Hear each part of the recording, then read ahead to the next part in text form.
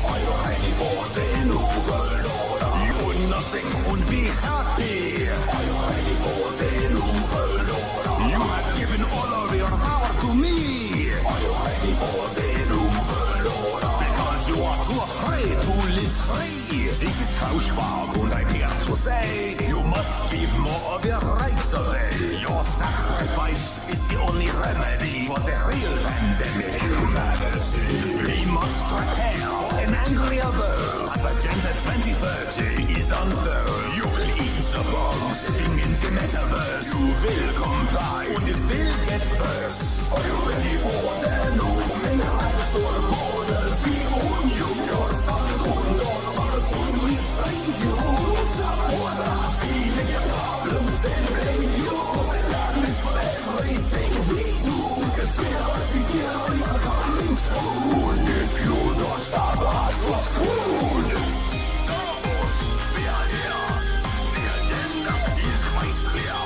Live in pockets will unvolunteer. What's going on, everybody? I hope everyone's having a fantastic evening, fantastic afternoon, fantastic pre-noon, no matter where you are in the world. I'm Hassan Piker, and this is our broadcast coming to you live from perhaps one of the most evil places that has ever existed in the history of mankind. It brings me no pleasure to report to you that I am live and alive from Washington, D.C., the nation's capital, one of the most violent, one of the most evil countries on the planet, Washington, D.C. Ladies and gentlemen, boys, girls, and MBs, we are live. We are alive, and I hope everyone's having a fantastic one because today's a beautiful day. Today's a wonderful day. Today is April 5th. That's right. It's April 5th, 2025. And once again, I am I'm doing the damn thing. I'm live. I'm alive, and this is part of the broadcast where I tell you about my personal news. Now, of course, some of you might say, nice cuck chair. And to you, I will say yes. As you know, a big part of what we do here is I travel the nation. Sometimes I travel around the world, and I make the best usage of the cuck chairs in every hotel room. This is probably one of the nicest cuck chairs I've ever sat inside of. You look like you're ready to do a YouTube video apology. Yeah, I'm not though. I am. There's nothing to apologize for. I'm not here to apologize to nobody and to nothing. This is a part of the broadcast where I tell you about my personal. Wait, what? All right. This is part of the broadcast where I tell you about my personal news about what's going on in the world of HasanAbi Piker in between the time period where I press the stop streaming button and press the start streaming button. So help me God. And that's precisely what I'm going to do. So, yeah, I'm in DC. You guys are probably still going to ask, why are you in DC? Even though I said why I was going to be in DC for the past week. Also, my favorite will be the people that come into the chat today to go, hey, Hassan, why aren't you covering the DC rally? There's a massive pro-Palestinian rally that is at DC. Why aren't you covering it? And that'll be very funny to see in the chat while I'm literally at the rally. So, you know, very, very excited about all of that stupid foolishness. But yeah, yesterday I ended the broadcast and I spent some time with my dad trying to tell him what to do with Kaya in my absence. He basically was like, I'm not going to do any of that. He was like, there's just very little chance that I'm going to be able to do any of the things that you're requiring of me. So Kaya's training is probably going to get broken in the next 2 days that I'm away from home. So I hope it's not beyond repair. But aside from that, everything's going to be fine. So make sure to not drink too much liquids because no public bathrooms. Yeah, I know. I already messed up on that front. So I'm already cooked. But yeah. So what was I saying? Okay, so we March and I got in an Uber. March came over to my place and we got in an Uber to go to the airport yesterday. We got a plane out at 9, originally at 9:50 p.m. And I wanted to, as always, cut it close. And March was like, dude, let's not cut it close. You always do this and then we always get into like some issues. Let's go early. And I was like, you know what? You're right. Let's go early. You're fine. We will do that. And we left like much earlier than I normally would. We left like 2 hours basically before the flight even starts boarding.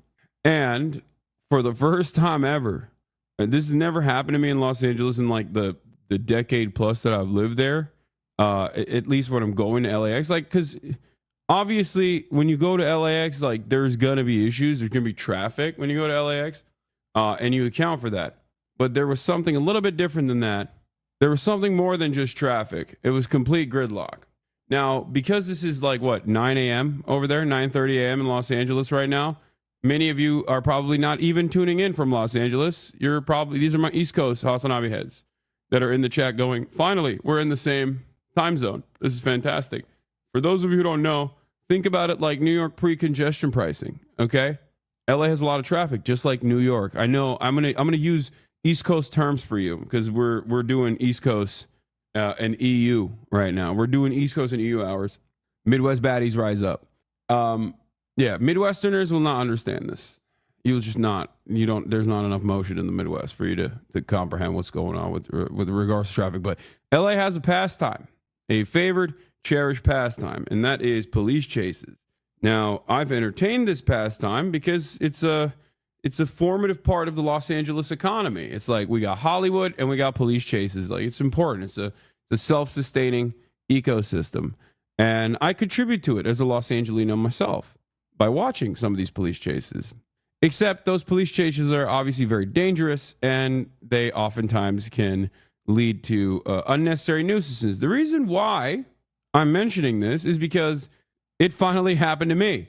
I was right behind a goddamn police chase, or at least the finality of a goddamn police chase. Please turn on live captions option on Twitch.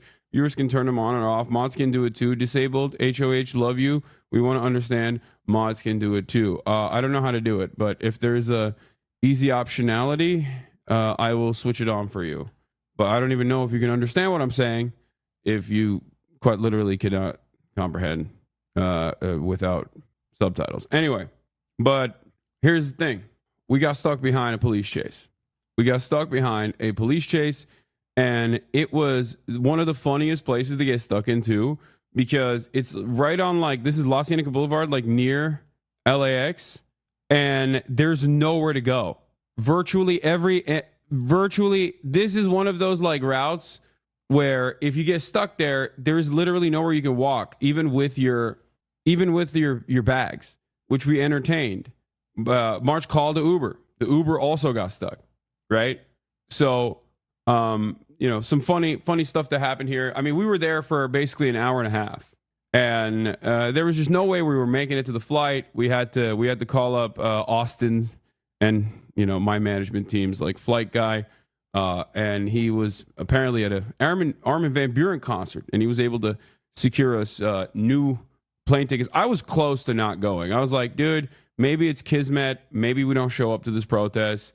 And we just, we scrapped the DC wing of the trip and we just go directly to New York City. And March was adamant. He was like, no, we got to do it. It's going to be great. And lo and behold, here we are. But yeah, here it is. This is after, you got the cops and whatnot. But yeah, we get to LAX.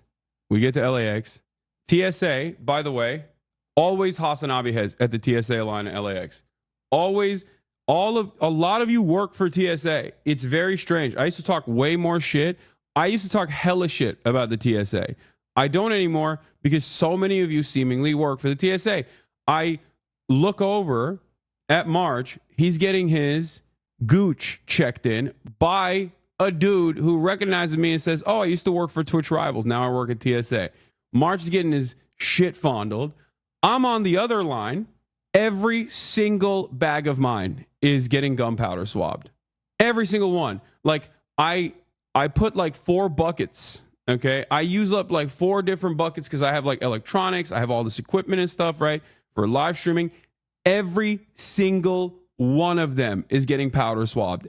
GSR for all of it.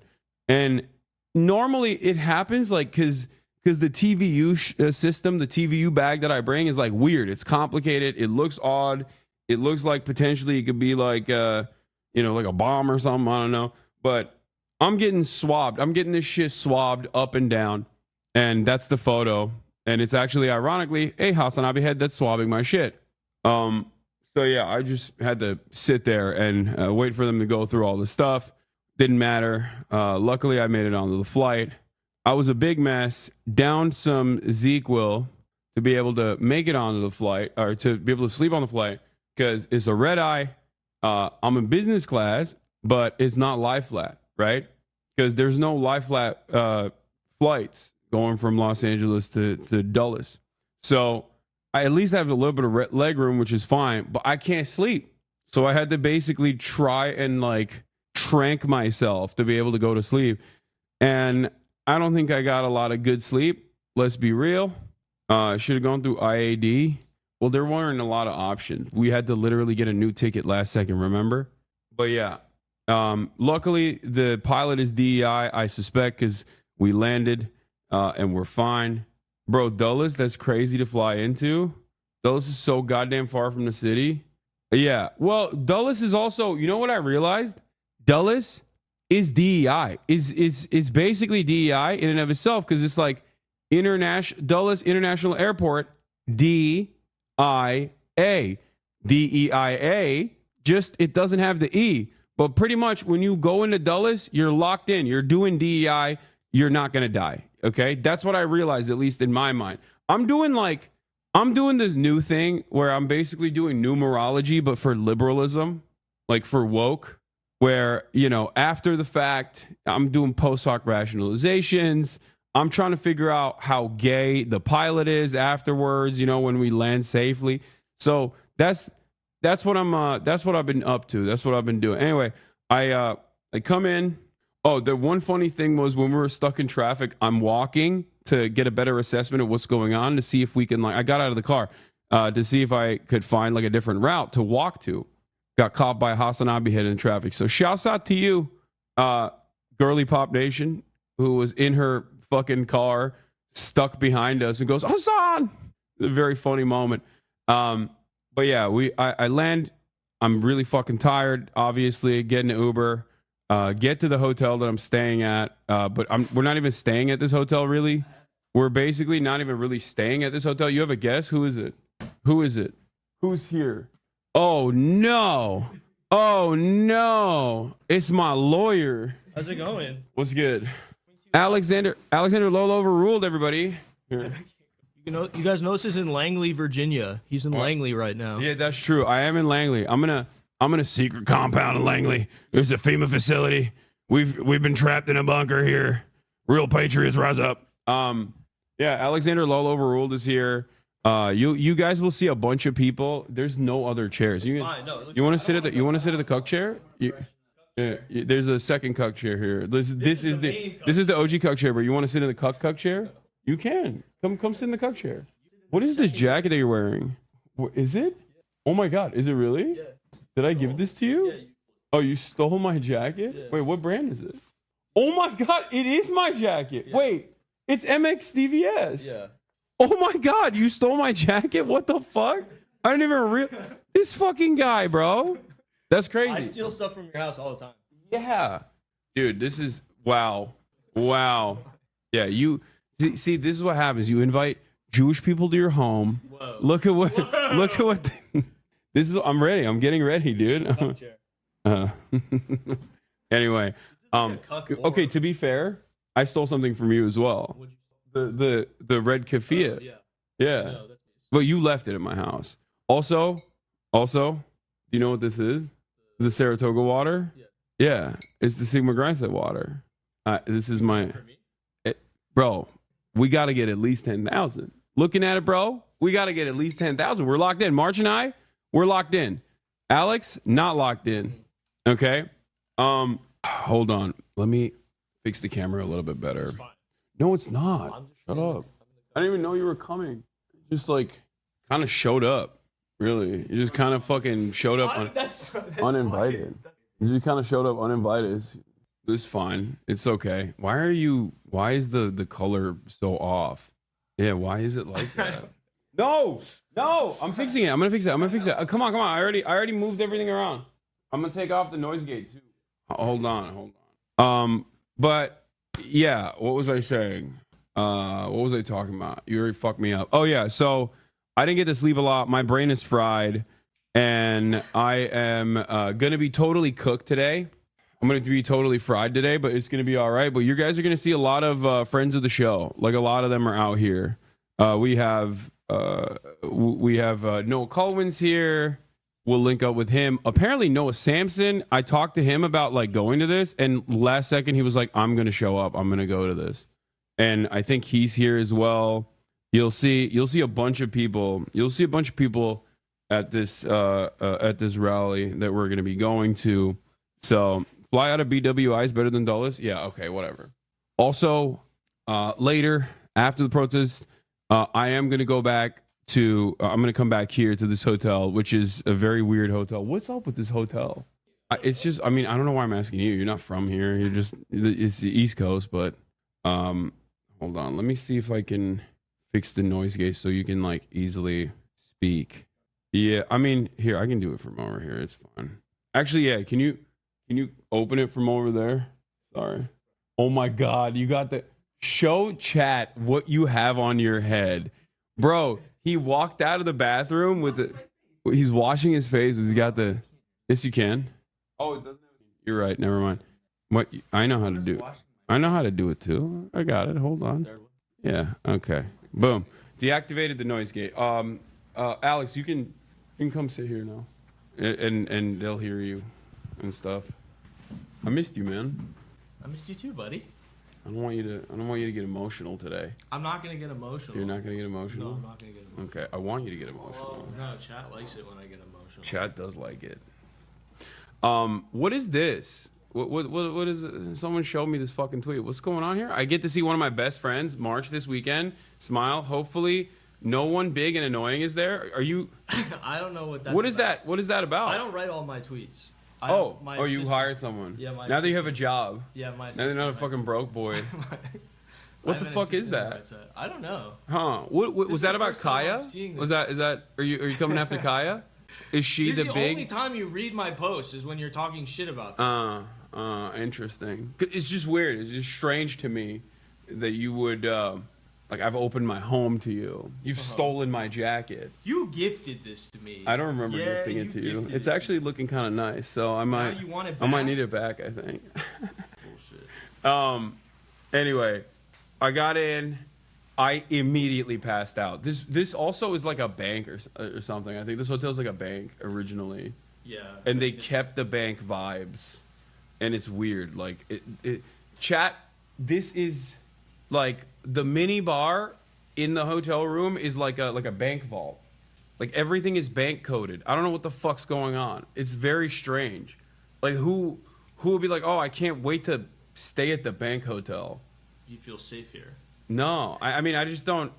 I don't understand it. I don't understand why the aesthetic of this hotel is like a 70s bank. Because it's cool. It's weird. I think it's weird, but hey, maybe you like it. I don't know. Yeah, why? You think because why? Why do you think I like banks? Was it? Oh no, dude, that's 2 for 2. I'm trying to be as anti-Semitic as possible. I'm trying to get it out. I'm trying to get it out. Get it out now. Before so we go to the I saw protest. they're letting you speak. They asked me. What do you mean letting you? They asked me to speak. I feel like it's letting. I don't want to do it. You just heavy-lize the crown on your head. No, it's not even like that. I just, I wanted to just go to the protest and participate and film it and, give all of the people's information to the authorities right after. Absolutely. I'm working with Baytar. Have you heard of them? The bald guy. Yeah. I'm working with Baytar to make sure that, I film everyone's face. I saw him once at a protest. He filmed me, and he asked me if I wanted a first-class ticket to Gaza. Okay. You think he would follow? The main guy. Yeah. Ross Glick. The pervert. Yeah. Alleged. Alleged. Ross Glick, he did the Brian Kemp thing. Was it Brian Kemp? He was like, only charges, totally exonerated. Do you remember? Yeah. Do you know, on his website, on the Baytar website, there's this very funny note. There's this very, very funny legal note. And it is it's basically written like a schizophrenic guy like wrote this long effort post about how he's like, not a pedophile. The authorities came after me claiming that I was a pedophile, but I want to make sure that you guys understand that I'm only a woman beater. Because I think he like reduced some of the charges to like misdemeanor harassment or something. Sure. Oh wait. Oh no, Brace read it out loud on Bad Hosborough. I love this. This is one of my favorite. Okay. So I want to say that this is one of my favorite legal notes I've ever seen on any website ever. Really, it's a fantastic legal note. No notes. This is legally. I think it's necessary to say this before we say anything else. Mm-hmm. Upon information and belief, false and defamatory statements against Ross Glick have been. Also, I got to blast off too. Do you want a cold brew? I got multiple here. A what? A cold brew? No, thank you. Are you sure? You want a fancy water? I'm okay. Yeah. Okay. All right. I'm trying to be a good guest. Are all three of these dudes related? That's messed up, dude. See, anti-Semitism is on the rise. Yeah, no, in your chat. It Yeah. is. Yeah, it is. I've done it. I'm doing my part. Yeah. Oh, what's next? Is Alex related to them too? Huh? Is that what you're gonna say? What the fuck, man? It's messed up. I mean, Posted online in various sources such as New York Post and Palestinian News Network. It We must could be be stated related. unequivocally that Ross Glick is not a sex criminal. He has never been convicted of a crime, and any statements to the opposite are legally actionable and will not be tolerated. wait, this is what. To be clear, Ross Glick has never been convicted of any crime, No. let alone a sex crime. Any claims to the contrary Good for him. are outright falsehoods and constitute defamation, which include libel and slander. Furthermore, Mr. Glick's co-parent, referenced in the erroneous New York Post article, is the mother of his third child. Mm-hmm. Unfortunately, they both admit they were in a toxic relationship. Although it was a long-term relationship that unfortunately became contentious at times, Mr. Glick's oh my co-parent God. acknowledges that she is not the victim of any crime. In fact, they have since reconciled and are peacefully co-parenting their child together. Not only was the New York Post article a sensationalized hit piece is misspelled there, so this is legally no longer valid, and deceptive narrative, but it is blatantly false without proper fact-checking by the journalist. The article's author is not a reputable journalist and did not conduct any independent investigation into the facts. The journalist never reached out to the Manhattan District Attorney's Office for verification, nor did she attempt to contact Glick's attorney for a statement. This lack of due diligence is not journalism. It is reckless, agenda-driven defamation targeting successful Jewish businessmen. I love my It favorite. goes on for a long time. It goes on for a while. Ross Glick's third child submitted Mark, to a what's lie your- detector test during what's which your ad they on rated Twitter? Ross Glick's physical Oh, it just, touching like, of doesn't them show up. on a scale out I of don't 10, know 10 being the No. creepiest, No. a mere 4.5. So I got it. Daniel is doing a Slander. joke there. Yes. It's in a non-actual. Parody. It's parody. Mm-hmm. This guy has a. So I just want to say before we say anything else about this character, this notice is on his website. I've read this notice. I'm not accusing Ross Glick of a sex crime. Absolutely not. I'm acknowledging that Ross Glick has written a statement that says that he has never been accused or convicted, rather, of any any crime, let alone a sex crime. Do we have a chat? Do we have a blast off meme? By the way, I gotta do a blast off real quick as well. Oh, you got one. Thank you. I think Felix is on tomorrow. Loki, I haven't asked Felix if he wanted to come on. I should hit him up. I'll ask him. I think Will's supposed to be on. I haven't really hit up anybody. I'm not gonna lie. I'm very bad with this stuff because I'm working on a million different things at the same time. I'm also a bad person in general. So Bad person. yeah, bad person, bad to communicate with. Why no brace? I don't know. I could hit him up too. He's chained to a radiator right now. Yeah. This guy's basement. Yeah, Ross Glick chained him to a radiator and is not doing sex crimes because he doesn't do that. As his legal, as he said in his legal note, his legally binding note. Because if you write on I feel like that statement, having any legal authority is like assuming, how what do you call it? Like old people will think like The Rome statute. will post. Yeah, we'll post something and be like, this is inadmissible in court. Like, I do not allow, like, everything I say here cannot be stolen by Mark Zuckerberg or Yes. whatever. And they write that legal post, like, that's what he did. That's also legally correct and real. Yeah. As my lawyer, he's, what is this? What the hell is this? Super good morning. It's One Piece Day. Oh, because One Piece is coming out, I think, soon. But yeah, no, I posted the setup earlier, and I was in my underwear, so people are posting hog, which I wasn't posting. You posted it though. I was not posting schmeat. I was just posting the setup. And if you look there, if you look at the schmeat in that situation, it's your fault, and it's not my fault. You know what I mean? It's like you looked at it, and now you're making it my problem. You know what I mean? My eyes are up here, type shit. Oh my God, I just realized. I'm doing the thing, like, is this what women do when they have big breasts? And then they will wear like a low-cut cleavage dress, and then if you accidentally cop a peek. I'm not touching that. Yeah, come on, go ahead. I'm not touching that. Come on, let's get No. it. We did You're a anti-Semitism. disgusting misogynist. We did anti-Semitism. Not Do a little touching bit of that! misogyny. Do a little bit of misogyny. Come on. I'm trying to get you canceled so you lose your Listen, job I'm again. doing enough on my own to get canceled every day. What are of you my doing? life. I don't want everything that I do. Just being alive.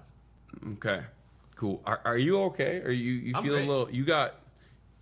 Israel is You seem kind of sad today. I'm sad every day. Yeah, you have like extra soft boy sadness today. What's wrong? What's going on? Do you want me to get you room service? I don't want to talk about it. What do you Yeah. mean? Okay. All right. Well, everything's gonna be all right. Tell Lolo I said thank you for the bank run call. Oh, you called him up? Yeah. So I found out that actually you can What? get in trouble. Oh, for saying inciting it's a bank run. Yeah. I don't know why people thought that wouldn't be the case. I didn't know that was not allowed. I thought we were goofing around. No, you can definitely. It's like there's a couple things that you can't do, like electioneering. No, like- you're allowed to do that. No, you're allowed to do that if you're Elon Musk. Yeah, But you exactly. can't be like, hey guys, the election is not on the day it's actually at, and you should let people know, is like directly an illegal thing to But do. what if you do it as like a silly little goof, like a little. I think, goof, ironically, contrary to what Elon Musk has stated, I think comedy has never been more illegal. Like, quite literally. Comedy and other things on top of comedy have all become completely illegal under the Trump administration. Yeah, I have a piece coming out in the Nation this week about assassination discourse Oh, and jokes. yeah? Yeah. Are you gonna wokely say we shouldn't do it? No, that's not what I say. Are you gonna say we need more of it? That's also not what I say. You're like, I'm Alex Lowell overruled. And I'm right in the middle. as an attorney that passed the bar in the state of New York and can do legal counsel across the board in many other states, right? Because there's parity, right? Yeah. Yeah. I'm here to tell you, assassinations are cool. We need more of them. Yeah. Is that what you wrote? No, that's not what I wrote. Okay, that's yeah. All right. Well, that's a little disappointing because that's What what I wrote is because it's that's what fun. you told me. And we're all That's what you- participating in it. that's what you told me Well, in you have to private. read the fucking. Why don't you read? How about you read? I don't know how to read. It's not. It's only 1,500 words. I've never so many words. I don't know how to read, nor do I know how to write. I'm gonna freestyle the speech that I'm gonna be giving. Are you really? Yeah. You didn't write anything? No. Not even top line? No, I have a structure in my mind about what I want to talk about. What are you going to talk about? Basic. Male genital mutilation? Yeah, basic stuff about how Israel is our most valuable ally, and also, you know, anti-Semitism is really on the rise right now because APAC even on my walk over here, I saw so many people wearing keffiyehs, which is basically a swastika, actually worse than a swastika. And that, yeah, that's pretty much it. I'm gonna do get up there and do a full John Hagee speech. Yeah, I'm in DC. How much would APAC pay you to do that, you think? I think they would. $1 million? I don't think. Or they don't even care about you. I don't think they care about. I mean, they probably do. I don't think it's AIPAC that cares, because all these organizations do, you know, have funders that are the same guy half the time. Yeah. Like the Al Jazeera lobby documentary that they stopped from releasing. What was the guy's name? He's like, there's like one dude who basically funds the Canary mission. And then there's like a front operation for the Canary mission. Some of these institutions also get Knesset grants as well. I feel like you're not even on Canary Mission. Are you? I don't know. I don't think you are. I mean, but like, what are they gonna do? Post my fucking docs? It's like, yeah, just Google it, I guess. The fuck? Ugh, I have this. Canary Mission feels like it's mostly just. Wait, hold on one second. Chat. How do I? There's the classic thing, where Google Chrome switches automatically to YouTube because of a fucking because of malware. How do I delete that malware? Do you know? What have you been watching? Porn. Gooning? Yeah. How it's like a common malware on Google Chrome. It's like, I think, an extension malware thing that automatically changes the. It basically re-downloads this fucking extension all the goddamn time, and I don't even. Yeah. It's all breast milk related. Yeah. What? What is what? What are you saying? The fuck are you saying, said, bro? yeah. Read aloud, text to speech. Maybe that's the malware that's like fucked up. I don't know. All extensions: BTTV, Google Docs offline, uBlock, Origin Lite. Yeah, I know. Himbo Derek guy is using my merch to dunk on people. I know. Getting malware in 2025. Download Mozilla Firefox. Never mind. I'm not gonna say anything. I can't delete a malware extension that keeps changing my browser to Yahoo. There's a program called Digital Activity that hijacks my Chrome on a daily basis and changes my search engine to Yahoo. I used to be able to turn it off and delete the program and manually This is search. such a good stream. This is fucking sick. The guys at the Best Buy like Genius Squad are gonna love this shit. They do. Chat does unironically love that shit. Chat is all over this garbage. This is their favorite type of garbage shit to do. It's not even a joke. They're all telling you to download Firefox. Yeah, they're fucking annoying. That's their favorite thing to do. Their favorite thing to do is basically come in here and annoy me endlessly. Are you ready for the new world order? This is stuck in my head. How have the tariffs been for you? They've been great. Are you enjoying the revitalization of the American economy? Are you feeling liberated? Dip. I've been buying the dip. Have you been feeling liberated? I've been investing in microchips and bananas. Uh-huh. It's been huge. Yeah. It's gonna be a big year for me. Yeah, it's a big guy year. Like me, it doesn't really matter. You know what I mean? Because like, my net worth is just constantly $0. Yeah. All times, my net worth is $0. So yeah, line goes up, line goes down. My life stays pretty much the same. I mean, things get more expensive, so.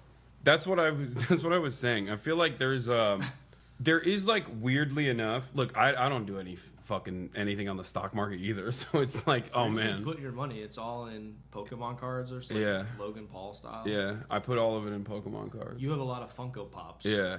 No, I just usually I spend it on my family, and then what remains. You spend it on your good old and then pal, and then me.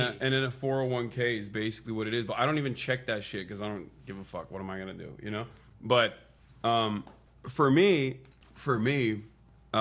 the way I see it, I feel like people are obviously terrified of the cost of goods going up for no discernible reason.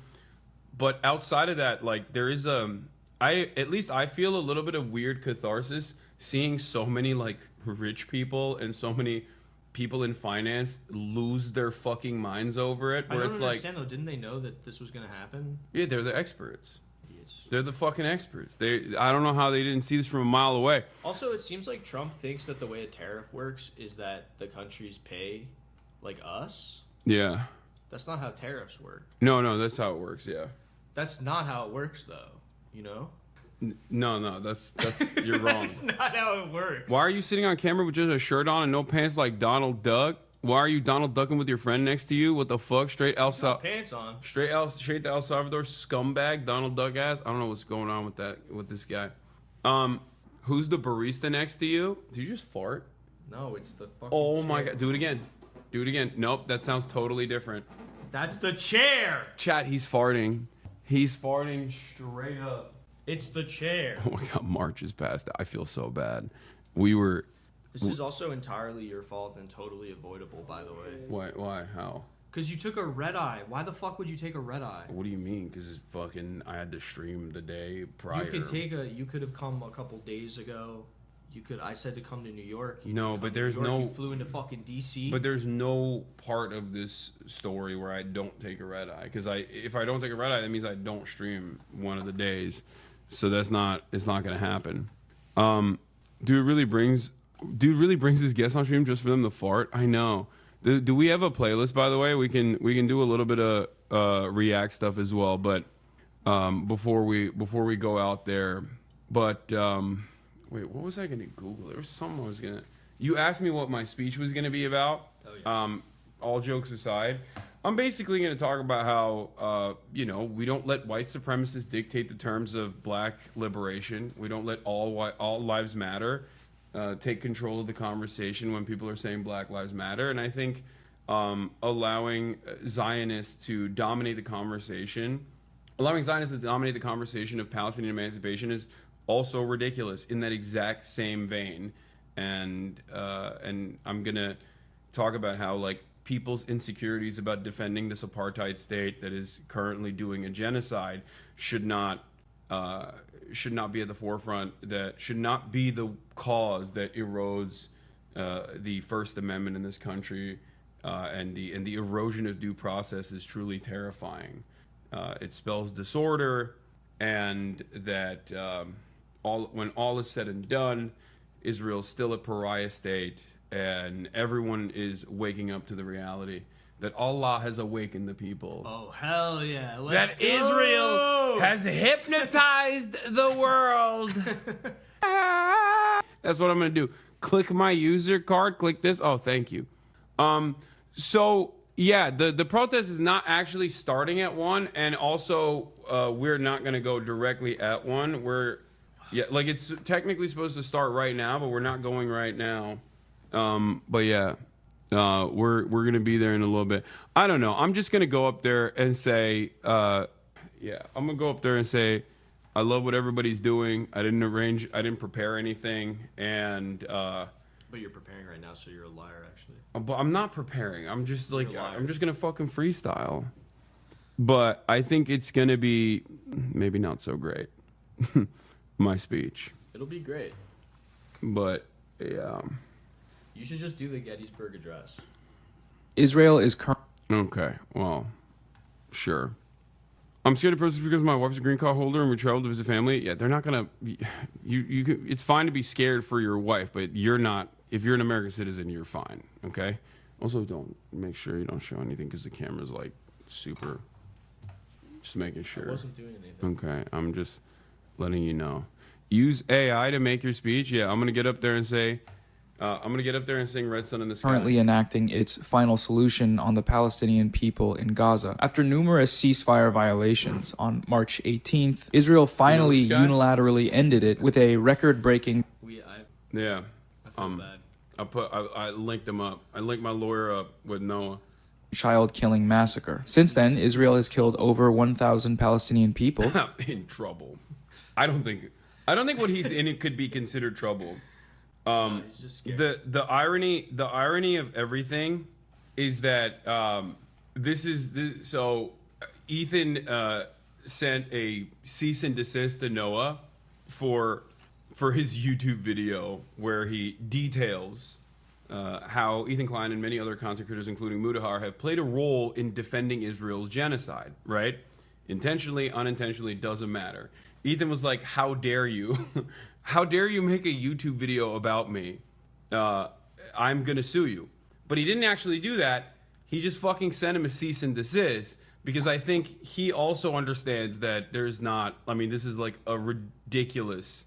This is ridiculous to do. I mean, a cease and desist is a scare tactic. It always is. Yeah. It doesn't mean that there can't be further like legal process beyond that. Obviously, we live in the most litigious nation probably in the world. Yeah.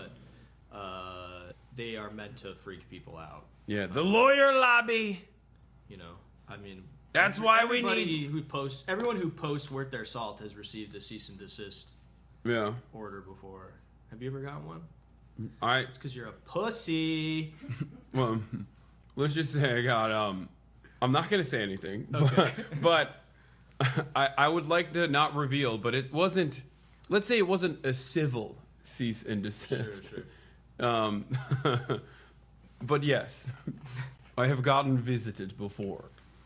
But what I was saying is, what I was talking about was, yeah, he did this cease and desist. He might still try to like do this, long, convoluted, expensive process of litigation to bury him in paperwork and try to engage in this like war of attrition. But looking at the cease and desist in and of itself, there was really no bones in it at all. There was no meat. Like it was just nothing.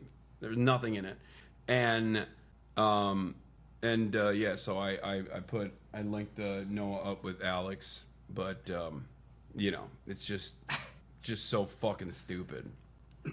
Can you read it? What do you mean?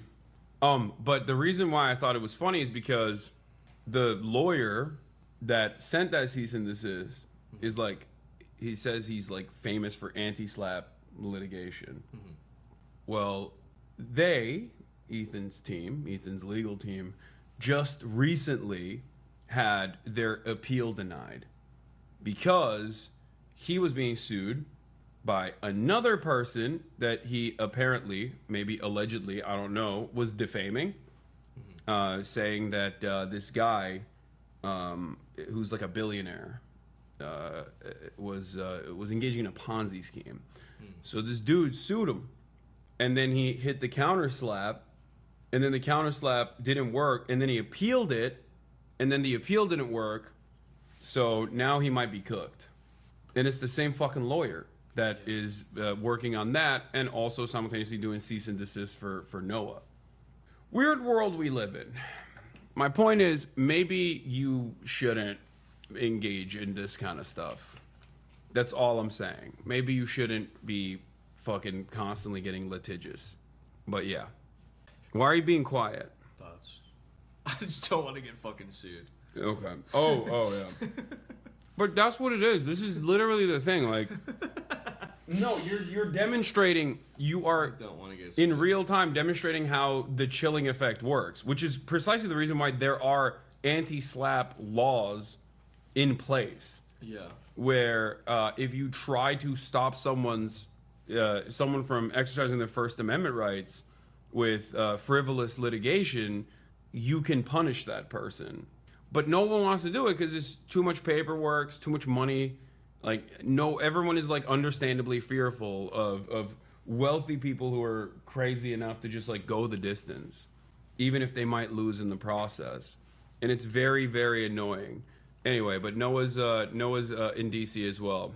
It has bombed schools, shelters, medical clinics, residential buildings, and water treatment plants. Israel is summarily executing paramedics, decapitating babies, and destroying everything in its wake. Israel is also once again invading Gaza and establishing mass killing fields. All of these crimes are being committed with weapons from the United States, impunity from the international community, and silence from the Western media. There's no end in sight, and things are only set to get worse unless people do something to stop it. There's a protest tomorrow, Saturday, April 5th, at the White House. It starts at 1 p.m. Eastern Time on Pennsylvania and 3rd Street, which is right here, right outside the White House. It's pretty hard to miss. This protest has been endorsed by over 200 organizations across the United States, and it's supposed to be huge. If you live nearby, show up. There are a bunch of buses available from all sorts of cities, and many of them still have seats. If the buses in your area are full or unavailable, you can sign up to drive your own vehicle and bring others with you. If you do have a vehicle and are able to drive it and have room, please do that. I live across the country, but last minute decided to fly so I can be there tomorrow in hopes that this might encourage some of you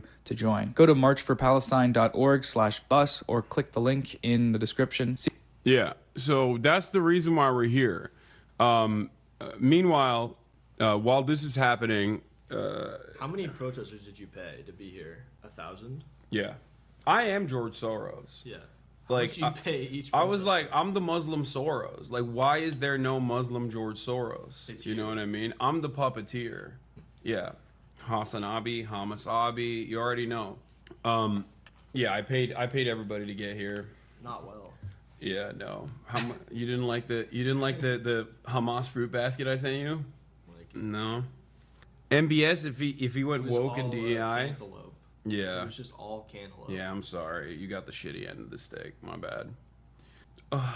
Fly me out, Hassan. There's still time. Yeah, I'm good, man. So there's also a lot of protests that are happening, like hands-off protests that are happening all around the country. But that one is like the more liberal version, I think. I'm a little bit confused about this. So this march is specifically about Palestine, right? And whatever anxieties and anger you have towards the Trump administration, certainly, but definitely heavily featuring the pro-Palestinian movement and messaging, whereas the hands-off rallies, from what I understand, that are happening all around the country right now, are hands-off my Medicare, but also hands-off NATO.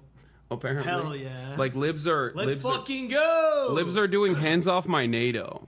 I love NATO. Yeah, me too. I love my NATO. Common dreams. Why are hands off rallies defending war-hungry NATO? Many people believe that NATO is a peace-loving defensive alliance, but the opposite is true. Please look at the poster, hands off NATO. Big protests aren't really my thing anymore, although I think they're good, fine, but it's so funny that today's hands off NATO, but not hands off Gaza. What the fuck?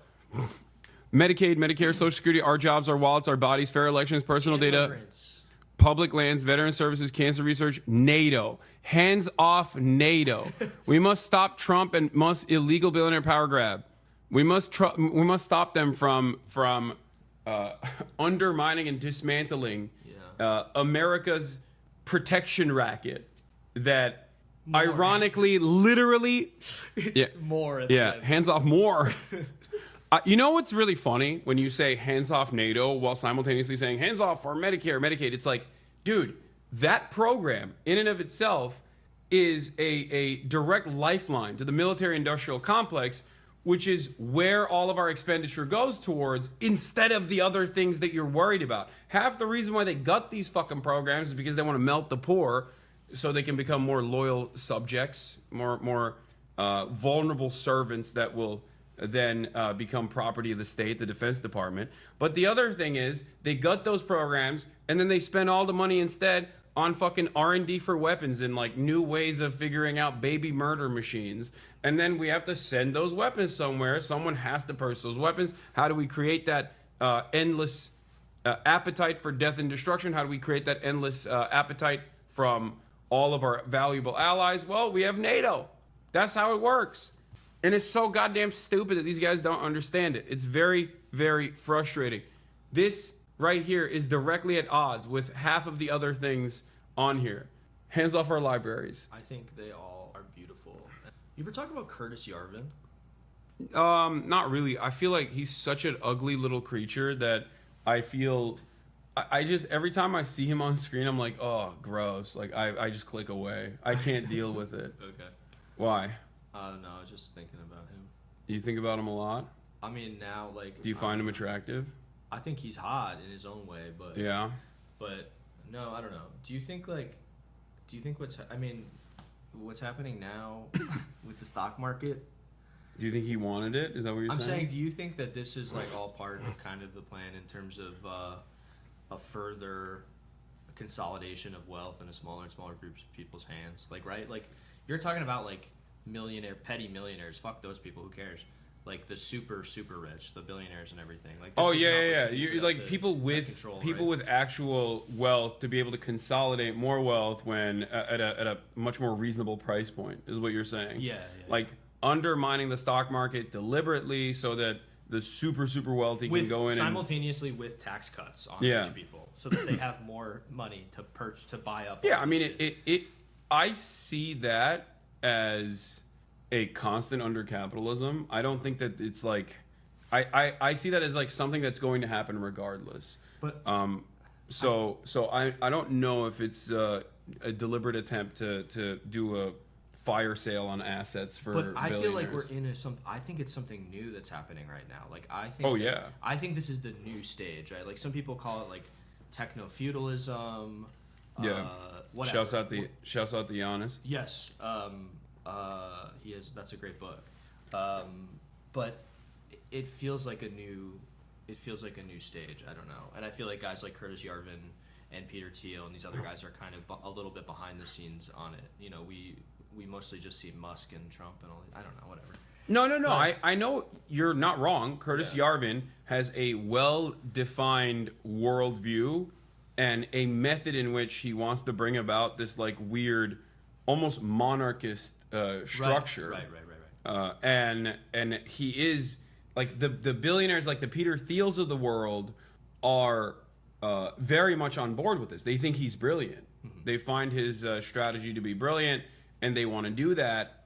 And I think that they get to have a piece. They're not a senior partner in the coalition, but they're definitely a junior partner in the coalition in the way that like Bernie was with Biden, right? Where maybe with a lot more influence because their goals align. So they're just making the most of the situation. But I don't necessarily think that like Trump is completely in the pocket of these guys to this degree where he's just like, what do you want? He's like getting Curtis Yarvin's guys to go up to him and give him like secret notes. I think it's Project 2025 is what he's following, like almost to a T. Sure. Even the tariff stuff. If you look at, we looked at the Project 2025 tariff stuff, and basically everything that they are, all of their resentment, all their gripes that they talk about in Project 2025 is demonstrated by Trump. And the other side of the story is the World Trade Organization and specifically favored nations benefits that China gets, that lock any kind of tariff strategy against China with every other country that America trades with, or every other country that like Western nations trade with, that limits America's opportunity to decouple from China. And I think that's one thing that they want to undermine. They want to undermine the World Trade Organization and rebuild a new one, because this one, you know, China was able to work with. And that's something that Donald Trump has talked about. That's something that I think the Heritage Foundation definitely wants to restructure. They openly write about it in Project 2025, and I think tariffs play a role in that. It's not necessarily like an asset sale for as cheap. I feel like it's just like an added. I mean, it's an added. Yeah, it's added benefit. value more so. Yeah, like they're making the most of that situation. But I do think that the reason why he's doing the tariffs is obviously not to beef up American manufacturing. We don't have the fucking infrastructure to even beef up American manufacturing on our own. I think he's doing that to try and desperately restructure global trade and move away from China as a manufacturing hub and the secondary manufacturing hubs that China has created in like Vietnam and whatnot over time, to avoid sanctions and to also because they've developed too much. So yeah, that's what I think. And you want to know something really funny about that?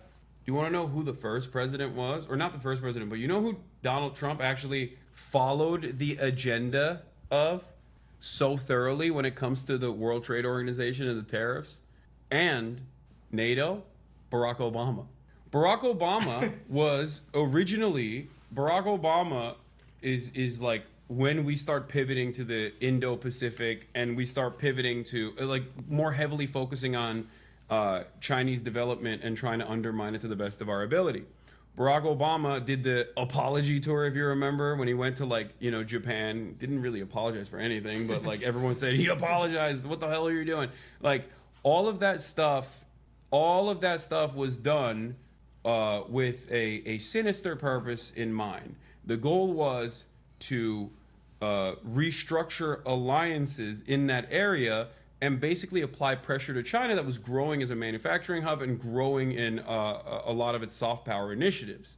Barack Obama also started the undermining of the World Trade Organization refusing to send judges to the World Trade Organization, and basically removing them of any sort of mediation, like mediator capabilities that they might have had in global trade. And Donald Trump totally followed through on that, and so did Biden, and so did Donald Trump too in his second term, and Donald Trump too. Yeah, Trump 1 and Trump 2 identical in that process. Same thing with NATO. Obama was the one who originally wanted NATO countries to increase their GDP expenditures on NATO, on their own self-defense, by purchasing American weapons, of course. That was Bardock no bummer that initially started that process. Mm-hmm. So it was really funny when like liberal media would cover that, like, Trump doing that, as a totally separate thing, because he kept saying, I'm going to undermine NATO, you need to pay more. Ironically enough, he was doing what Barack Obama wanted to implement initially. Did you see Obama's thing that he said recently? Yeah, he was talking about he was talking about how, like, I think he wrote a piece as well. Yeah. Where he said, like, if I were to do this, people would freak out or something. Isn't that what he said? Yeah. It's like, why didn't you do it? Well, I think he's jealous.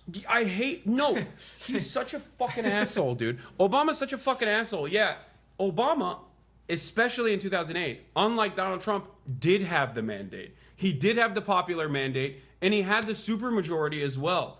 And he didn't do what Trump is doing, and he should have done what Trump is doing, especially because the economy was at its lowest point at that in that regard. He had the opportunity to greatly restructure the American economy and do everything he wanted to do, and he did not do it. All right, we should head out. We should head over there now. You feel rested, Marsh? I feel so bad for Marge. At least I got like 2 hours of shut eye when I first got it. Is it cold out? No, it's gonna be warm. This is the best naps are only like 20, 30 minutes. Who says that? Science. The scientists. Marsh was also talking a big game about how Here, come up. he's Mr. Raver, so he doesn't even need this stuff. He doesn't need to. You word that so poorly. He doesn't need this whole sleeping Mr. shit. Raver. Okay. All right, we got mics. Oh yeah, you gotta set this shit up still. Here are the mics. Perfect. And then I will bring this bag as well. I guess we'll put some stuff in it. Yeah, there's a shotgun in there. Where's the shotgun? It's not in there. It's in my bag. All right. Damn, we got 2 more minutes. But yeah, I'm gonna do that. Hold on. Good job. The fuck? What? Someone just texted me, farting motherfucker. Nice. They know what you're up to. They know what you've been getting up to over here. Okay. All right. There's also the new video that came out that was like 8 minutes long. Here, we'll watch this while we wait. But this is something I wanted to cover as well. Where remember how the Israeli government, that famously never lies, was like, hey, we didn't do, we didn't kill a bunch of health care workers with the Palestine Red Crescent. Do they still pretend to do that? I thought they don't even do that anymore. No, I think they still were like, I don't think they talk about it at all because there wasn't enough like Western media coverage on it. They don't ever say anything unless like there's enough fuss happening in the Western media. And it's crazy because like the New York Times coverage on the matter, when the bodies were uncovered, 15 healthcare workers, like first responders and healthcare workers, including 8 directly from the Palestine Red Crescent, which is the Red Cross in the MENA region. When they uncovered these buried ambulances and all the people that Israel had killed, the New York Times basically said, we can't confirm or deny if Israel did anything. We just couldn't reach out to either side to figure out who had done this, what had happened. And it's fucking insane. Because, like, obviously you have the number of people that work for the Palestine Red Crescent. Like, you're the New York Times, dude. Yeah. The thing is, this is getting a lot, like, they actually uncovered 8 minutes of footage from one of the healthcare workers. It's a harrowing story.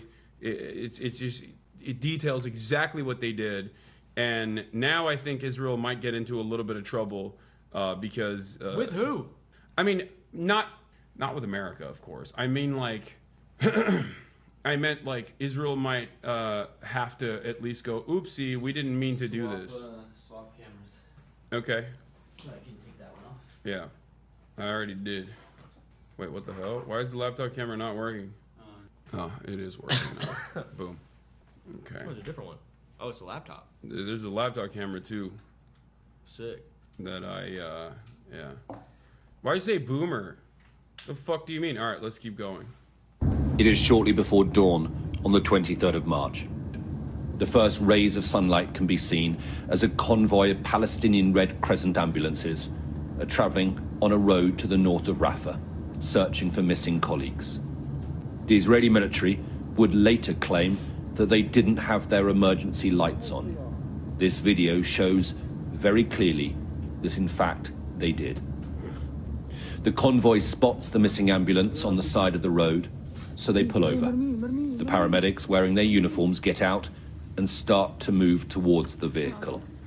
Israeli soldiers then open fire.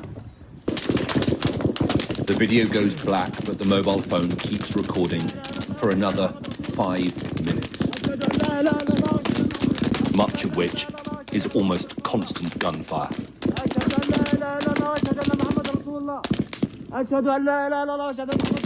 One of the paramedics, Rifat Redwan, can be desperately heard reciting the Shahada, the Muslim prayer before death. Forgive me, mother, he says. This is the path I chose to help people. He was later found with a bullet in his head and this mobile phone still on him. It was 5 days before the IDF gave permission to the United Nations to retrieve the 15 bodies. They were found in a mass grave and their vehicles crushed beside them. Straight up neo-Nazi bullshit. Nazi state doing Nazi shit. Anyone that refuses to recognize that is a Nazi apologist. That's it. That's all this is. There's nothing else. There's literally nothing else to say about it. What's this? Oh yeah, you gotta. No, you too. I can swap to shotgun too. It's a little magnet. Cool. You just take that off. Yeah. Oh, sick. All right. Oh, shit.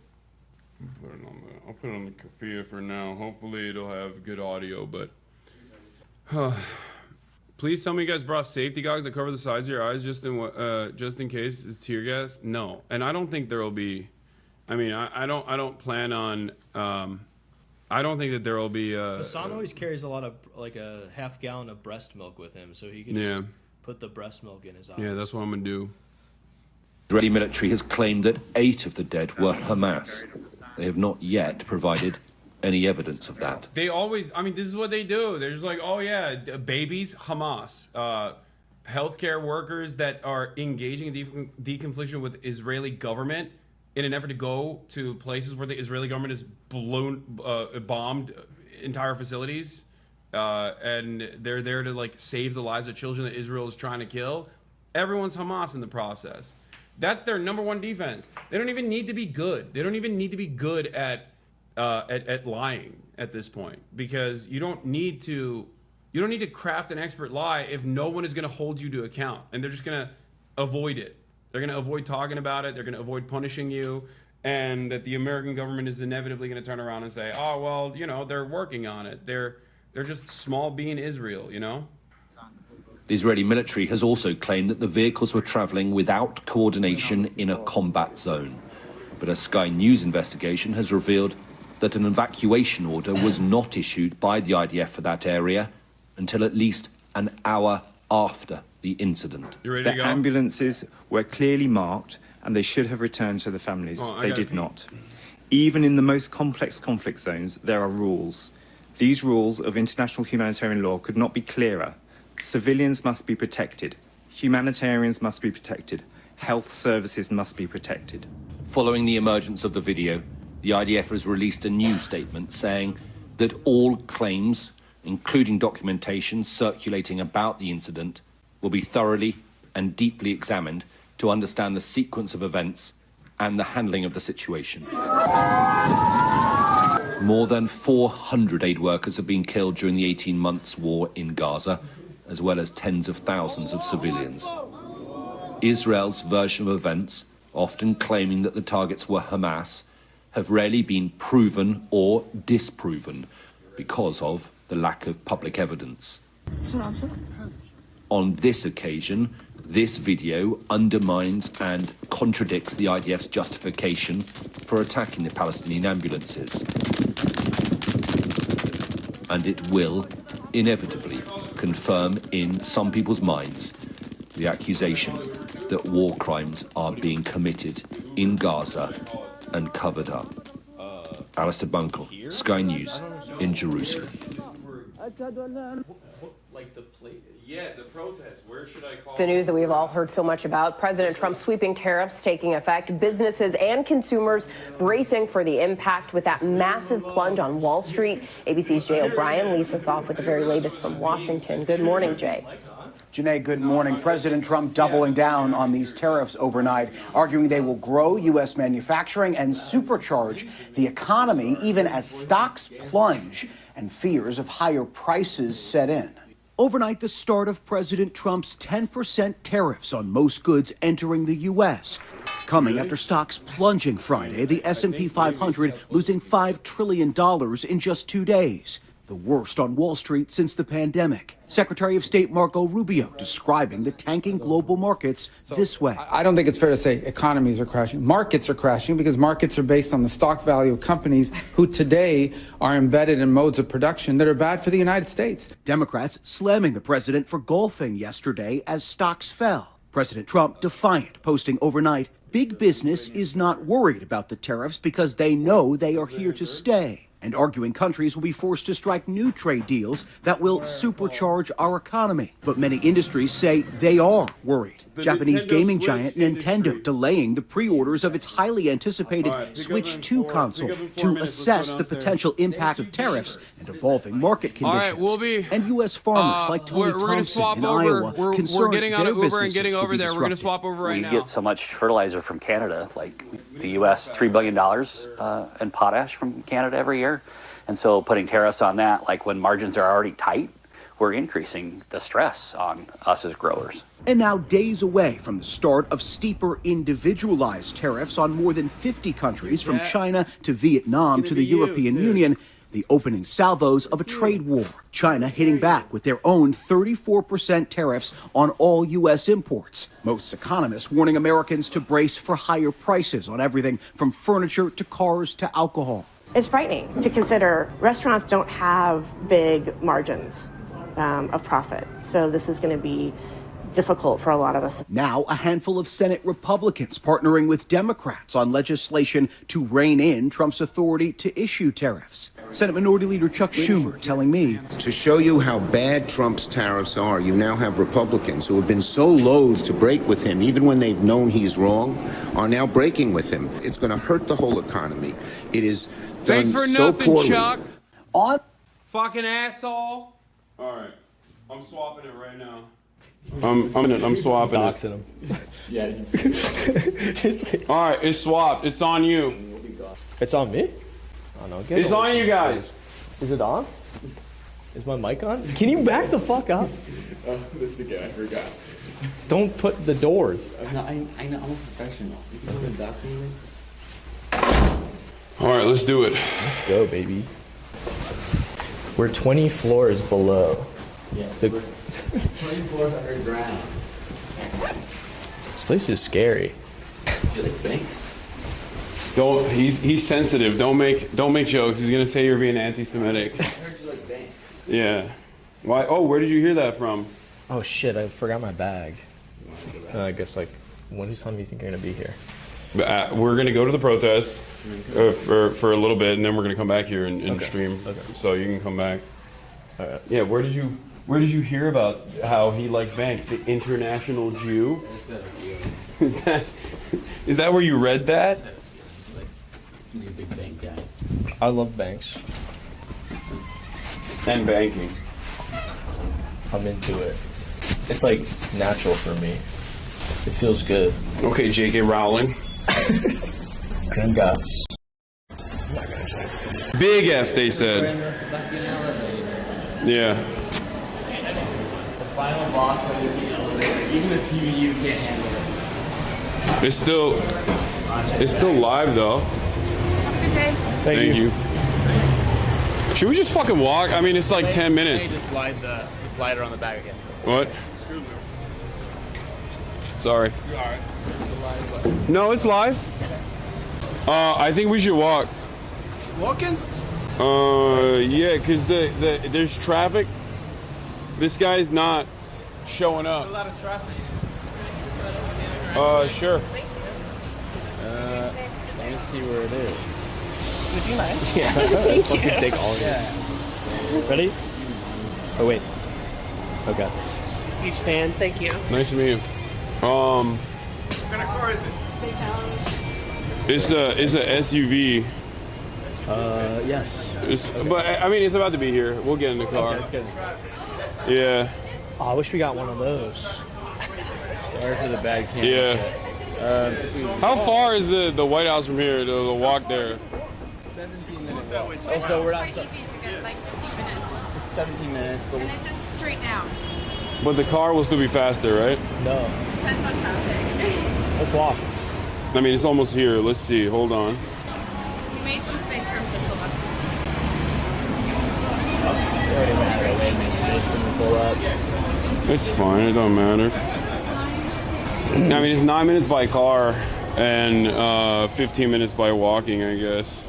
17 minutes by walking, 9 minutes by car. All right, we'll take the car. Because the reason why I want to take the car instead of walking is because we're going to get stopped. Non-fucking stop if we walk there. Because of me. Yeah, Alex is here. Chat, can you guys hear us well, by the way? Are we good? Everybody wants a picture with Lolo. I don't know why I'm doing Trump. I don't know. I don't usually. Yes, we can hear. Excellent. All right, perfect. It's not one that I pull out often. I'm cool now. What's up? You're talking to me? I missed you too. We're gonna get tattoos. Big crunchy but audible AF. What? We're getting tattoos. Oh, nice. Me and my friend that actually hangs out. Your best friend? That we actually hang out, yeah. You and your bestie? For real. Is that it? Hold on, let me see.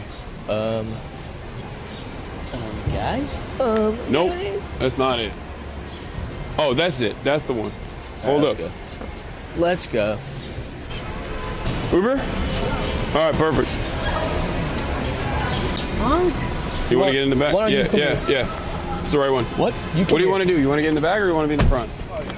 Okay. It's fine. You go on that side. Why? Because I don't want to be right behind Marsh. Actually, you need to be in the front. I'll be in the front. God damn it! Now that I think about it, yeah. I'm sorry. We're all over the place. So you are going to White House? Yeah. I'm on one break. Wherever you can drop it as close as possible, sir. Sure. Thank you. I like Dude. your dress in the back behind me. She likes you. How did you get your dress? What dress? What do you have it on now? Oh, the kafia? Yeah.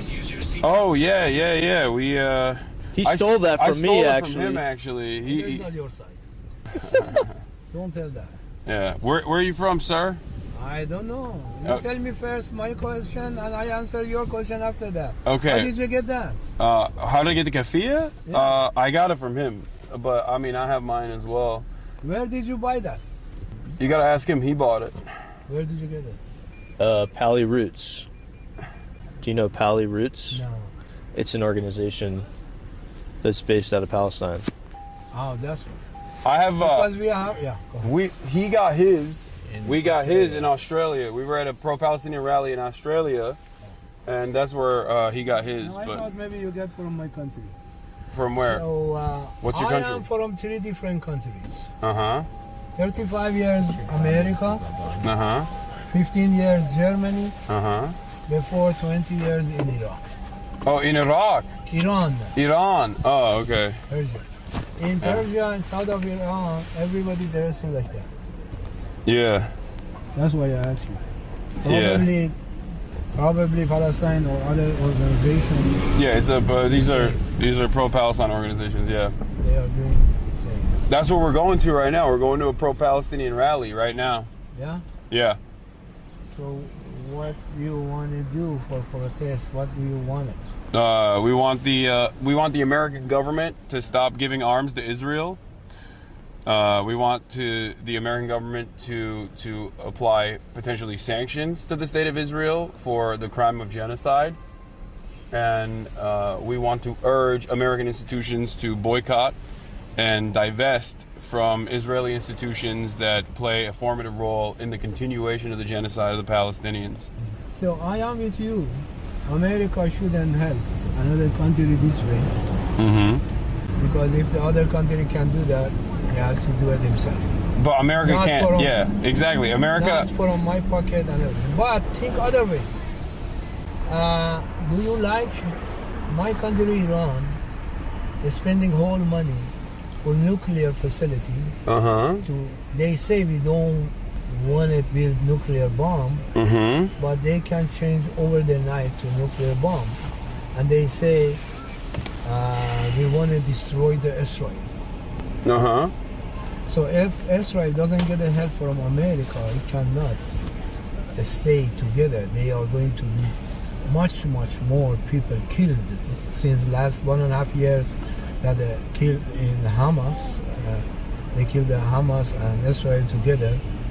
Too many kids, women, men, there was a lot of people killed.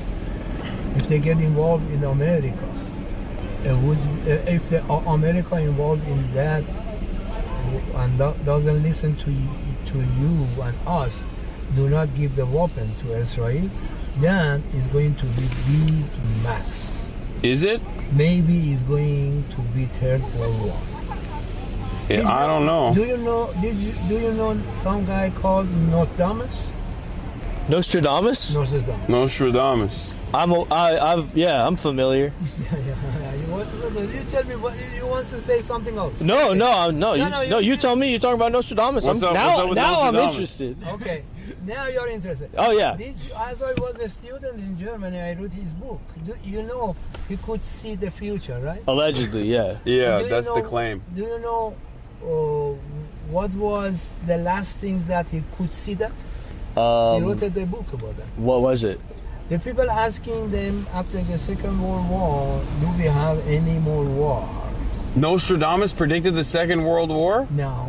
He predicted after the Second World War. Because after that, what do we have any war after that?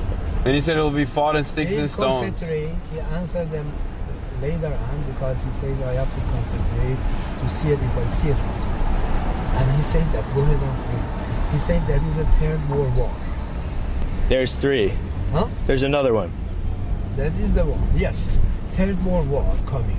Okay. And at that time, Israel was not existed. They say between Jewish and Persia. And they name it Jewish and Persia. Third World War. He says everything in this war get destroyed. And after that, I don't see thousands of years, no more war. So, we are getting close to this Nostradamus things that he mentioned. So right now, I am with you. America shouldn't help Israel. Who do you got in the Third World War, though? Are you siding with Israel or are you siding with Iran? Iran, are you American? Am I American? He's Turkish. Maybe. Turkish. I am Turkish. In American history, do you know what do they call Iran in the Second World War? What do they call Iran in the Second World War in American history? Bridge to freedom in Second World War. The what? Do you have a device, phone? Do you have a phone? Yeah, I have a phone. Just go type Bridge to freedom in Second World War. Oh, Bridge to Freedom. Yes. Yeah. Iran in every war in the past 2,583 years old, he got a white, because we have a green, white, red in my flag. Green, that's mean peace. And everything. So, no, white, that's mean peace. White means peace. Green means what? Green, money. Green, that means the people going forward to build a better country, better world and everything. Like green movement. What does the red mean? Blood? Red, that means if they come in war, they are going to answer very Uh-huh. bad. Whoa. So it seems like you're siding with Iran against Israel. No. Based. No. No? No. Because I'm siding this with Iran. war, if they come between this regime and Israel, I should stay behind this regime for my country, not behind this regime for the regime. Because I don't like this regime. Yeah. This regime is not a Persian. They are Arab. They're another? Arab. They're Arabs. Arabs. They're secretly Arab. They're not Persian. That's right. Why? Because they're trying- Muslim? Yeah, Arab are ruling my country in 1,404 years. Huh. Iranian culture, Iranian religion was before different. Mm-hmm. And culture, in every war, you get a white flag. So if you go just put Bridge to Freedom in Second World War, they pops out conference in Tehran. Mm-hmm. Conference in Tehran, Shah of Iran said, the previous king, the last king, he said, I help you win the war against Hitler, but you have to help me to get free Iran out of the war. Uh-huh. And they called Churchill, Roosevelt, Stalin to come in Tehran. Yeah. Mm-hmm. And they make a conference in Tehran. Yeah. Churchill from British. Yeah. Can I ask you a question? Yeah. Do you Me like or him? you? Okay. Do you like Mossadegh? Mossadegh? Yeah. I like that, yeah. Yeah. He's kind of a socialist, right? He was, but the way that he went, that was a little bit wrong. Wait, why? Because he was a prime minister. Mm-hmm. Prime minister, he stunned because the king was changed in the Second World War to his son, which was the last king, and he said the king can have a position like a king in Britain, or like a Supreme Court here, or any another thing. King can be king, but not controlling everything in that country. That was a mistake for them, because the people at that time, they didn't have so much knowledge like European countries, like a British peoples to the British king. Iranian people, knowledge was not that enough like that. So that means he abused his power, and the Shah of Iran, yeah, that was a very good movement at that time. If he could change the power of the king, like to be power in British. Do you like the Shah? I did a lot of demonstration against the Shah as I was a student in Germany. Did you get tortured? Did they arrest you? No, I was afraid to go for my marriage to Iran. Uh-huh. My wife, my future wife, at that time, get married with my family, her family, without me, and they came back to Germany to me. Mm-hmm. So we met each other in Germany. She said, I like to get a ceremony back in Iran with the family. Did your friends get arrested by the Shah? Say again? Did your friends get arrested by the Shah? Did you know people? Yeah, right? Not. In Germany, yeah. Yeah. How old are you? How old am I? Yeah. 33. So you are young to this time. You know, that was 1970. Yeah. End of 76, started 77. No, end of 77, started 78. That was a news coming in German paper, I think Frankfurter Allgemeine or something like that. Mm-hmm. That tomato and eggs nobody can find in any store. In a couple of days after that, they reported the Iranian people bought it, throw away to the Shah's car. Do you like? Didn't get his answer. Last question he's going to ask me. No. Another question. No. I want to ask. Yeah, but he didn't get to answer the other question. Well, the he previous one. wants to know more. No, I want to know more. I'm curious. Do you like Trump? Do I like Trump? Yeah. If he helped to change our government, and if he listened to us, what the President Biden did? Don't do that? Yes. What did President Biden do that you didn't like? Do you know what the President Obama released Iranian money in the old time? Did you read about that? Yeah. The Iranian do you know what is this money? What is this money? This money, Shah of Iran at that time sold the oil all over in the world with the right price. America told him, you have to give us more and bring us the price down. America didn't like them, and they changed them. 5 countries, they changed the Shah to this Khomeini.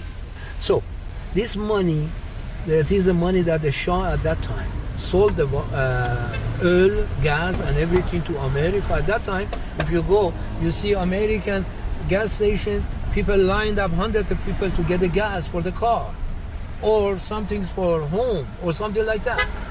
So, they sold it, and they didn't pay him at that time, and they changed him. The government changed, and they took over American embassy in Iran, and this money is stuck here. And with the interest is half a money. So now we told President Obama don't release because this Iranian regime, when they get the money, they give it to the Hamas, to Lebanon and everything, and these people attacking Israel. The all money doesn't go to the people. I also changed the new... President Biden released $60 billion 1.5 years ago to Iranian government. I updated the drop-off, by the way. Sorry. Right, okay. But it's like right near. Okay, all right. So he changed. Wait, what? That. Why does it say 29 minutes? Okay, we'll walk. We'll walk the rest of it. Actually. Are you sure? Look at it. That is that far. How far is that? Oh, that is 2 miles. You want a lot? You want? Let me when the green light, because you have to go this way. You cannot go through the White House. Yeah. What the hell? God. Wait, why did that happen? So yeah.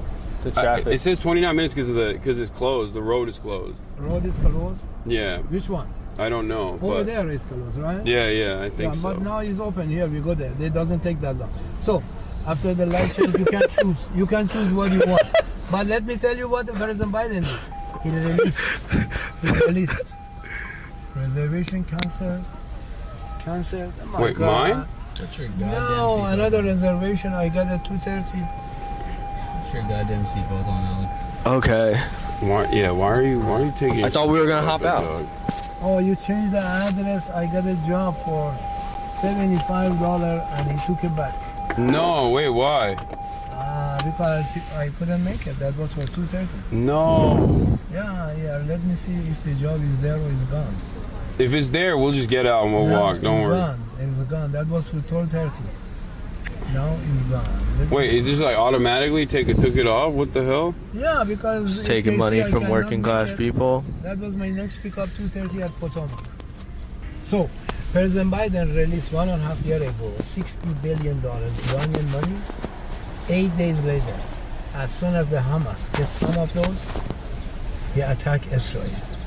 So that's why I am going to like President Trump if he listens to us, not to the government of Israel. I don't think that's working out, man.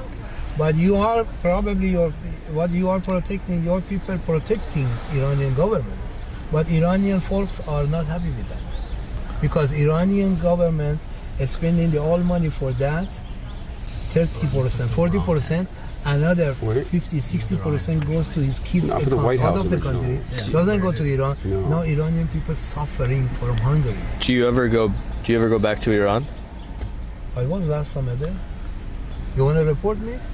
Go. No, I don't want to report you. Wait, what? No, I'm joking. So, no, I mean, Lebanon has a right. What else did Nostradamus say? Did he do any like lotto numbers or stuff like that? He was talking about President Kennedy. What do you mean? Wow. He says new man in new country get die, and they catch the wrong person. That's like so that could apply to so many guys. He says new man in new country. New man in new country. New land. New man in new land. Yeah. The people saying it means the President Kennedy. Don't open the door. Car is coming. Okay? I'm not gonna open it. He was gonna open the door. I'm glad you called him out on it. I was gonna open it. Okay, so Nostradamus. Oh, The thing I was going to say is, so Joe Biden did that too. He released a lot of the Iranian oil money that Iran, 6 billion. 6 but million. I think, remember the number. but I think you said you like Mossadegh, right? Yeah. And Mossadegh wanted to do what? He wanted to nationalize the Iranian oil, and he wanted The idea was like that. the people of Iran should be able to have control over their own natural reserves. Yeah. The people of Iran should be able to see the benefits of their own natural reserves. It's your oil. It shouldn't be British Petroleum that takes all the money. So I think America should not have a say in what Iran gets to do with its own oil, and America freezing the assets that another American ally, South Korea, was supposed to pay to Iran was already ridiculous to begin with. That's what I think. I think that other countries, regardless of their... What pay to Iran? What? Money for what? South Korea bought Iranian oil. South Korea bought Iranian oil. $6 billion worth. And then the American government said, you can't pay Iran that money, and they froze it. So the money was just in a bank account. Yeah. They just froze that money. Added to the previous money that Iran got it. Yeah, it was supposed to go to Iran. America stopped it from happening. Yeah. Which is two different countries trading with one another. Why does America get to have a say in that? Ridiculous. No, look at it.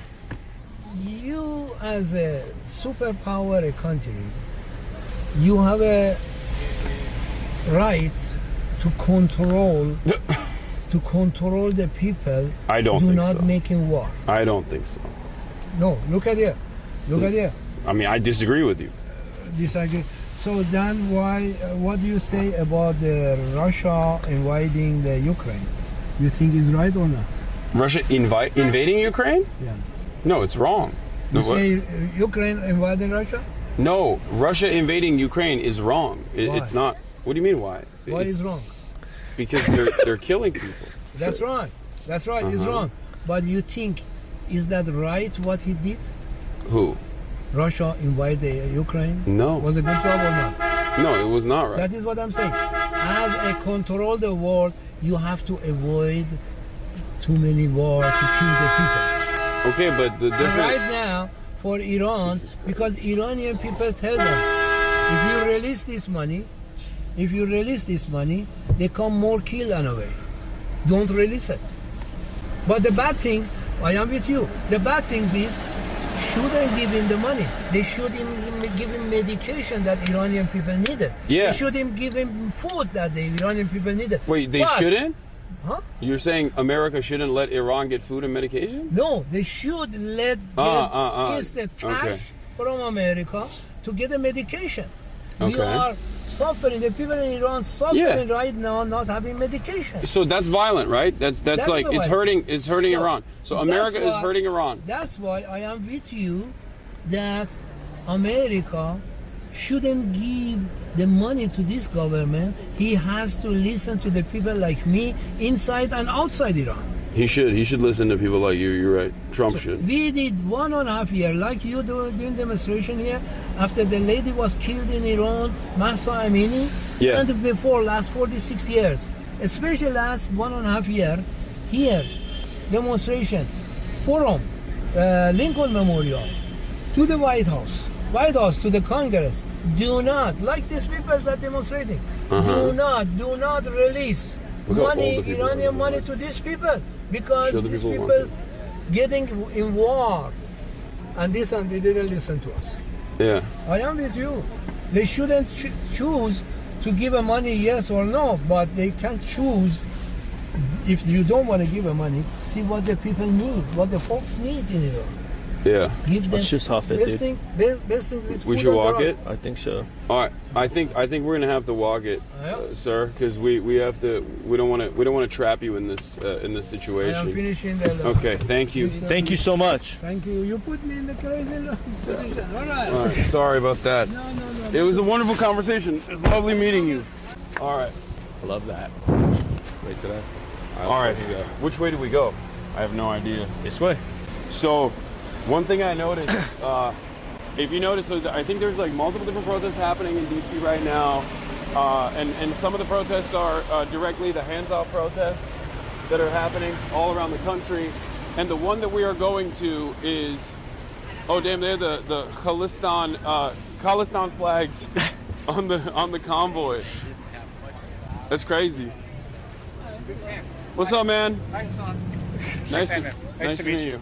Welcome to my city. I'm a student here at GW. Hell yeah. I almost went there. I saw you rocking down the street, and I was like, "Holy crap!" Yeah. This is dope. Where are you guys going to be giving your speech?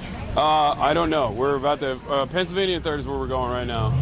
You guys are on the wrong side of town. I know. Genuinely. Is that why this happened? Yeah. How the fuck did we get there? This guy's a fucking idiot. Who? You. Me? I am an idiot. Yes.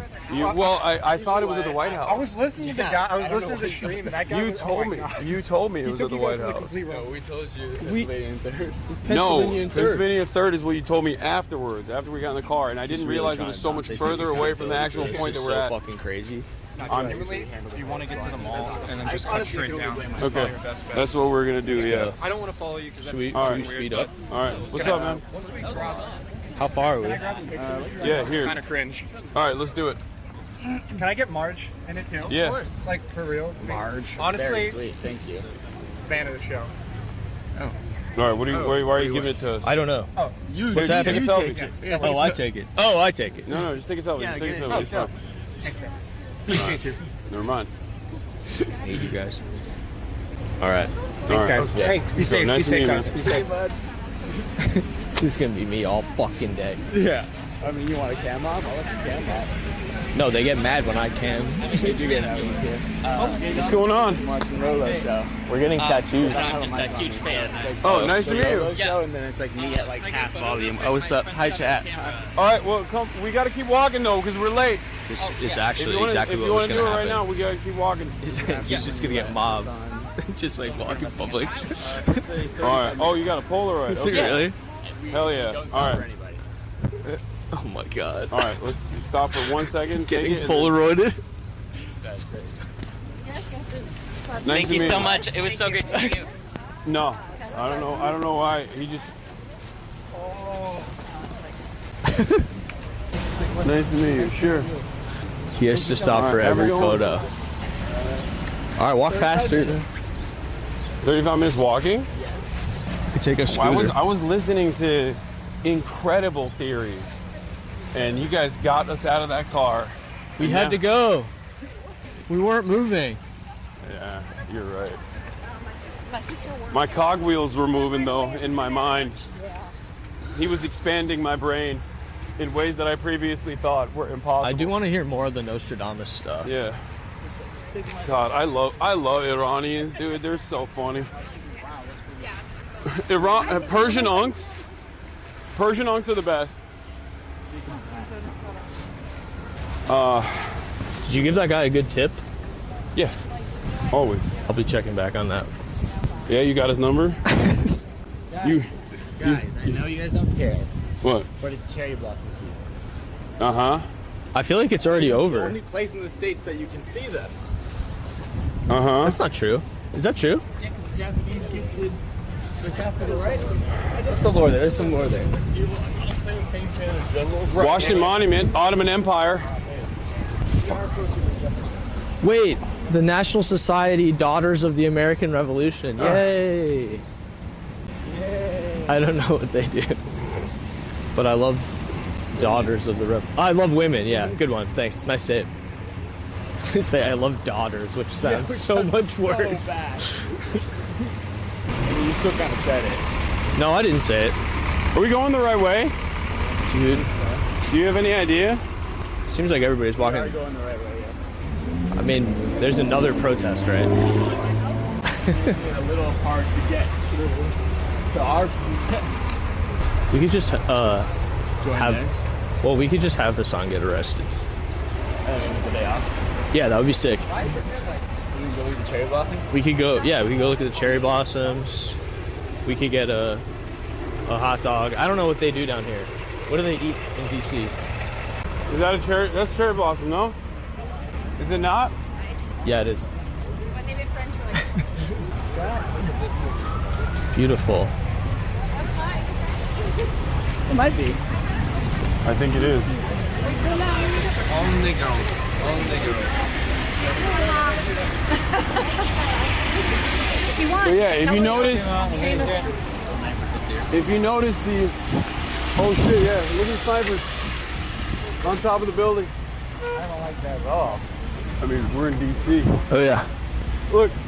They know that you're giving out free PS5s. Hasan is giving out free PS5s on the National Mall. Oh, please don't say that. Can you take a picture? Yeah, yeah, for sure.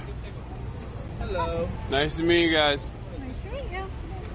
Have a good one. You too. Marsh, look at the. If you look at the Washington demographic Monument. makeup of a lot of the Elon Musk, like Doge protesters, they're like a lot older. And I suspect we'll see a very different crowd at the Palestinian rally. Love the band. Oh, thank you. You're welcome. I watch a lot of you. Oh, hell yeah. Thanks for watching. Yeah, of course. Where are you guys going? Wherever the wind takes us. All right. Have a good one. You guys be offended if I bought a hot dog? But, yeah. Just a lot of the, are you calling the pro-Palestinian youth movement? No, something else. Something I forgot? No, I'm dealing with my other podcast right now. Oh, shit. But Jesus Christ. Keep going. Okay. I'm not mic'd up, so. Okay.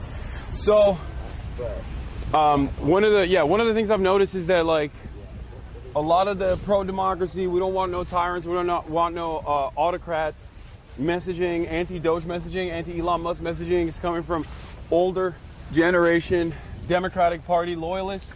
And I think a lot of the younger generation, which is still very critical of all that stuff as well, is more focused on America's involvement with Israel and things of that nature.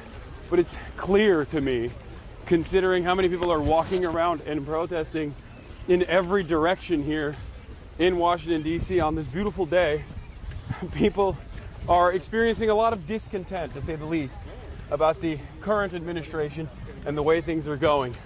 I've yet to see any 401k related protest signs, but you know, the conversation that I had with the Stuart Herndon of the New York Times remains true. With the Stuart Herndon of the New York Times remains true. A lot of the base of the Democratic Party, the heart of the Democratic Party, want the Democrats clearly to fight back, but they are especially upset, especially disturbed about Elon Musk and his involvement with Doge, undermining, if not altogether dismantling, the federal administrative body. Here we have the Washington Monument on the right. There are a lot of people over there. What the hell? Is that where we're going?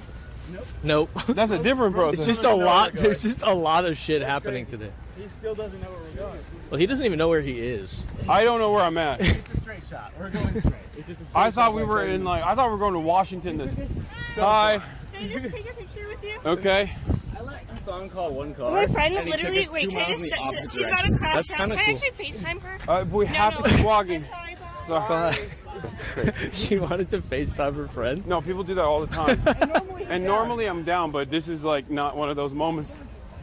Really big. Yeah, that was another level for me. Like, What? I've never been to DC. National Institute of Health saves lives. RFK makes measles great again.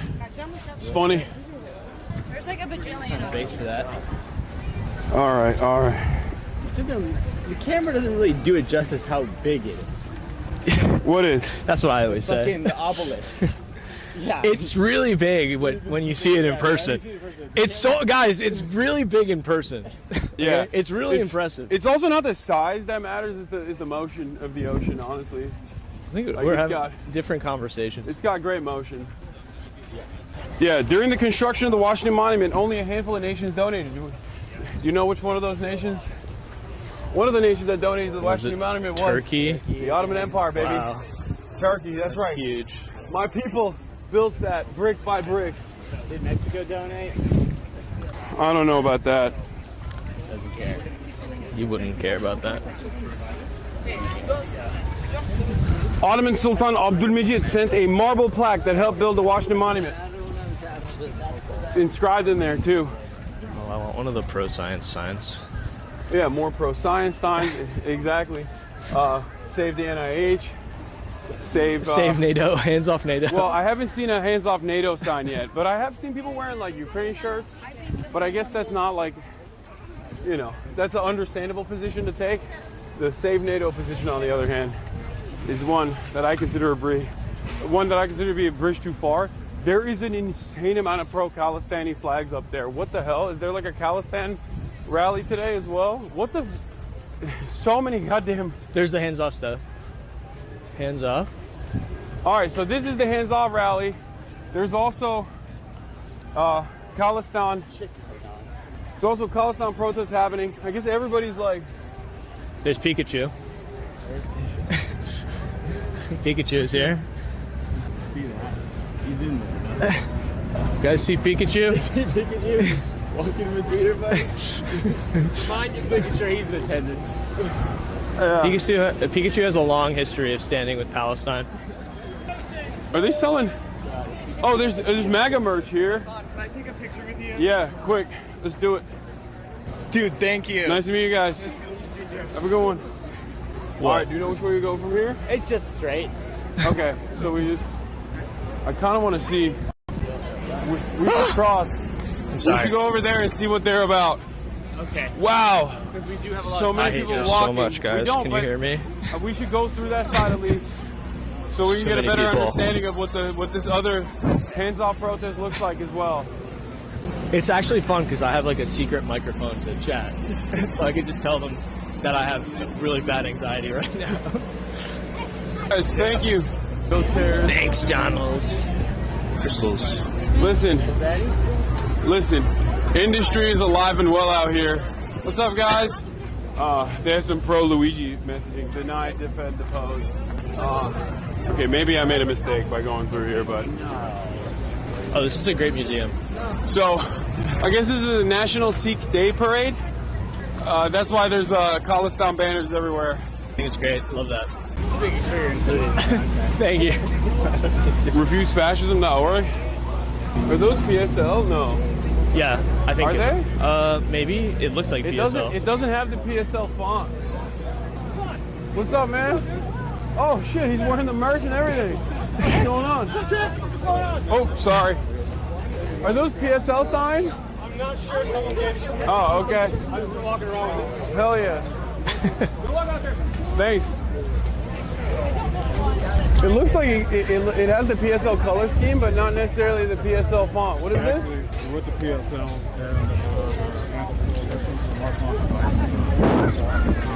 Person from PSL talking to Hasan right now. If you guys can't hear. Yeah, this is where I'm going to right now. Yeah. Yeah, I'm gonna be speaking at it. What's up, man? Oh, nice to meet you. Can I take a picture with you? Yeah, sure. Quick though, real quick. I know you're busy. Yeah, it's crazy. I was actually just watching your stream, bro. That's crazy as hell. Oh, it's so muggy out here. Holy shit. Yeah, appreciate it. Nice to meet you. Sure, but we gotta keep walking. All right, we gotta keep walking. If you want to take photos, we gotta keep walking. That's right. Oh man, that looks awesome. Hey, son. Taking this off like right now. Immediately. All right, quick, while we're waiting here, flick up. Appreciate you, bro. Nice to meet you. All right, yeah. Wait, if you guys are here, who's at home beating your wives? All right, you want it? Oh, yeah. Yeah, let's do it. Quick. Sorry. No, it's not. Thank you. All right. Thank you. Nice love to meet you. Love Fuck. you. Nice to meet you guys. Oh, hell yeah. Disgusting. Nice to meet you, man. It's a swamp. You too. Here with you? Of course. Hey,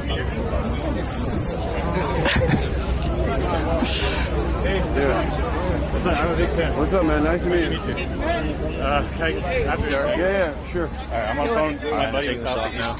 Yeah. All right, we got to keep walking. Too warm.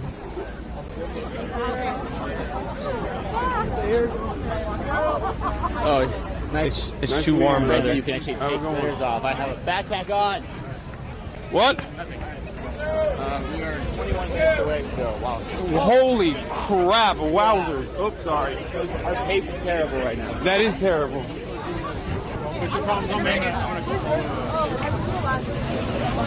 Playing the fuck Donald Trump song.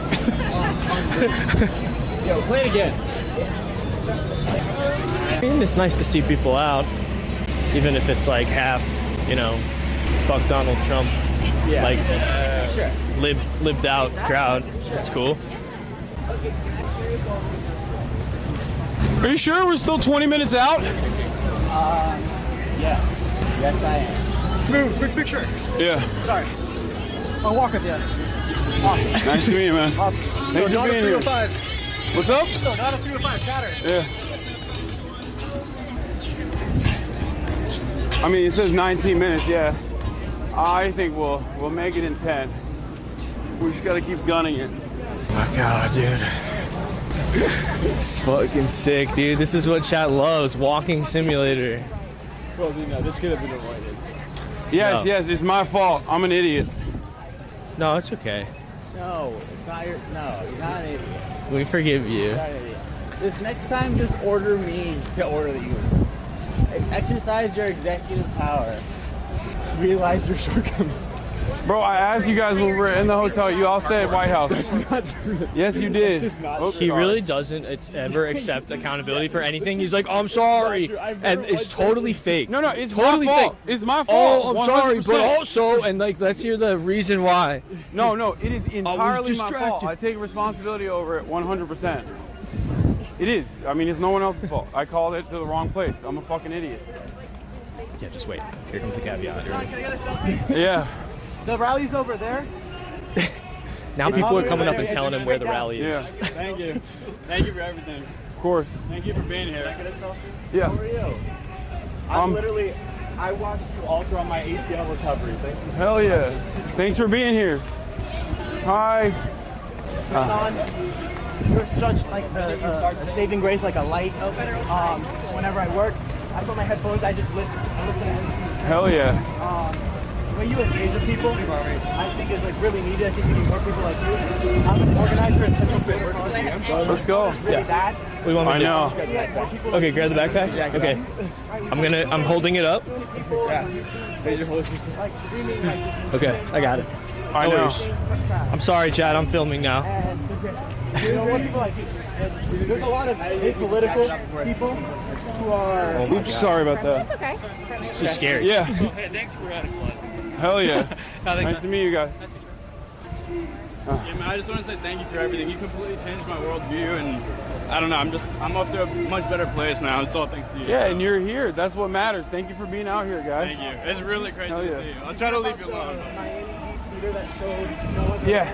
Yeah, the mayor revoked his license. Exactly. They're trying to cut that through. Yeah, here's the thing. It's all good. Look, Take your time. this kind of stuff is in Damn, the Mars, short this term shit's it heavy. feels really bad where you're like, the fuck, they're really clamping down hard. But I think the reason why they're doing that is because the pro-Israeli movement is at its weakest point that it's ever been in American history. And while the administration itself is still offering full-throated, unconditional support to Israel, it is very clear that the public is directly at odds with the government. And the more aggressive action that this admin takes against people peacefully demonstrating, the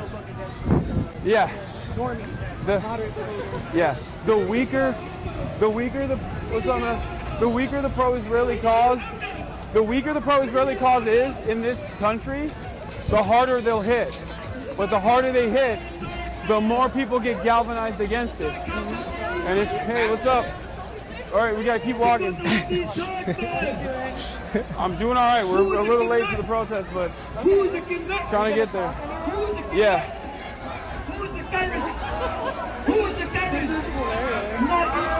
Nazi Modi!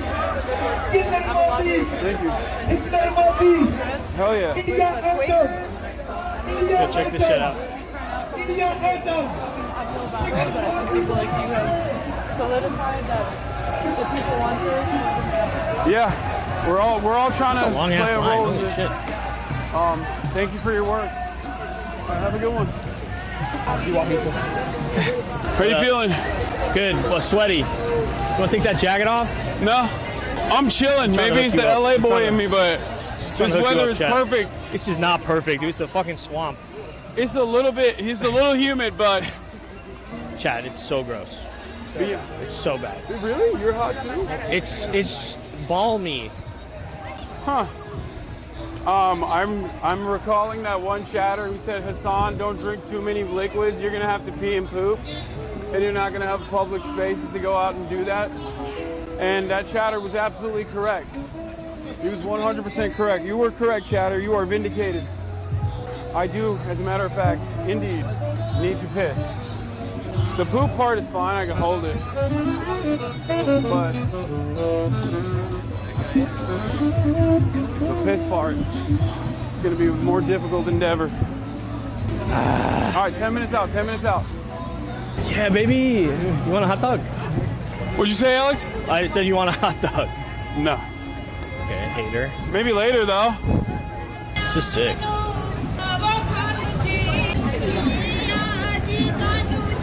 He can move, dude. I said that big boy can move.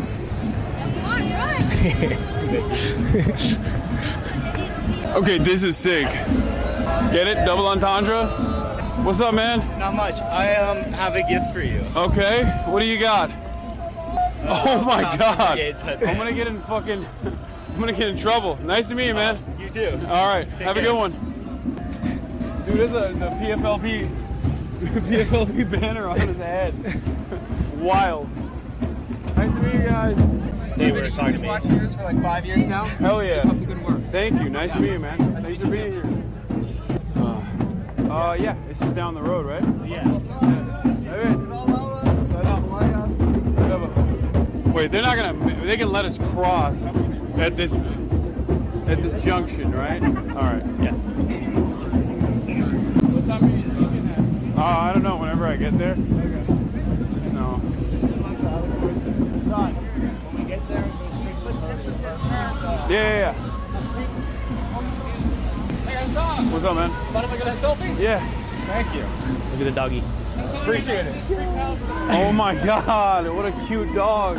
Hell yeah. Nice to meet you guys. Hand in hand of your time. What's up? We're live for Shimmy right now. Oh, well, Yeah. it was an organizing thing, actually. Okay. Well, I don't know if I can do that right now. We gotta keep booking because I gotta speak at the rally.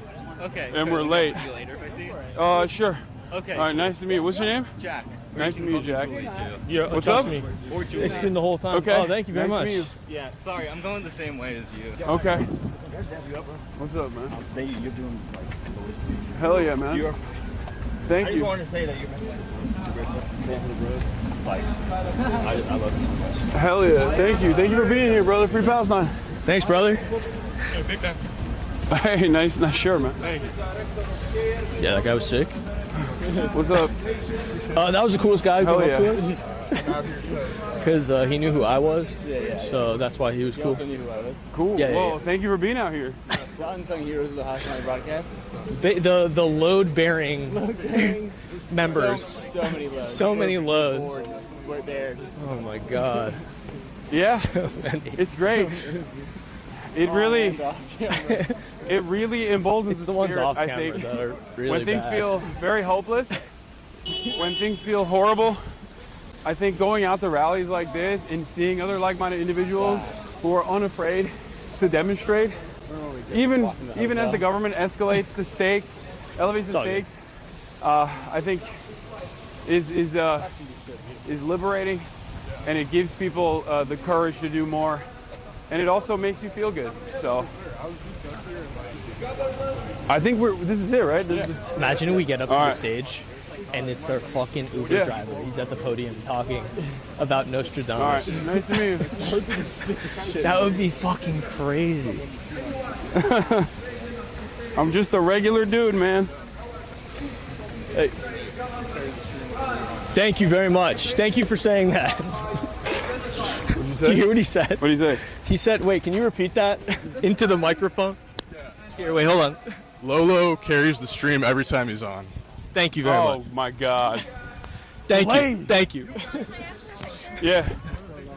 While we're walking though, okay? All right, nice to meet you. Yeah, sure. All right, have a good one. Thank you so much. I appreciate it. Yeah. Lolo. What's up? What's up, guys? Thank you so much. Nice to meet you. Yo. What's happening?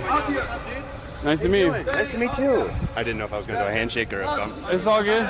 Dude. What's happening? Nice to meet you, man. Nice to meet you guys. Can I get a quick picture? Yeah. Innocent people. Thank you, bro. Nice to meet you. Thank you so much. Yeah. Thank you so much. Yeah. Critical mass. Don't worry, me too. Sorry. Yeah. I'm a huge fan. What's up? If I take a picture? All right. Sorry. No, we gotta go. We gotta go. I'm sorry. Yeah, it's nice to meet you. Yeah. Nice to meet you. Wait, what's up? Keep walking. If you want to take it while we're walking, you can do it. But we gotta go. Hey. All right, nice to meet you. That you're on too. Awesome. Thank you. Alex. Thank you. It's all good. And sisters. Sure. Thank you so much. Ladies and gentlemen. You mind telling me like what exactly? This is my final.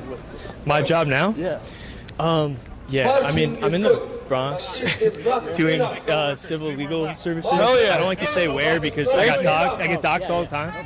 But in the Bronx, like civil side now, not criminal. Sure. Yeah, mutual aid fundraiser. Hello. What's happening? I just wanted to say hello. I was introduced to you by an Irish friend while I was organizing for BLM in Japan. Hell yeah. And I've been watching you ever since. Is it alright if I get a picture with you?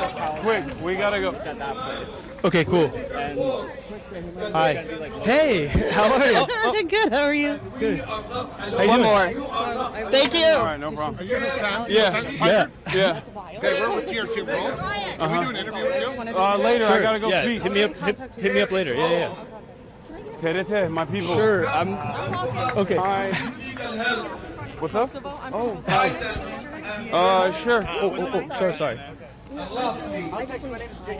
Yeah. Nice to meet you. Escorter, Kalia appreciates you for radicalizing her during the genocide. She was a Jewish Zionist in high school. The Discord is a great place for her. I appreciate what you do. Hell God yeah. bless. Thank you. Thank you for being here. Thank you for being here. Free Palestine. Oh, salam. All people of background are welcome. I'm just making sure you're here. We must march on the Congress. I got scared. I thought we lost you. In their faces. Because we are not a friend. We are the conscience of this country. We are the conscience of humanity.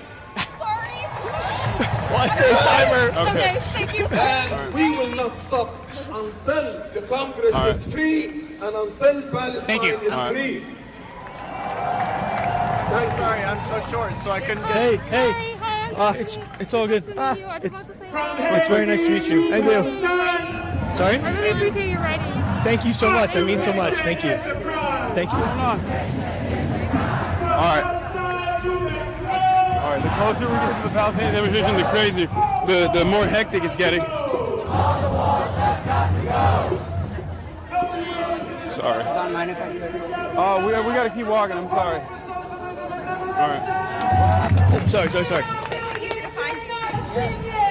Hi. I have to go. We have to. Oh my God, dude. I met with the DNC. What's up? I have to go. I'm sorry. Excuse me. Love you too. Thanks for being here. All right. Maybe it was just a reaction. What's going on? Nice to meet you. Sure. Cut in. I've already connected.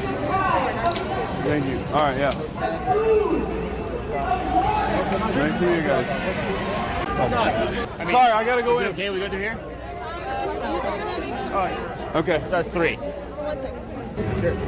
Here, getting quick. Thank you so much. Alaikum salam. How are you? I'm good. How are you? Man, it changed a lot, man. It so much. Let's not be quick before you get going. Okay, can we go inside? Sure. All right, thank you. Thank you. What's up, guys? Oh yeah, sure. Wait, hold on. I gotta. I'm so sorry. I have to pee so bad. Wait, where's Lolo? All right. Should we switch to shotgun? What do you think? No. Okay. Because I have this on and I'm gonna be speaking. Yeah, and then after we can swap. Yeah. Hi. Where's our contact? Nice to meet you. I'm Mimi. Nice to meet you. What's up? How are you? What's on, I was the man? one texting you on Instagram. Oh, In the okay. beginning. Okay. Hi.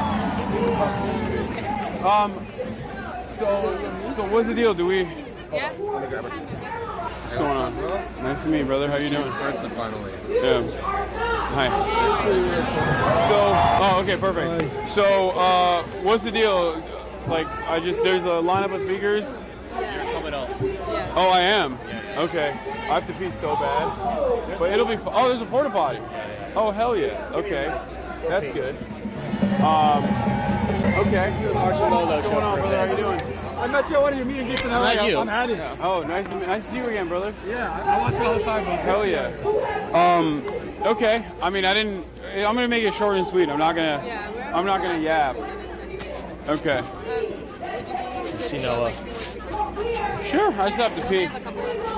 Can we bring him in as well? The one with it's Noah Colwyn. Yeah. Oh, they got him. Noah's coming in. It's good, brother. How you doing? Good. Good to see you. Yeah, you too. How are you? Yeah, I'm just gonna pee, and then I'm ready to go whenever. It's all good. The stage. Okay. Hey. All right. Can you grab this? Is that okay? Yeah, yeah. Put that in here too. Yeah. I got it. Look, I got a quick picture of you. Yeah, of course.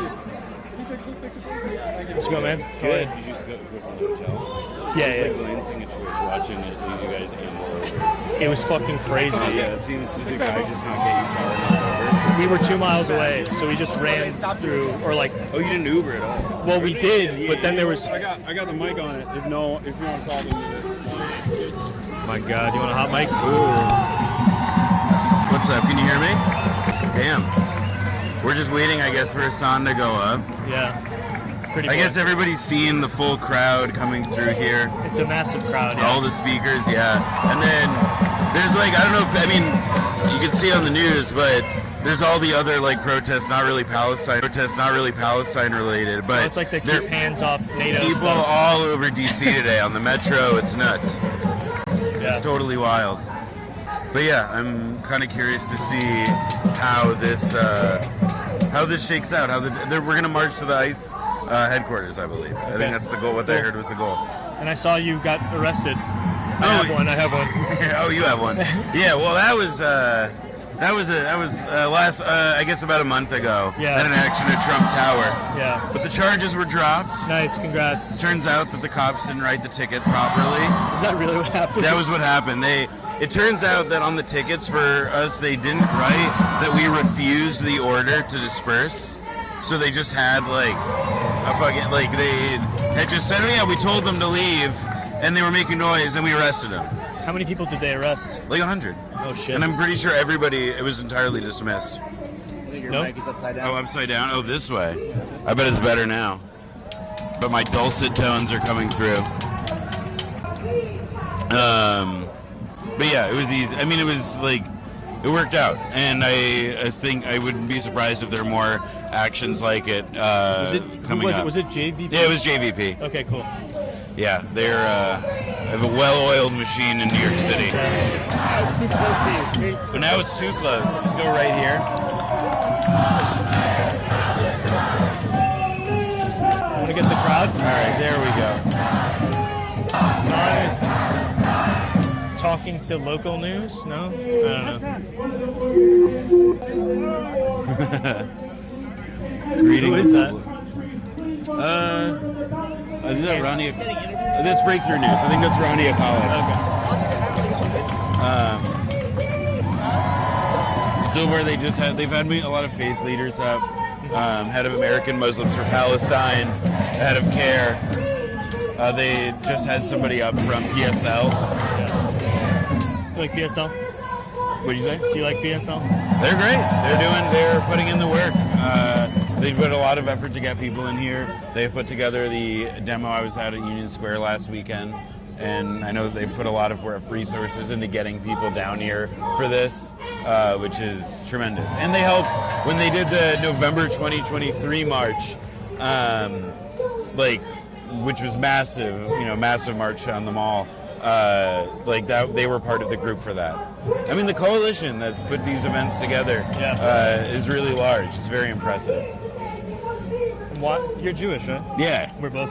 We have that in common. We have that in common? We do. Oh my God. It's what are the odds? I know. That's so From New York. What? I know, it's kind of and crazy. with like the beard, the curly hair. What? That is. Yeah. You're pulling my leg. Yeah. And you're a Mets fan. And I'm a Mets fan. Yeah, hell yeah. Yeah. Wait, did Hasan bring my hat back or no? Or is it your Knicks? Yeah. He's got it in the hotel. Okay, perfect. Yeah, I caused him grief with that Knicks hat. I didn't. Oh, he steal that from you? No, I left it at his house. Okay. But you should steal stuff from him. I should steal stuff from him. I do it all the time. I do it to most of my friends. Yeah. I think it's good to steal from them. Keeps them on their toes. Yeah. Also, he's not gonna miss it. No, why would he? Gosh. I am curious to see what ends up how it looks all taken. It always looks different from one place when it's a march. It looks like a lot of people from here, and I mean, coming here, it was mobbed. I think while he's up there, I'll probably stand behind him, IRL screen, That sounds wise. to get a better idea. I'll make sure to keep talking when he's talking. Yeah. So that nobody can hear him. I think that would be good. I could just chew into the microphone. Go get a hot dog really quick. Yeah, excuse me, some peanuts. Like it's a ball game.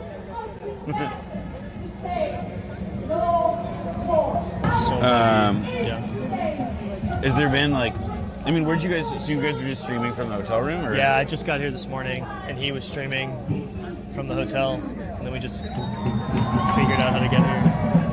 Did you come over this morning, or you come over last? I came last night. We drove down with a friend. Okay, cool. Stayed in Chevy Chase, and then we'll go back up tonight. Yeah. How'd you get on Amtrak?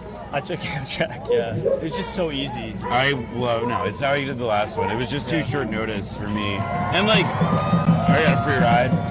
I'm happy with that. No, it's too. I mean, it is. Yeah, too expensive. But I'm still just kind of bowled over. We were worried it wouldn't be a big turnout, just like everything else competing for people's attention. But no, this is tremendous. Marsh, you want to go over there? Yeah. Hey. Yeah. Hold on a second. Yeah. Thank you. I'll grab the jacket bag too. I'm a photographer. What's I up? want to take a portrait of you. Okay. Alright. So this is some of my work. You know what I'm saying? So it's gonna be something similar to this. Okay. What do you want me to It's gonna do? be just up close. Just stand still, look at the lens. Right? Okay.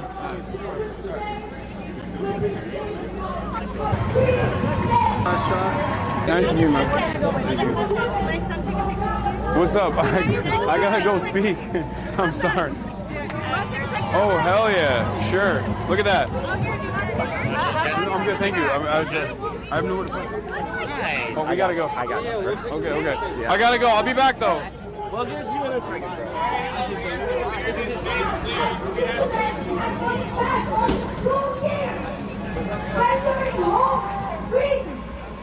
All right, thanks, man. Nice to meet you. Are you speaking now? I guess. I don't know. Where's your backpack? Oh, I gave it to Lolo. With both? Just put both on because I don't want to hold them while you're up there. Okay, where's Lolo? I can hold them. We'll have one more speaker in front of you, and then you'll be up. Okay, let's put that one in the case, so that way it doesn't. Lolo's over there. Give it to me. I'll go. Thank you for the bag. Oh, thank you. I'm gonna walk up. It won't double up on the audio? No. I'm gonna walk up. Well, let me double check, but I don't think it will. I'm gonna walk up with you and film you from behind. Okay. No, I don't need the bag. Yeah, we do. Oh, we do? I want to throw one of those in there. Oh, yeah. Here. I can carry the jacket. I'll put it on. It's fine. Yeah. Genocide is not normal. No way with this. Yep, I got it. We are leaving now. We are leaving now. Because having cause. Because I'm just gonna throw this something to say. nation must, out of relative obscurity, discover its mission, fulfill it, praise. The genocide we have been waiting Standing over by the field with Dylan Saba. That was the walk over. It's fine. We got a little mob, but it's okay. Yeah? Recognition? Yeah. I mean, it's normal. Certainly the crowd for it. Yeah. It's funny though to see the disparity, and it's ever present here, especially the disparity between like older folks out there doing like Protect the NIH versus like a lot younger and a much more diverse crowd here speaking out on the atrocities in Gaza. Oh, it's been interesting. I caught a guy, the hotel I stayed at last night, I caught a couple of hands off Ukraine, hands off NATO. Hands off NATO? I have yet to find that's like a rare Pokemon for me. I've been looking for a hands off NATO trust guy. me, it is a holographic Charizard as far as I'm concerned. I love that. Hands off NATO. Not my poor NATO. Not my global protection racket.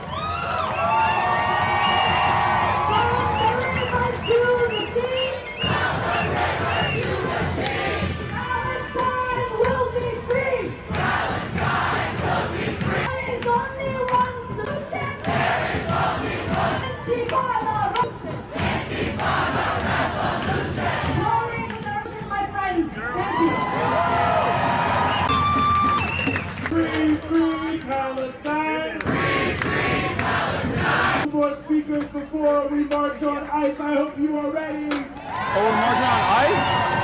Nice. I hope you are ready. I'm going up after the speaker. Assalamu alaikum. Brothers and sisters, while it's great that we are and we have the energy to march after 500 days Oh, hey, what's up? How are you doing? we have the energy to stand with the people of Gaza. It's very painful to recognize What's up, man? that the genocide is still happening. Nice to meet you in person. Hi, Hassan. Nice to meet you. To stop the genocide from day one. That was the rigs. How's the what? That was the rigs. The rigs? The rigs, the hotel. Oh, it's weird. It's a weird ass hotel. It's like a bank. Yeah, that's what all the big hotels around here are like. Yeah. I don't know who's like, oh, I would love to stay at a bank. Who the fuck says that? Well, they made the post office into a Trump hotel. Yeah. The U.S. being a part of this genocide. This is not about it being a colonial, imperialist-led genocide like the U.S. Your parents must be really proud of you. Oh, I hope so. Nice to meet you. Your little uncle. There is no way for the world to normalize a genocide. I just wanted to say hi. Hi, nice to meet you. Thanks for being here. I've been watching you for so long. Unless the people of Gaza, unless Muslims, Palestinians, Arabs, brown people, the global South is dehumanized, demonized. Heading up to New York tomorrow? What? You heading up to New York after this? Yeah. Cool, sick. Yeah, we're gonna link up with Zoran tomorrow. Will just pulled out last second. You want to come, right? You're gonna do that? Okay. I'm around. Or wait, what time? 3. You can't do it? All right. I'm in Queens. I'm in a Mets game. Justify and celebrate the elimination of all Fake New Yorker. Fake New Yorker because I'm going to see a New York baseball team. Okay. Yeah. Okay. I see how it is. Yeah, no, he's in the pocket of Andrew Cuomo. No, I'm in the pocket of Steve Cohen because I love my Mets. Yeah? I'm in the pocket of Eric Adams. That's what it is. It's an ambush interview against Zoran. It's an ambush interview against Zoran with Eric. Yeah, I'm on the behalf of Turkish Turkey. I'm the Turkish MIT agent sent to undermine his cause. Erdogan sends his regards.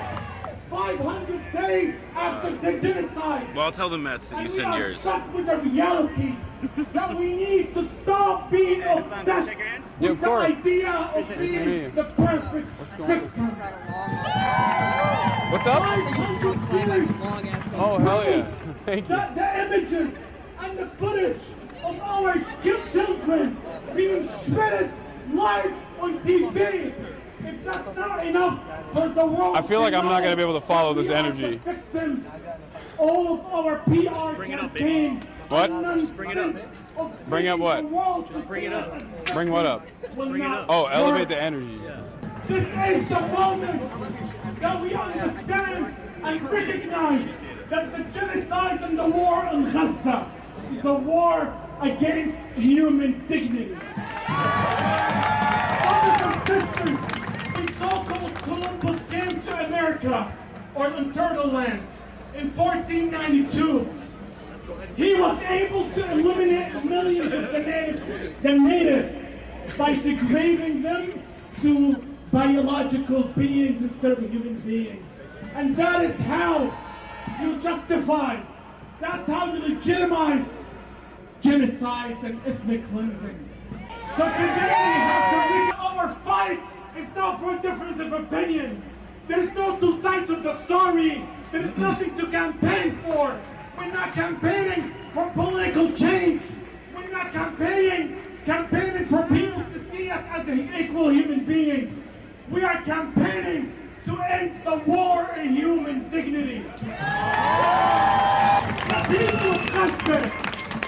The people of Gaza are a living example, no matter how painful it is for us to see the sacrifices, to see the pain, to see the genocide, to see our children, our men, our women, our elders being massacred in the streets. Yes, we salute their sacrifices, but we also need to learn that the fight for human dignity, the fight for freedom, the fight for justice is not free.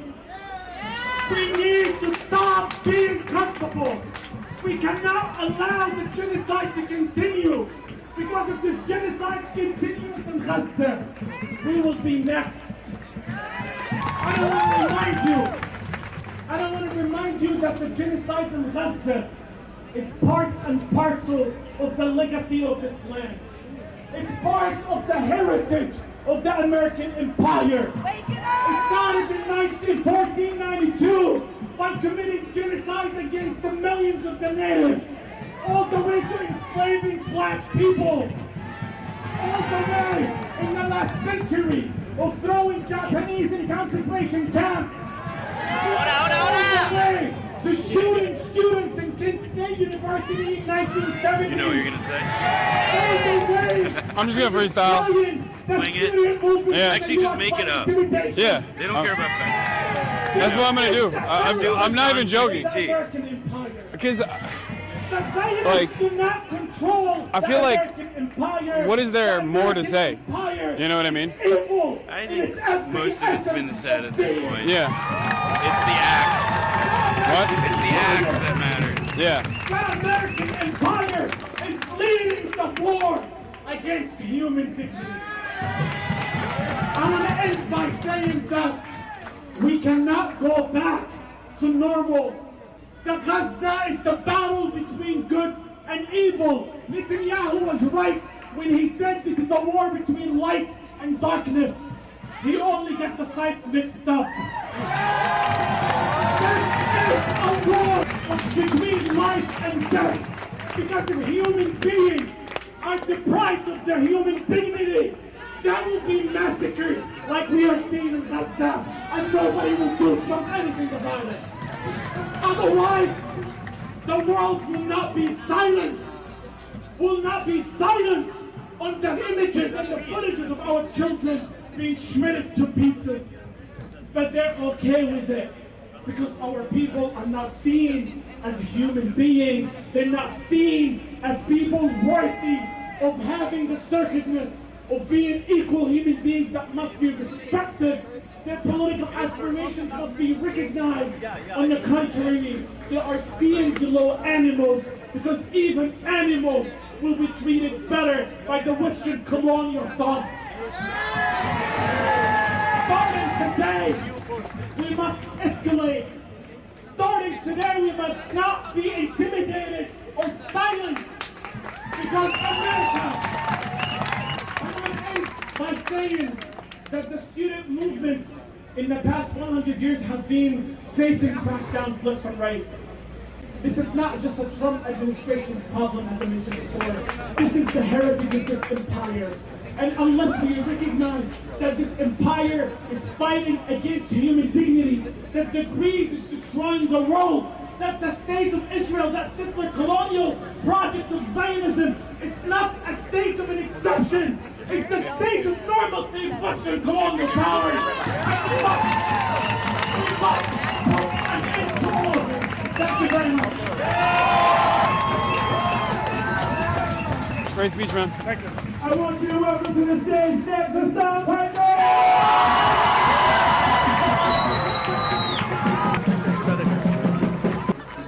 That's going to be a hard one to follow. Wow. Love you too.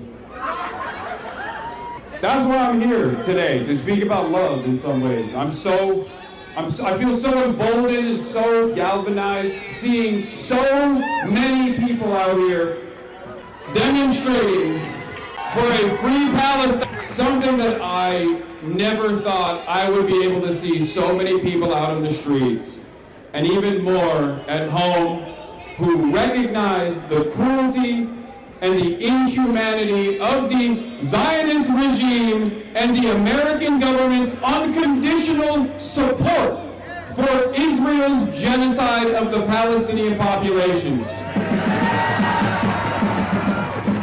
Now, I've spoken on this matter every single day, as have you, so we've said everything that must be said 1,000,000 times over. So I'm going to keep it short and sweet, also because I didn't really prepare for a speech, I'm sorry. What I want to say is this. Right now, this Trump administration has severely escalated the erosion of civil liberties for all Americans. Every single one of us. You have people getting black-bagged in the street, disappeared for the crime of speaking the truth. Precisely the reason why you demonstrating here matters.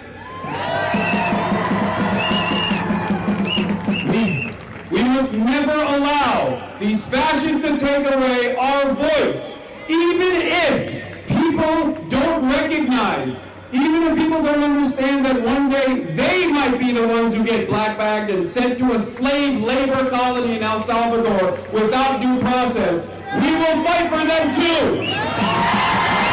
Because every single person here understands the fundamental truth. None of us are free until and I want to end with that and say, free Mahmoud, free Humeira, free all of the political prisoners from the river to the sea. Thank you.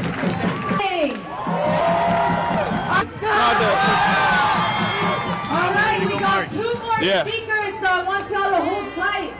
But before I introduce our next speaker, I want to let you all know that we just received an appeal from the Palestinian General Federation of Trade Unions in Gaza, who have just shared on the eve of International Workers' Day to join and expand the campaign targeting Israeli companies and their supporters, including MERS and ZIM. You want to take a photo? Earlier, I mentioned Maersk's role in transporting military cargo to Israel. But I want to be abundantly clear. It is not Maersk alone. We cannot leave out the other complicit companies and entities, whether logistics or otherwise, that are shipping military cargo and weapons to Israel. We know that the United States is sending the majority of the weapons dropped on Gaza. And we've heard about the companies Lockheed Martin, Raytheon, Boeing, Northrop Grumman, General Dynamics, I just want to say I don't want people in America to forget about BLM. I don't want people to forget about black people. I don't want people to forget about the millions of black people who are incarcerated. 45% of black people in America are incarcerated. Free black people, free Palestine, free Sudan, free Elim, free Papua, free the Tamils, free everybody. Allah Akbar, الموت بالله، الموت إسرائيل، لبيك يا حسين، لبيك يا حسين. Allah Akbar! Allah Akbar! Palestinian general. Name and shame every single company, logistics and otherwise, that is complicit in transporting military cargo and weapons to the genocidal state of Israel. Thank you. But we gotta go after. Our next speaker is Ismahan Abdullahi. We'll be at the march. We'll be at the march. Of Muslim organizations. Please welcome Mr. Ismahan. We grab you for an interview for about 2 seconds. Yeah. Well, after we're gonna be at the march too. We're gonna put you in the know that our hearts are broken. I know many of us feel as if we have failed Gaza because we couldn't stop this genocide and end the occupation.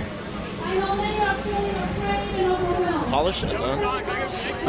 Not right now. I gotta do an interview, but I'll be around. All right. We're doing an interview. What is this for? This is for the PYM. Okay. Right. The Palestinian Youth Movement. Yeah.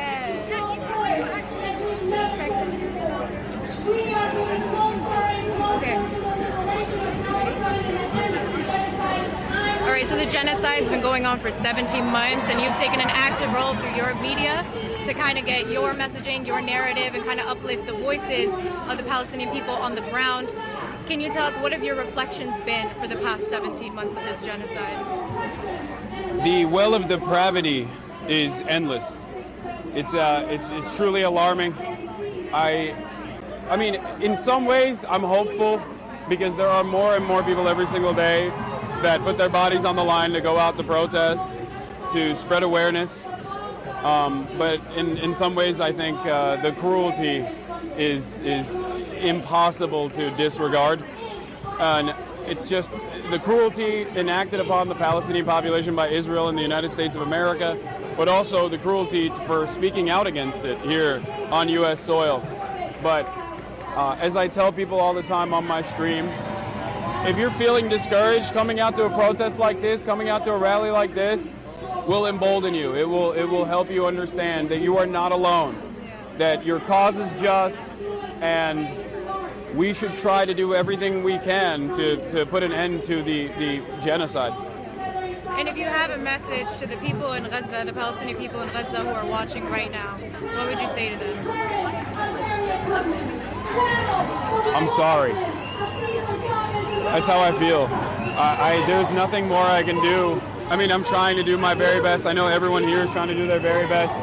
We see it. We see the images every day. It destroys my soul. It destroys my heart. The things that human beings are capable of doing to one another. I really do hope that one day I'll be able to visit. I hope that one day Palestine will be free. Thank you.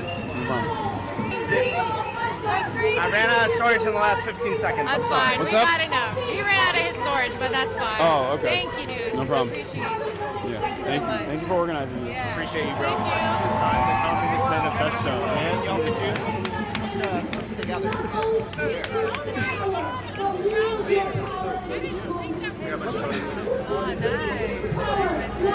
Also, can you check? Someone told me to use this. Son, can you check the battery real quick? Yeah. What's going on? What's up? It's not my press bus. Is it 100%? Why is it still at 100%? Charging? Oh, did you flip it? It's still charging. It hasn't been that long, so. Okay. What's up? You saw my press bus. What? You saw my press bus. Oh, your press pass? Yeah. Take a selfie. What? Can you take a selfie inside? Yeah. Thanks, man. Nice to meet you. I'm the co-chair of DSA. I just wanted to say hi. Thanks so much for having our Cuba folks on here. Thank you for everything you're doing. Can we take a quick pic together? Yeah. Yeah, awesome. Or with the Congress in the background? Sure. Nice, thank you. Sign the Zins. What are we doing, man? I don't know. And this is to Alexander. Write something to Alexander. Alexander?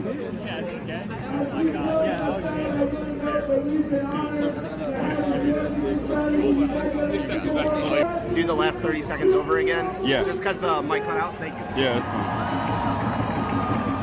How much are you writing? A lot. I care. Wait, I'll hold it. Wait 1 second. Where did March go? Huh? What's that? All right, can you hold this for a second? All right. Okay, thank you. I'll take it. 1 second. Okay. All right. How are we doing? Are we good? Now we're good. We're just doing 10 seconds. That's Okay. it. All right. So you're just your message to the people in Palestine who are watching and the people of Gaza. I'm sorry. That's my message to the Palestinian people. I see endless cruelty enacted by my government, allowing the Israeli government to continue doing genocide. We are all morally culpable, and I hope that one day Palestine will be free. I hope that one day we'll put an end to this senseless cruelty, and that you deserve emancipation. And I hope more and more Americans, more and more Westerners are waking up to that reality. So I hope in all of this cruelty and all of this violence, there's at least a sliver of hope that emancipation is inevitable and it's closer than ever before. All right. Thank you, son. All right. Appreciate you again. Wait, okay. Yeah, I was gonna say, can I get a water? We're speaking out against genocide. All right, what do you want to do for audio? I think this is fine. Okay. We don't need to shotgun it, do we? I think this is better. Audio is good. I think we'll have maybe one roaming one then. Noah got the Unk grill outfit. Snazzy, my boy. Grill outfit? Yeah, you're looking snazzy, they're saying. Well, no, I'm glad I look snazzy. Wait, where's my bag? I'll grab it. I got it.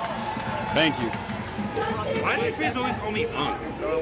Why? I swear to God. Because you're old. Yeah. And I'm old too. Yeah, I was about We're to say, old. why they're what am I fucking the world's first fucking 32-year-old collecting AARP. Yeah. Well, that's right. You're 32. You're Unk. Yeah, I'm Unk. Yeah. You're super Unk status. You know, if I were an NBA player, I'd be in my prime. What's up? Sorry, I got a lot of requests. All right. Yeah. We want a picture with you. Of course. Okay, thanks. Big fan. Nice to meet you. That's Thank you my for son, being so here. I can't tell him when to go. Right. Yeah, after this. That's my streamer. Thank you so much. Nice to meet you guys.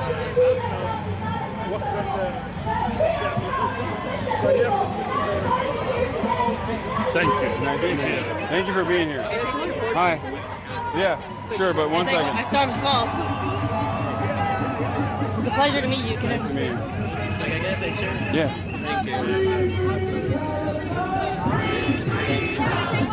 Thank you. Nice to meet you. Yeah. Thank you, Aren't you man. filming? All right. Hi, my mom and I are like big fans of you. Hell I was yeah. wondering if I could just get a picture with Of course. you. Thank you. Thank you for everything you do. Of course. Thank you for being here. Appreciate it. Thank you. Let me take these photos real quick and then, oh, here.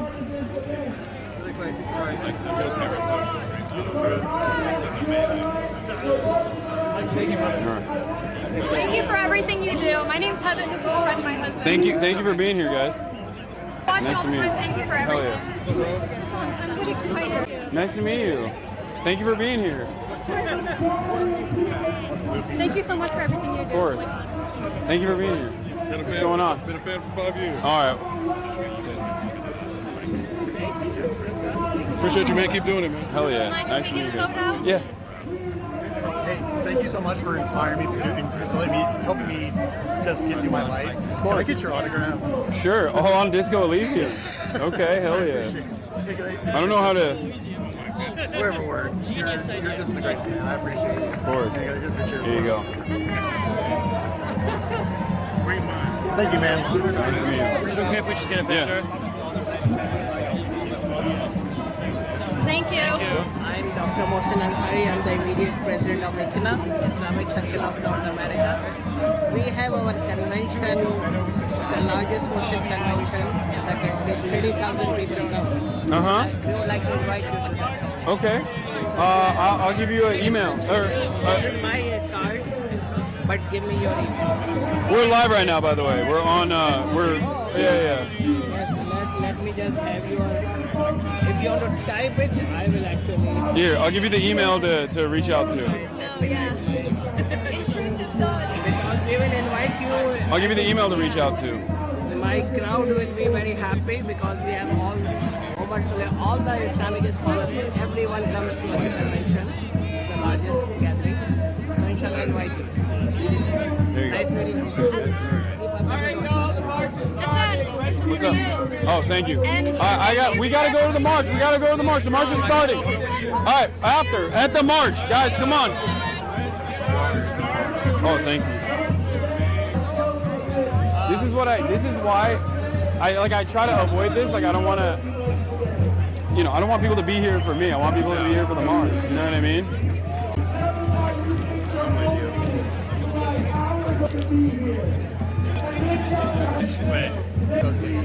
I'm just waiting for people to move so that we can go out. Because I feel like it's going to be super hectic.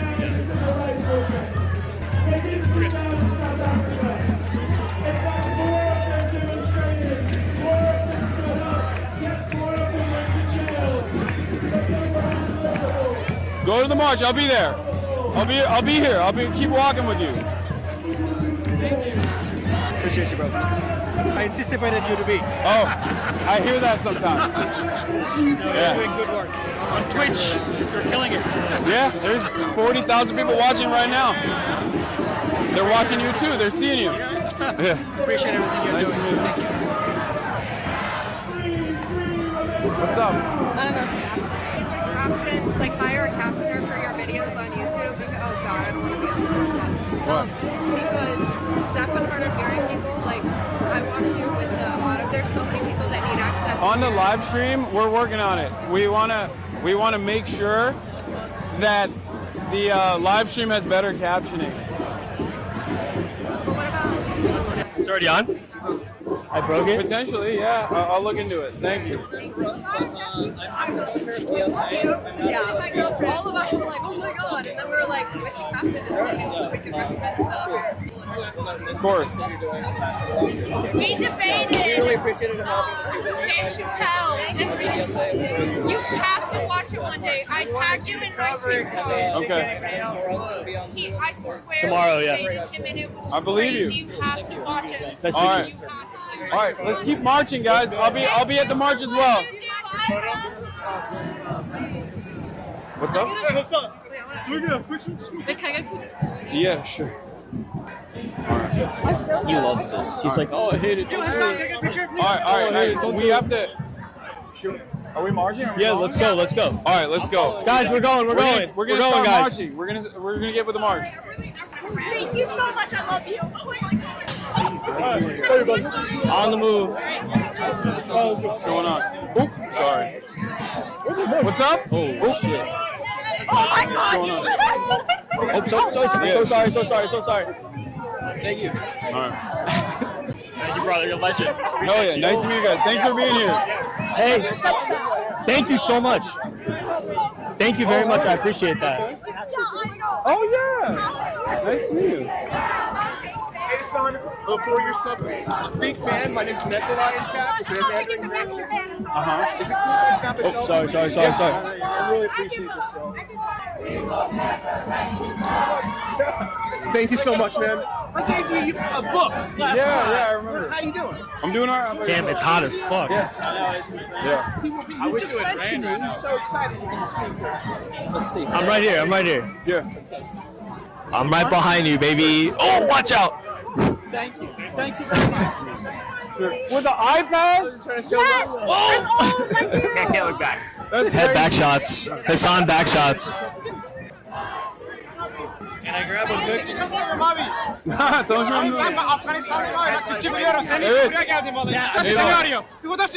Evet. It's a very hectic situation. Marsh. 40-year-old dad listeners. Hell yeah. You rock, dude. Marsh, Thanks for being here. Marsh, you're getting hit. Marsh is getting hit on right now. What's up? What is that? I got the merch. I don't know if I can sign it right now. Look at. From who? There's a lot going on. Here. I mean, you gotta ask. You gotta Can I ask sign the him. back or the front? Or you want me to sign the front? I would say. Yeah. Okay, hold on. I'm What's sure he would going give on? you a hug if you said, "Give me a hug." Nice to meet you, Jack. Jack Silva Ponce.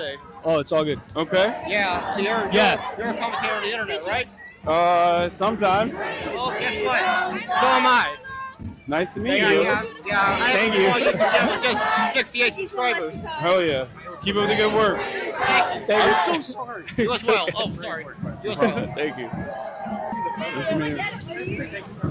Of course, thank you for being here. What I do is meaningless if you guys don't actually come out here and protest and demonstrate. A long time ago. Hell yeah. Hell yeah. Oh, you got it. Thank you. That's why I posted it. I can't describe how hot it is in here. Yeah. It's like standing in an armpit in the middle of this crowd. What's up? You're trying to grab on, like, hang on a corner or on an edge. I don't know if that's better. Can I get a selfie? That's why she's about to ask him for a hug. Free Palestine. Free Palestine. Hello, hey, Mark. Nice to meet you. Yeah. Montgomery County stands with Palestine. Rockville stands with Palestine. Rockville, Maryland. Like Moco stands with Palestine. Montgomery County stands with Palestine. Rockville, Maryland stands with Palestine. Cool. Sure. Thank you for clutching that up. You know? Yeah, of course. Love your writing, by the way. Hell yeah. Wait, say that again. Thanks for being here. Yeah. Thank Sorry, you, I was kidding. Love your I'm kidding. It's gotta like always be plugging. Always be plugging. Oh my God! Hi. Hi. Sorry. Hey. Channel while you're out there. Marsh is also on Twitch. Are you on Twitch? Yeah, stream sometimes. Oh shit! I didn't know that. Thank you. Chad, what tattoo should Marsh and I get? Matching tattoo. Real. I'm dead serious. I know, me too. I don't care. I don't give a fuck, dude. Glad you're here. Thank you for coming. What's up? Yeah. We want justice, you say how. Sure. Khalil now. Been following for like 4 years. Thanks for being here. Down with occupation. Hell yeah. Nah, there's hella people in Delaware. I'm so sorry. Can we have a photo? Yeah, sure. Palestine. Free Palestine. Free Palestine. Free Palestine. Nice hat, man. Thank you. Got the same one. You really? Yeah. Son, can I get a picture, please? Yeah. We will never let you die. Thank you so much. Works. Yeah. Oh, we'll just say the same thing for Hawaii. Palestine will be free. From the river to the sea. Thanks, Nice to man. meet you. Palestine will be free. Good? Free Palestine. Yeah. Free Palestine. Nice to meet you. Thank you so much. Sure. What's the wait, did you get that thing, the mutual aid Thanks thing? for being here. This? Yeah. I did. I showed that. Yeah. Okay, fundraiser and market for Palestine. It's a show later tonight. Oh, okay, 9 p.m. Check. Well, if you're in DC, We'll be in Bronx. Hey, Lalo. Yes, if you're in DC, Yeah. go. Thank you so much. I really appreciate everything you do. Thank you for being here. I appreciate it. What's up? What are your thoughts so far? This is It's a good turnout. Yeah? I think so. Yeah. How many? Good turnout, yeah. Thanks for being here, guys. Energetic crowd. What? Yeah. It is what it is. What?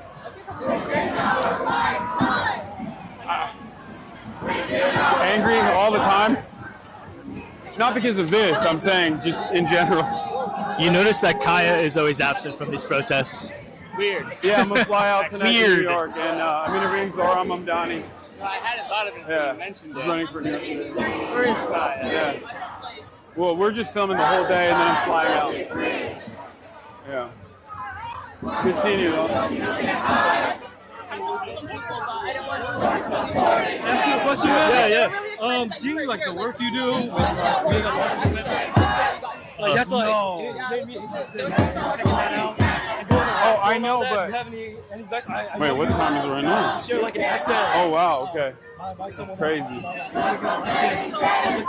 Do you have anything like any advice, words of advice?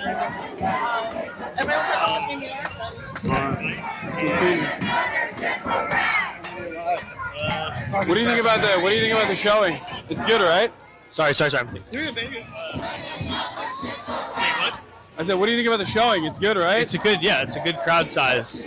Huge crowds. No, it's very good, very energetic. Thanks so much. Hasan, I'm a big fan. Thanks for doing what you're doing. When you said you were going to come to DC, I was like, well, I can do this. I appreciate you. May I take a photo with you? Of course. I'm glad you're here. Thank you for being here. Thank you for showing up. It like means a lot to people that like someone with a lot of power stands up, not power, but influence stands up for things like this. Like there's an argument to I be think made. it's unconscionable not to, in the face of everything that's going on. I appreciate you. It allows it to continue. Thank you so much. Have a wonderful day. Conversation. Nice to meet you. Thank you for being here. An abstract philosophical conversation. Yeah. It's kind of like, what if none of us came in? Yeah. And none of us Thank you. Thank you. the court system in a way, right? But there's different avenues, right? Like if you're going to the lawyer, you're not really Hell yeah. a revolution. But there's work that lawyers do, generally speaking. What I do doesn't matter. What you do matters. So I'm happy that you're here. I'm glad that you're here. This is what it is. This is what it's all about. Thank you for being here. That's pretty much all. I would like to How much protein do you need a day? 230, 240 grams. What would you do? I'm probably. Good stuff. Oh, hell yeah. Thank you for being here. Take a photo with Yeah. Because I think it's also good work. Dude, you inspired me Oh, so much. thank you for being here. Yeah, he's back there. You'll still do good work. Yeah. But hi. You're just so cool. And I wanted to say hi. Yeah. Oh, hell yeah. Nice to meet you. Thanks for being here. Oh, shit. Yeah. Taking a photo with you, man. Yeah, of course. Nice to meet you. Yeah. Abolish golf. There's so much, dude. I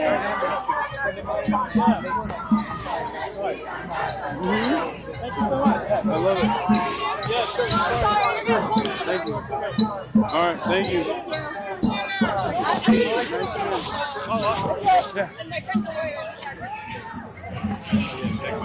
Yeah.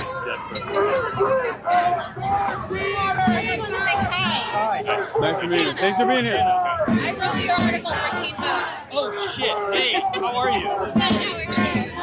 I'm glad you guys are mobilized. No, we're good. Yeah. How are you doing?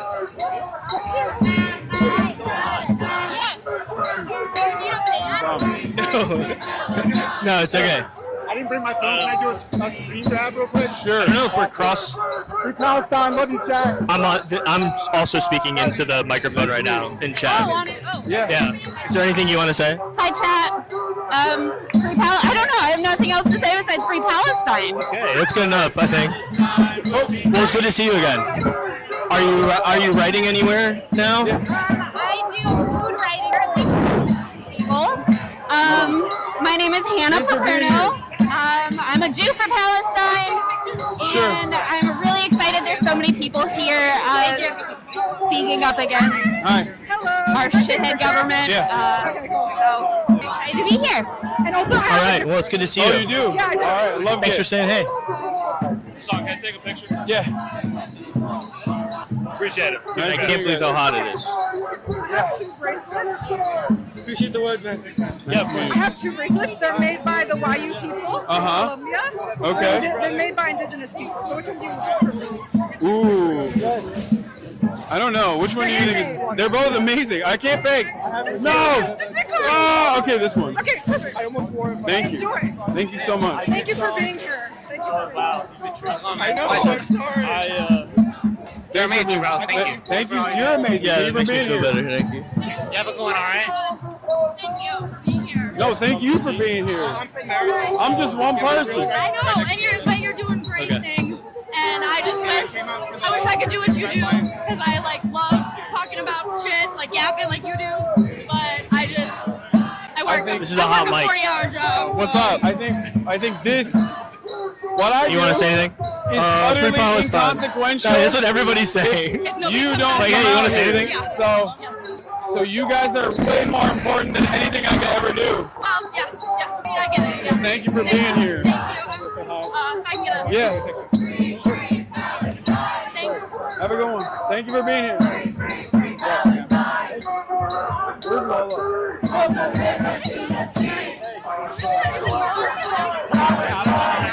No, we gotta keep going. We're streaming right now. I can't talk to you about organizing stuff right now. Yeah, just email Hasan@night.co. Oh, thank you. Okay, so All right. No problem. Thank you. Thank you for being here. Palestine will be free. I didn't know you guys were going, but I'm glad you did. Me too. You have a mic on. What? It's on? Yeah. Yeah, I know. I'm just letting you know. If you didn't know. How much further is the ICE headquarters? Hell yeah! You got the merch. Yeah.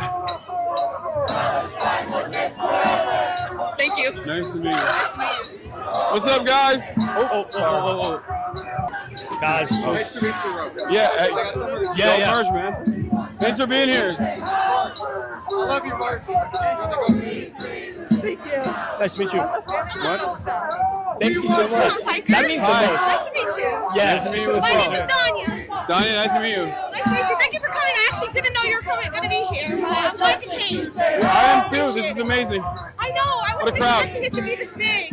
Yeah. There's also another march happening right now. I know. There's a Palestine march taking place, and also a hands off march. I just think that was hands off right now. Hands off, but not hands off Palestine. Weirdly enough. Weird. Only for aid and stuff. I want to take my pants off.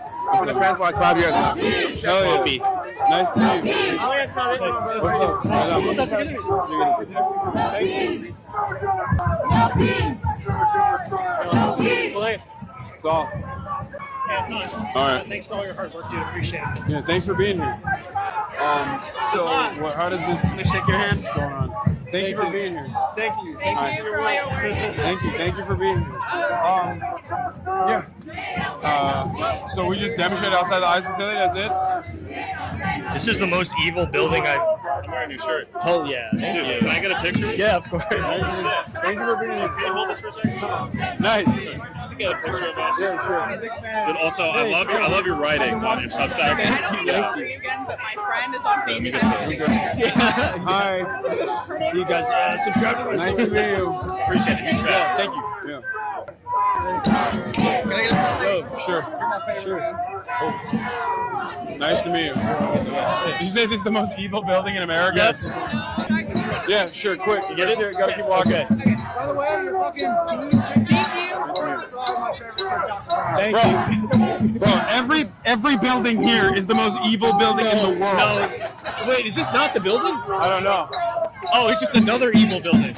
Yeah, it's all evil. Dude, when I came to Washington, D.C., alongside the Young Turks, when I was a young boy, for the White House Correspondents' Dinner, that we were not even attending, but we were simply throwing events at. I think your Twitter's hilarious. Thank you.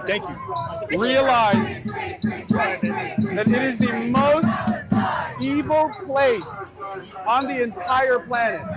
When you come here, there's wonderful people out here. There's wonderful people in DC. There's wonderful people in the DMV area.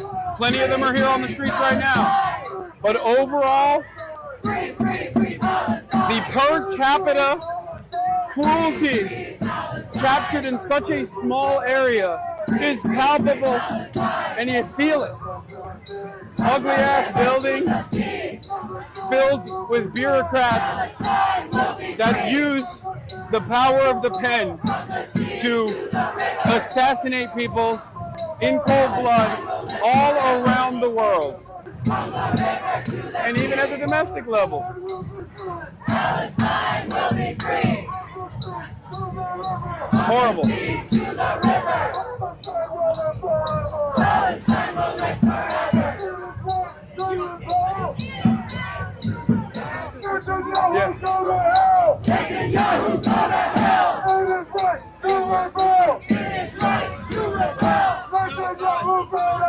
Oh, you're giving me this? Yeah. No way. Well, thank you.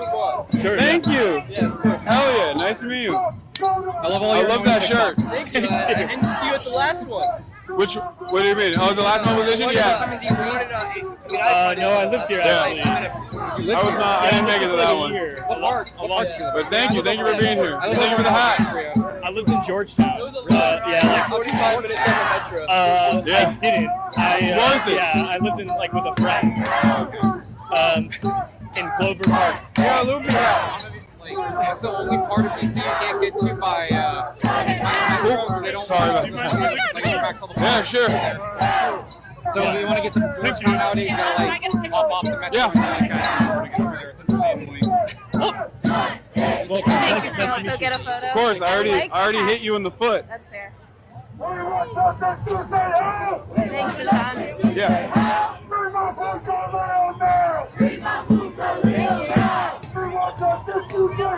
No, keep the hat on. My girl gonna pay. Yeah. I like the hat. Let me get one. Nice to meet you. Appreciate it, bro. Nice to meet you. Appreciate you. Thank you for being here.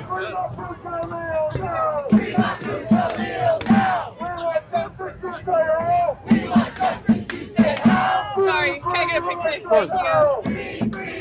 Thank you. It is. The demographics of my audience are all over the place. We got moms, we got daughters, we got sons, uncles. We got uncles. Well, we're uncles. I'm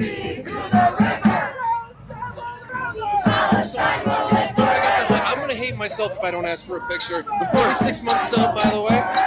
Oh my God, dude, this is huge. You have no idea. Because you're so important, especially for the media literacy and all that shit. You're literally doing what I wanted to have this conversation so many times, but I get it, we're here. I don't want to. I feel like I'm embarrassing myself. No, not at all. You are so fucking important.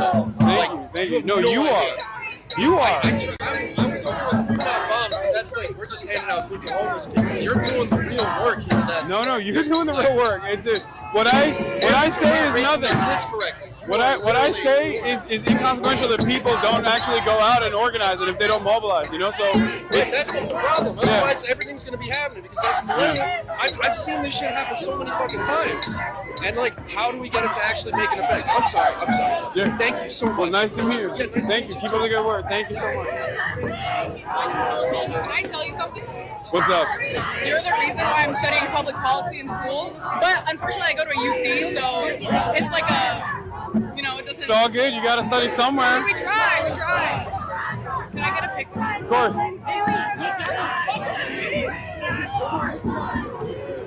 Nice to meet you. Good evening.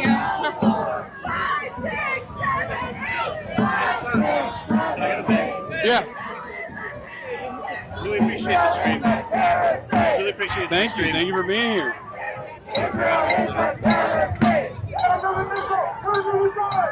Thanks. Nice to meet you. Of course. Nice to meet you. What's going on? Oh, nice to meet you. Thank you for being here. Why aren't people coming up to me and asking for my? No, I want. What have you done? Hi. What have I done?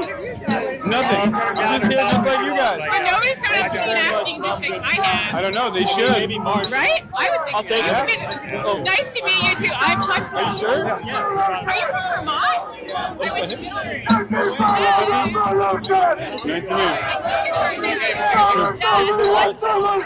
Thank you for your patience, by the way. No problem.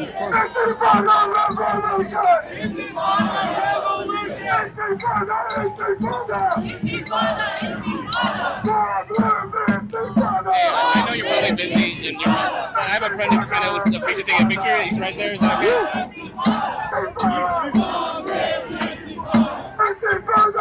Go. My bad, dog. No problem. Sure, where's your phone? The grind never stops. Someone handed me it. I hope not. Thank you. Nice to meet you. Good? Say thank you. Nice to meet you. So, you want a cookie? I just want to say thank you for what you're doing. Hell yeah, thank you for being here. It's so easy to assassinate a fat boy. I had cookie in my hand.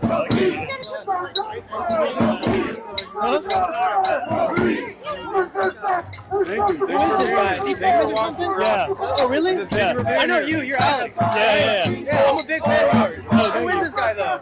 I don't know. He's washed, honestly. That's what I heard. That's what I heard. He's falling off, right? Yeah, he's falling off big time. That's crazy. Are you sure? I'm just messing with you. I know. Okay. My man.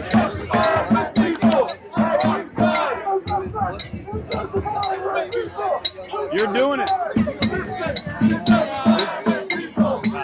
This is exactly the same thing. You're doing what I'm doing. Yeah.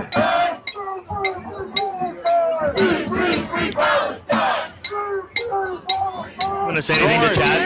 Hi chat. I don't know what to say. I'm really nervous. I'm just a big fan of Lola Ruled. You guys no, don't say that. They're gonna think I told you to say that. I'm trying to glaze you. I'm being so serious. No. Thanks for being here. No. Yeah, dude, your speech was so good.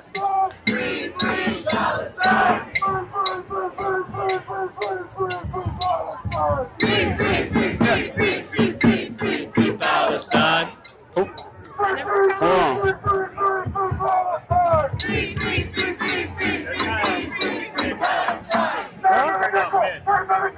They made the cookies.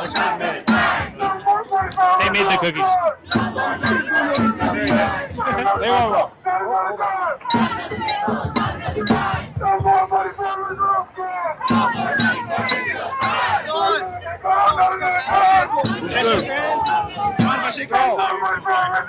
Nice to meet you. Thanks for all you do. What's up? You want a cookie? Thank you for being here. I'm trying to wash my finger, This is very good. It's delicious. Chocolate chip with cinnamon espresso powder and Baileys. Oh my God. Thank you very much. A nice woman with a baby gave them to us. She has her nice baby here. Where is it from? It's a Japanese brand called Color with a K. Sure. Another burger that looks sick. Someone needs to catalog. I'm sweaty. Oops, sorry about that. I kind of want it to rain.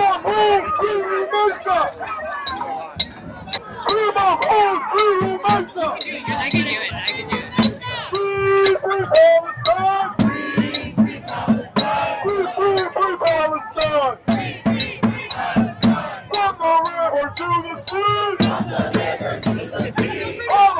Yeah, baby. What? You like the cookie? What? You like the cookie? Yeah, I do. Are you Laura? Yeah. Nice to meet you. Nice to meet you. Thank you.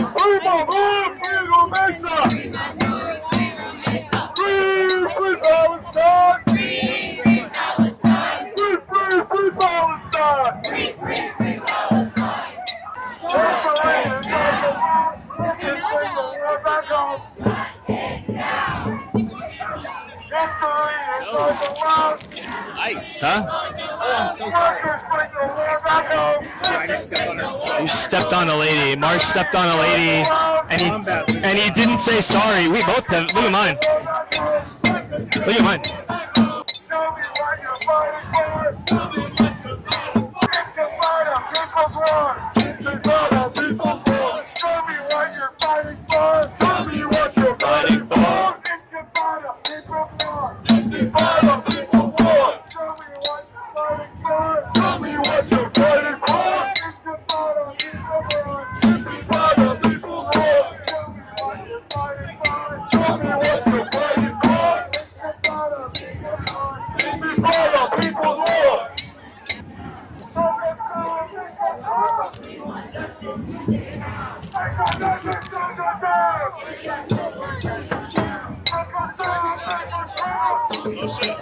What's going on, man?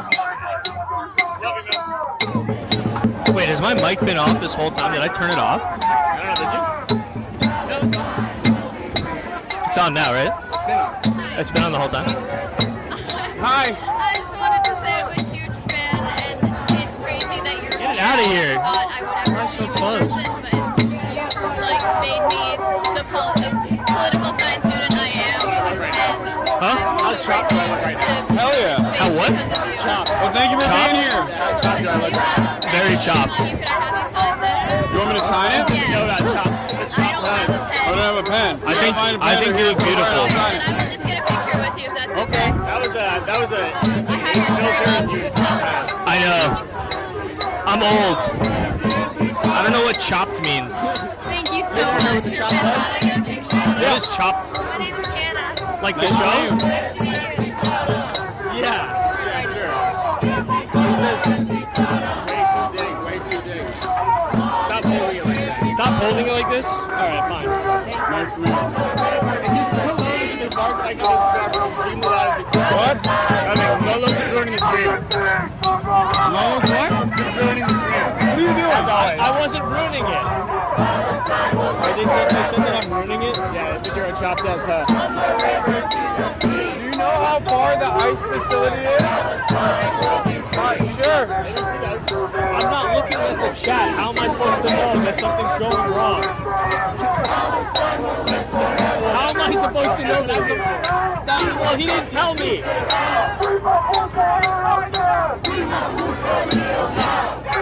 I'm so sweaty. My hands are so cold.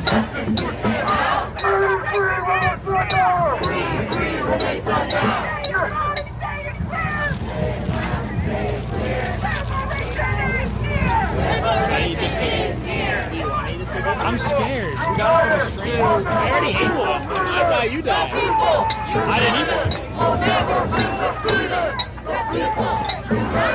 I mean, it's a nice lady. She's probably not poisonous. Yeah, exactly. And honestly, if she is, she deserves it. Good for her.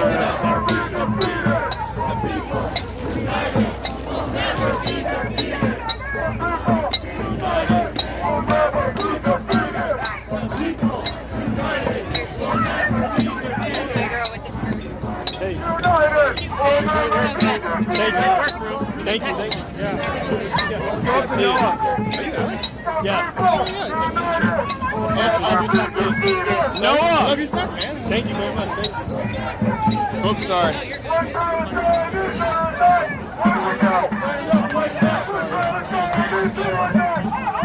Noah, do you know where the DHS is in your life? Yeah, I'll show you. Love the straw hat. Oh, thank you. We're about to turn left. And it's a 7 minute? Yeah. So like 10, 15 because of the pace. You get one guy so hard. Yeah. What's that? What's one guy? I saw the One Piece head smash Yeah. Someone gave me a PFLP banner on the way here. Like a headband. That's a rare find. That's a rare top. Yeah. Yeah, you gotta put that shit on grail. Yeah. Never. I wonder if you can get arrested for that. Yeah,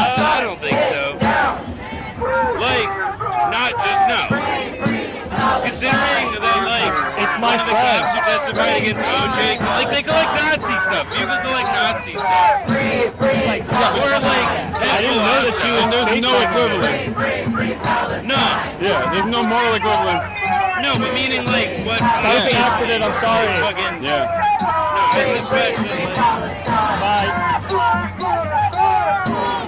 yeah, this is like once we get to like where we're going. I assume, yeah, we're gonna go. We're gonna get to the ICE headquarters, demonstrate a little bit, and then disperse. I assume as much. Yeah. When's your flight? Later in the night, but I'm gonna go back to the hotel to keep streaming. If you want to come, I may join you. You can get your yeah, exactly. Get my hat. Freaking Yankee hat.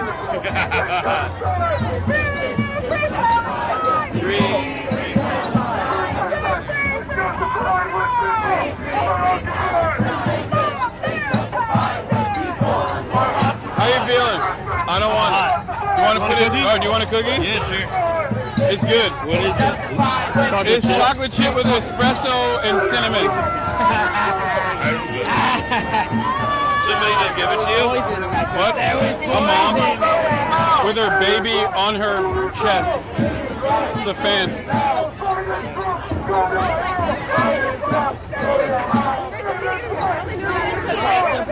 Oh, well, I'm glad you're here. It's the Great Depression. I'm in the middle of that one. I feel bad. Thank you for being here. What's up?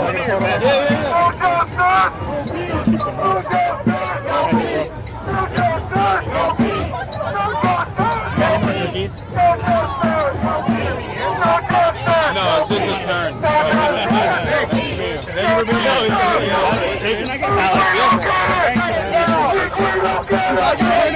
It's exciting. Thank you for being here.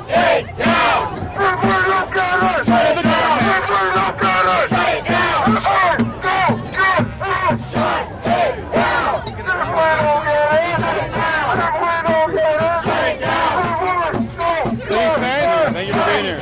We've watching you since like 4 or 5 days. So hell yeah. It's really cool to see you here. Thank you. Thank you for being here. Thank you for watching. From the river to the sea. From the river to the sea. Palestine will be free. From the sea to the river. From the sea to the river. Palestine will be forever. Thank you for being here. From the river to the sea. From the river to the sea. Palestine will be free. Palestine will be free. Getting a little musty. It's getting a little hot. I'll admit it.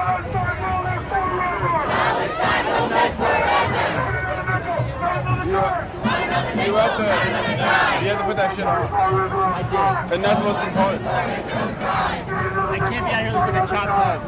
What? I can't be out here looking at chopped heads. Yeah. Wait, I thought that meant pose. Do you see the red triangle Star of David?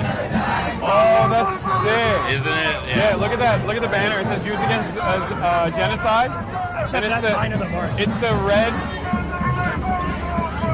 It's the red logo. It's a red triangle inside of the Star of David. You saw that? Oh yeah, we are fans. Okay, let me show you something. That's JVP. Yes, sir. Would you ever 10 years ago assume that JVP would ever even remotely come close to signaling that? No. Yeah, that's what I mean. I think it shows that the discourse has shifted a lot. It's like, because the way I see it, like JVP initially was similar, maybe a little bit more radical than If Not Now, but like it was, you know, peaceniks in general. It's like not like I don't think. I think if you identified as a political liberal, like JVP was a home. It could have been a real home. Yeah. But I think like it's a good 10 years is the right window because basically since then, I mean really kind of since like Bernie and the generational kind of like the fact that this is such a generationally defined thing has opened up. Yeah. I mean like it's you can see the person holding that sign didn't have gray hair. No, It's like the attitude has shifted as this generation has kind of come in to be like the body of the movement. Yeah. What? It's at 84%. Should I swap it? Okay. Thank you. We can wait, yeah.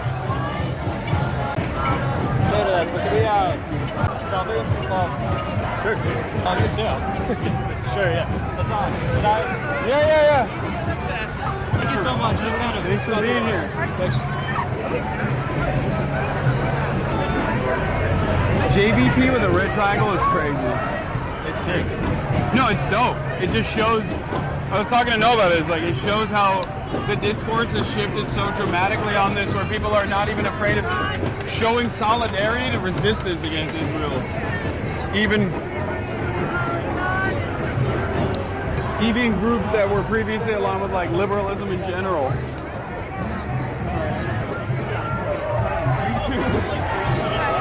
Of course. Sorry, you guys are so tired. Yeah. Thank you so much. All right, have a good one. Sure, yeah. You got like when we were walking over and that dude walked up, the Japanese, he had either southern or like midwestern accent where he's like, brother, I love you, I love your work. And it's like, that's the type of dude I would have never expected to be woke on Palestine and to be knowledgeable on this issue. So much so that they're like out here demonstrating. What's up, you want this photo? Yeah. Thank you so much. Love to meet you. Of course. Thank you. I love your team. Thanks for being here. What's up? Okay, thank you. Sorry. They're saying that we're putting the whole stream on our back. Yeah, literally. Wait, I don't know. Damn it, dude. You're Hell yeah. so hard right now. Nah, it's good. Where do you want it? Look, I'm logged in. It's all good. We're good now. You know what Chop Cuz was? I Chop tried what? my best, man. Thank you. Chop Thank cheese? you for watching it. Thank you for being here. Okay, wait. Nice to meet you. Are you gonna take me around New York and Nice show to me meet that Yeah. decadent fine New York cuisine? Yeah, I'm taking you to my favorite sushi place, which actually I don't want to reveal. The thing is, it won't be better than LA. No, it is better than LA. Shut the fuck up. Bro, It's New York. LA is one of the best cities in the world for pure Japanese food. Thank you for being here. Okay, I'm gonna take you to my favorite sushi restaurant. The red eye cooked me. I'm so good. What? The red eye cooked And me. Hassan's The red eye. When is your? Will you fly back tomorrow night? No, it's super early in the morning. On Monday? Yeah, Monday morning. Where you staying? Okay. At the hotel you told me. Don't say it though. Don't. No, I'm not. That's all I want to know. Good. That's a crowd. Like a rat. Yeah. You want to eat it with a rat? Yeah, I want to eat it next to a rat. Next to a rat. Okay, I got a place. Stereotype of like New York. Yeah, I got it. I know. Like, fine dining. It's like, whatever. Give me that raw, authentic. Yeah, we'll have a dirty water hot dog. Exactly. Thank you for being here. Are we here? Yeah, sure. Yeah. Hold on a second. Hold on, wait. Wait till he turns around. He gets distracted very easily. Of course. It's like a big stupid. You're off. Don't worry. Wait, let's keep walking. Don't worry, he's coming. He's gonna come. Take a picture here. Yeah. Hold on, get in there, Mark. Marsh, get in. The delay. Wait, send me that one. Thank Yeah. Oh, thank you. I usually give you more than funny shit. Two black dudes. Crash dummies. Yeah, they're great. Nice to meet you, man. Crash dummy shout out. What? Crash dummy shout out. You've been getting fear and glaze. It's time to go. You are the guy. I can't tell which building it is because all these buildings are so evil. Yeah. Of course. Nice to meet you.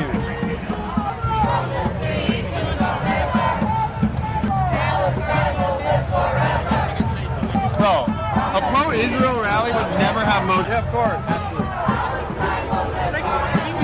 Of course, thank you for being here.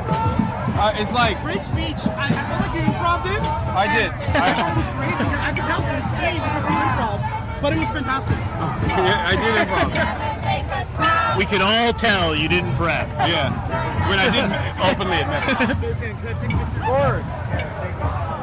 We have a Muslim conference every year. It's like the oldest Muslim conference every year. It's 75 years now. It's in Richmond. Yeah, it's on my Twitter bio. Yeah, okay, yeah, I'll definitely do that. Yeah. Oh, sorry. We're taking a photo. Yeah, no. Forget this guy. Yeah, fuck this guy. I don't need to photo being Every time we stop, I'm like, all right. I appreciate everything you guys are doing. You guys are doing really Thank you, yeah, of course. Yeah, Hassan, keep it up. Keep it up. Don't stop. I'm stopping. I'm stopping right now. You better not. I'm stopping right now. I swear to God, if you do, you'll be mad. No. Remember, it's a pentagram, Hassan. Yeah. Yeah. Of course. Sorry, I was too nervous. I was way too nervous to ask. What up?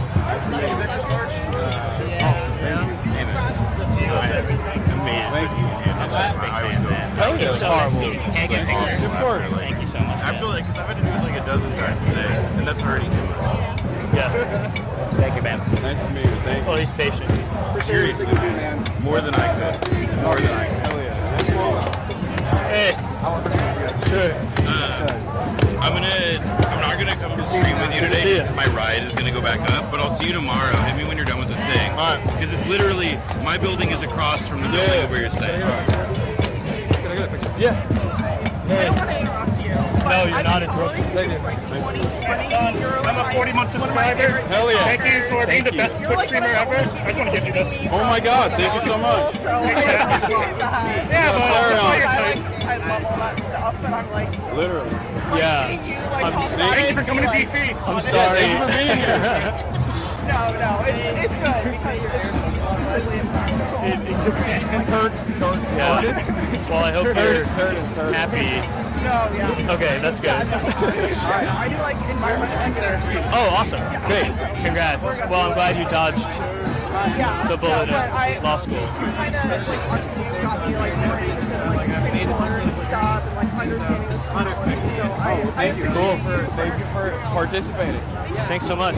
Nice to meet you. Thank you. Nice to meet you. Hey, excuse me. Can I get a selfie? Oh, Yeah. Yeah, of course. Right on, right on. No, it's all good. Hey. Thank you so much. I'm good. How are you? Hell yeah. Big fan. All right. Nice to meet you. Thanks for being here. Thanks for being here. You guys are great. Thank Yeah. you. Yeah. No, yeah, of course. Sorry. Are you good? Yeah, we good? Nice to meet you.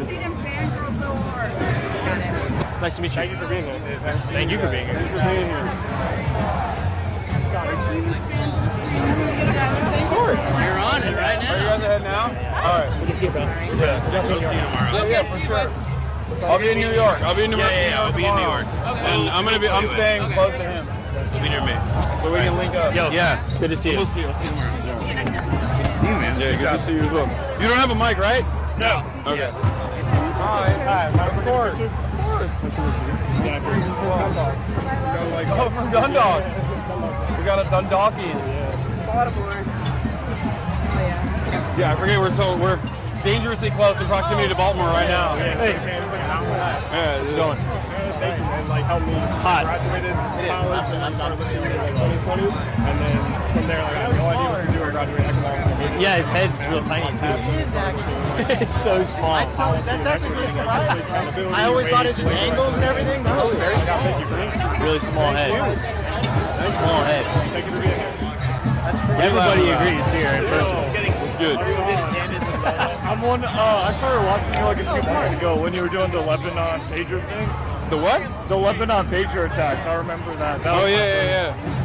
Yeah, my first actual exposure was through Willie Mack's show, and I had a bad first impression. Nah, but there's the one question I've always wanted to ask you though. What's up? So we got a Willie Slop fan. We're not a fan, but No, I don't watch it. Originally a hater. No, What's up? but now a big Glazer. Hell yeah. Well, it's all good. I mean, that's how it goes. Sorry? Yeah, so I've always wanted to ask you. It's Obviously, too hot. we all do our different forms of outreach. No, for this is our no. This is humid. It's too much. I do as like a volunteer for like a small I can't believe it gets worse coalition than in this. New York. We hire. We go talk to people. You guys like this? How do you discuss deal with the fact that I maybe know, what one the out of fuck? 100 people will actually go out and do stuff like this? Bro, it's amazing. Because I can't do it. It takes. I knew I shouldn't have It worn takes a pants village. today. It takes a long time. This is an unimaginable crowd for if you look at like 10 years in the past, if you look at a decade ago, there would never be this many young people no worries. talking about Palestine. Personally, my opinion is with the whole kidnapping thing, I feel like there's still not enough people on the streets that care. I know. About that. We're working on it. We're gonna fix it. Hopefully. Yeah. And I think a part of that is because liberals are not aware. Thank you. A part of that is the direct failure of the Democratic Party. But things are changing. Even organizations that played a formative role in developing this deportation list and the kidnapping list, like the ADL and numerous Canary Mission, like numerous other Israel organizations, like pro-Israel organizations that masquerade as Jewish advocacy organizations, are now kind of getting cold feet because they're realizing this is only accelerating the anger and resentment people feel towards Israel. Yeah. So, in a way, it's always darkest before the dawn, and all of the backlash, I think, will keep building momentum. That's what I think. I think it also takes a long time. I personally, when I've been doing outreach, I think the biggest enemy to this sort of movement is people's what's it called? Indifference. You know what I mean? I think we can both agree that most people only care about themselves. Yeah. How do you, especially Americans? Yeah. Yeah. How do you maybe talk to someone like that? Maybe get them less indifferent.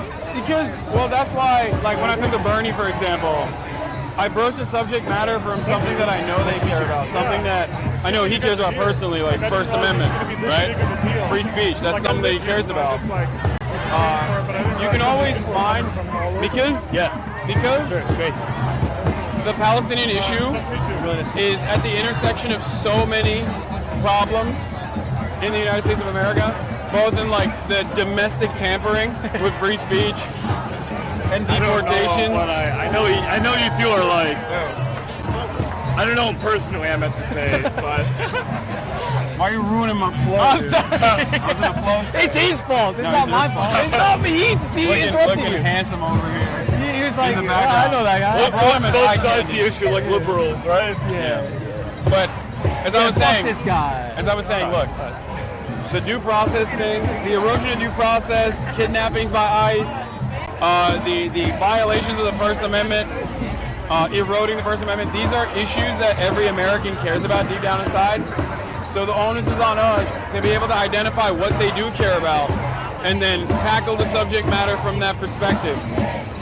Another very common uniting factor, uniting principle is every dollar given to Israel, every one of your tax dollars given to Israel could actually be spent here on healthcare, could actually be spent here on the roads, could actually be spent on building our infrastructure.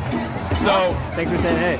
It's actually fairly easy to get Americans to recognize how unsustainable and insane it is. I do have one question. What? This might be a bit difficult for you to... Also, your shoelaces are untied. This is my life. This is how I live. Okay. But have you ever read the book Perfect Victims by Muhammad Al-Kurd? No, I have not. I recommend you read it, but he talks about how, sort of talking about, your tax dollars spend our killing, puts Palestinian lives on the back seat as opposed to their interest. No, I understand his framework, and I think that this is overall a multifaceted effort. Everyone has a different role to play, and I totally get that. I think it's important to recognize the humanity of Palestinians because the dehumanization is what allows people to feel indifferent. But also, America is a deeply, deeply white supremacist nation. Oh yeah, definitely. And I will take any ally I can get, and I will take any opportunity I can get to communicate on this issue on causes that they care about as an entry point. Because no one just starts off and goes, oh yeah, I don't like the way our taxes are being spent. They investigate further. You just got to open that door. No matter how you can open that door, it's good. Find a way to make them care about it. Find a way to make them care about it. Find a way to make them inquisitive. And then send them along on this journey. As many people around us that have come here probably were oblivious to the reality in Gaza, maybe before October 7, even maybe after October 7, and until recently. So I don't discount any initiative moving the needle in the right direction. I think it's good to do that. And yeah, that's why I do what I do, and I kind of stay out of like people. There's people that criticize my tactics as well. Yeah, but I think I also watch Ben and Panado, but I feel like he's a little too harsh on you for that. Yeah, no, it's all good. Like, because I know he is for Palestinian emancipation at the end of the day. See me in person, they so go, I my goat is don't lost. care that we have a difference in tactics, a difference in methods. Because I'm an American citizen. I live in the United States of America.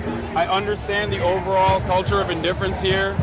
Are you It's washed? a very carefully crafted, multi-billion-dollar propaganda machine that makes Americans indifferent to all the bloodshed.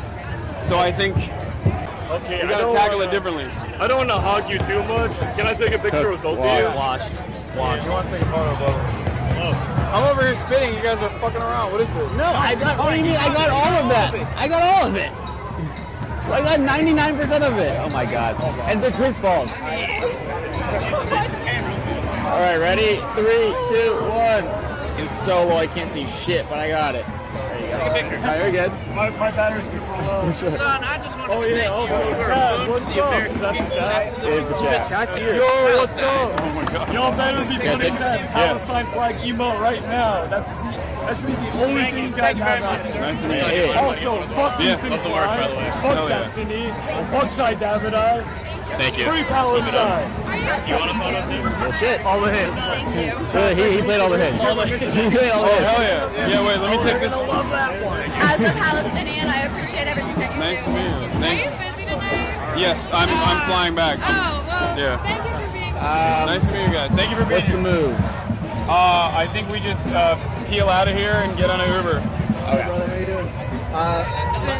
Sorry, you go first. Well, she used to see that in 18 minutes. Nice to meet you. I'm going to figure out the best All time right. to do that. Want to take a photo? Yeah. Of course. All right. Nice to meet you, brother. Thank you for all the work you're doing. Oh, thank you. Big trek to come from Dearborn. Oh, yeah. You got to make it out, man. Let's just do it, all right? All right. That way. Nice to meet you guys. I know that's That way. Nice to meet you. Thanks for being here. Nice to meet you. Do we have to like gnaw people's ankles to like, you know what I mean? Yeah. Everybody thanks you for your advocacy and your work. So you've heard that 1,000 times. What I want to thank you for is introducing me to minoxidil. Yeah. That shit was thinned out. It was thinned out 5 months later. It's like it's back. So you know, Hell yeah. I appreciate that. It's good. And I don't need to take a picture. We can just put. I was in front of the stream real quick. We can just clip it later. Oh. There you go. Hey, thanks for coming. Good day. They want us to move up so we can just like yell out. What do you mean? Well, we want to file ways. That's what like BYM people want. We're going. We're going. I mean, we're gonna. Oh, you're gonna head right out? now. Okay. Yeah, we're gonna head out. this way. I see. All right. Sure. All right. Last one didn't take. Where's Lolo? Where's Lolo? He's behind you. He's behind you. Guys, get a picture. I don't know if I can do that. Okay, sure. I'm a Quick. huge fan. Nice to meet you guys. So much. Nice to meet you. All right, we gotta go. We gotta go. Okay, last one. I have to leave. Hello. Thank you so much. All right. What's up? Nice to see you guys. Merhaba. Can I get a picture? Sure, quick, but I have to leave. Quick. Okay. Uh-oh. All right, have a good one. All right. We gotta be quick. We gotta go. I don't even know how we're gonna get I parked. know where we're going. Are you finding a route? Yes. Dude, I am starving right now. Yeah. Let's go to Yellow Deli. No, he has to go live still. No. I'm swapping the stream over to And then he's ordering room service, but we can go out and eat without him.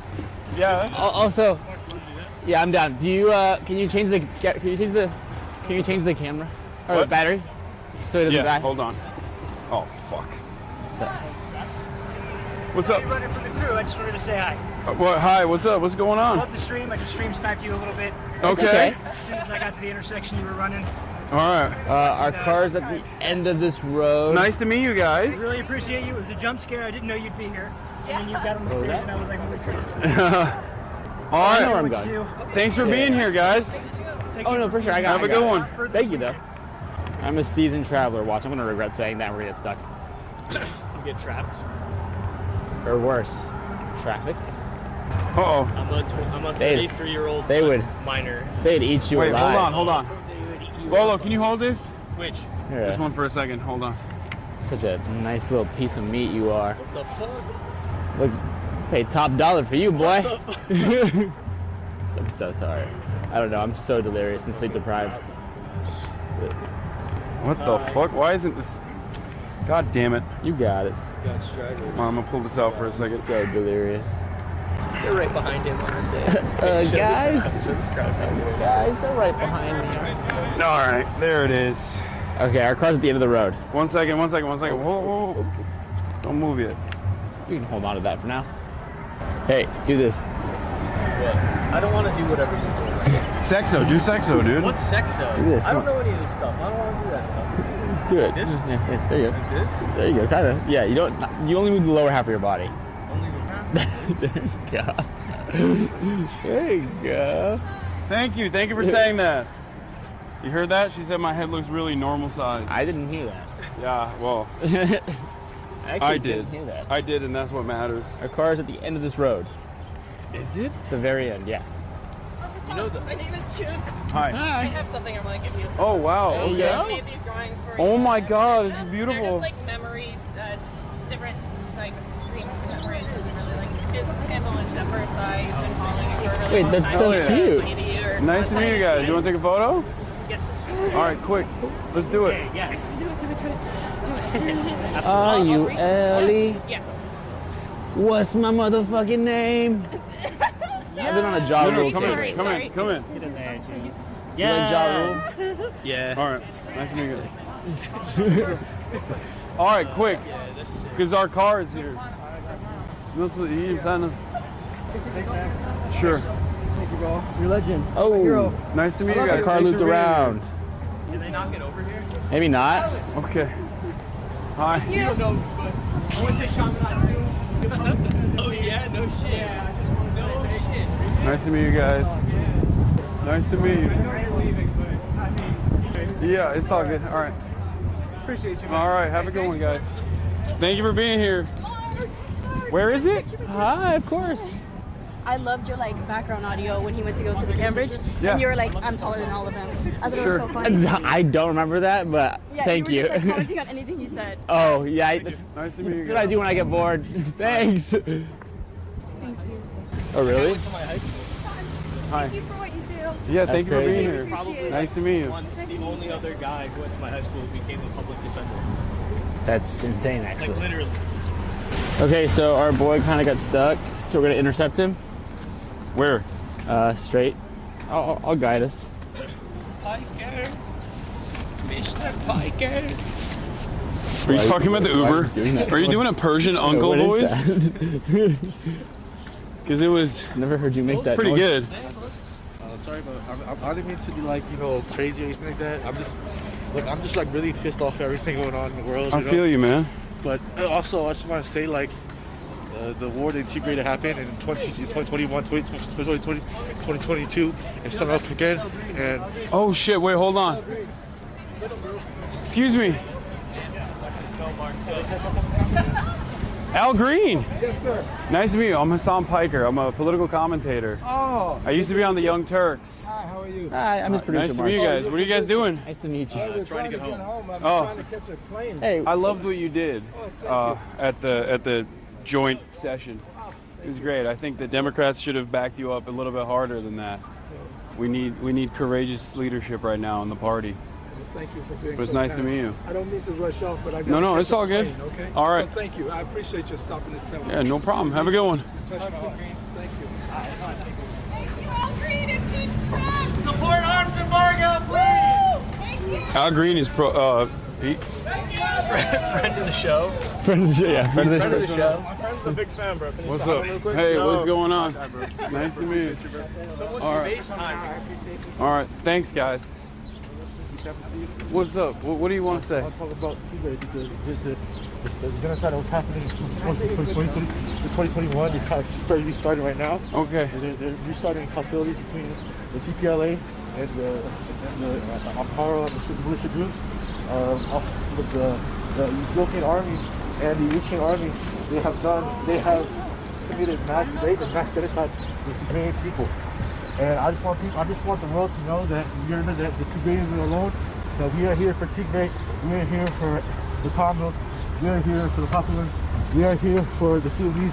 We are here for every oppressed person in the entire world. All right. Free everybody, man. I'm sorry, right. you know, if I came off a little radical. No, it's all good. It's all good. Nice to meet you, man. I believe you too, man. All right. Peace. Have a good one. All right. All these cars are getting stuck. Our guy canceled, but I found another one. Walking towards him right now. 3 minutes. It's over there, right? Yeah. I'm just walking down the path that he is on. That's so funny. Al Green's just casually walking. Okay, well, I gotta fix the ISO. It's fucking dark. Or it's fucking too bright. Please hold. Sick. Why are you looking at me like that, Lolo?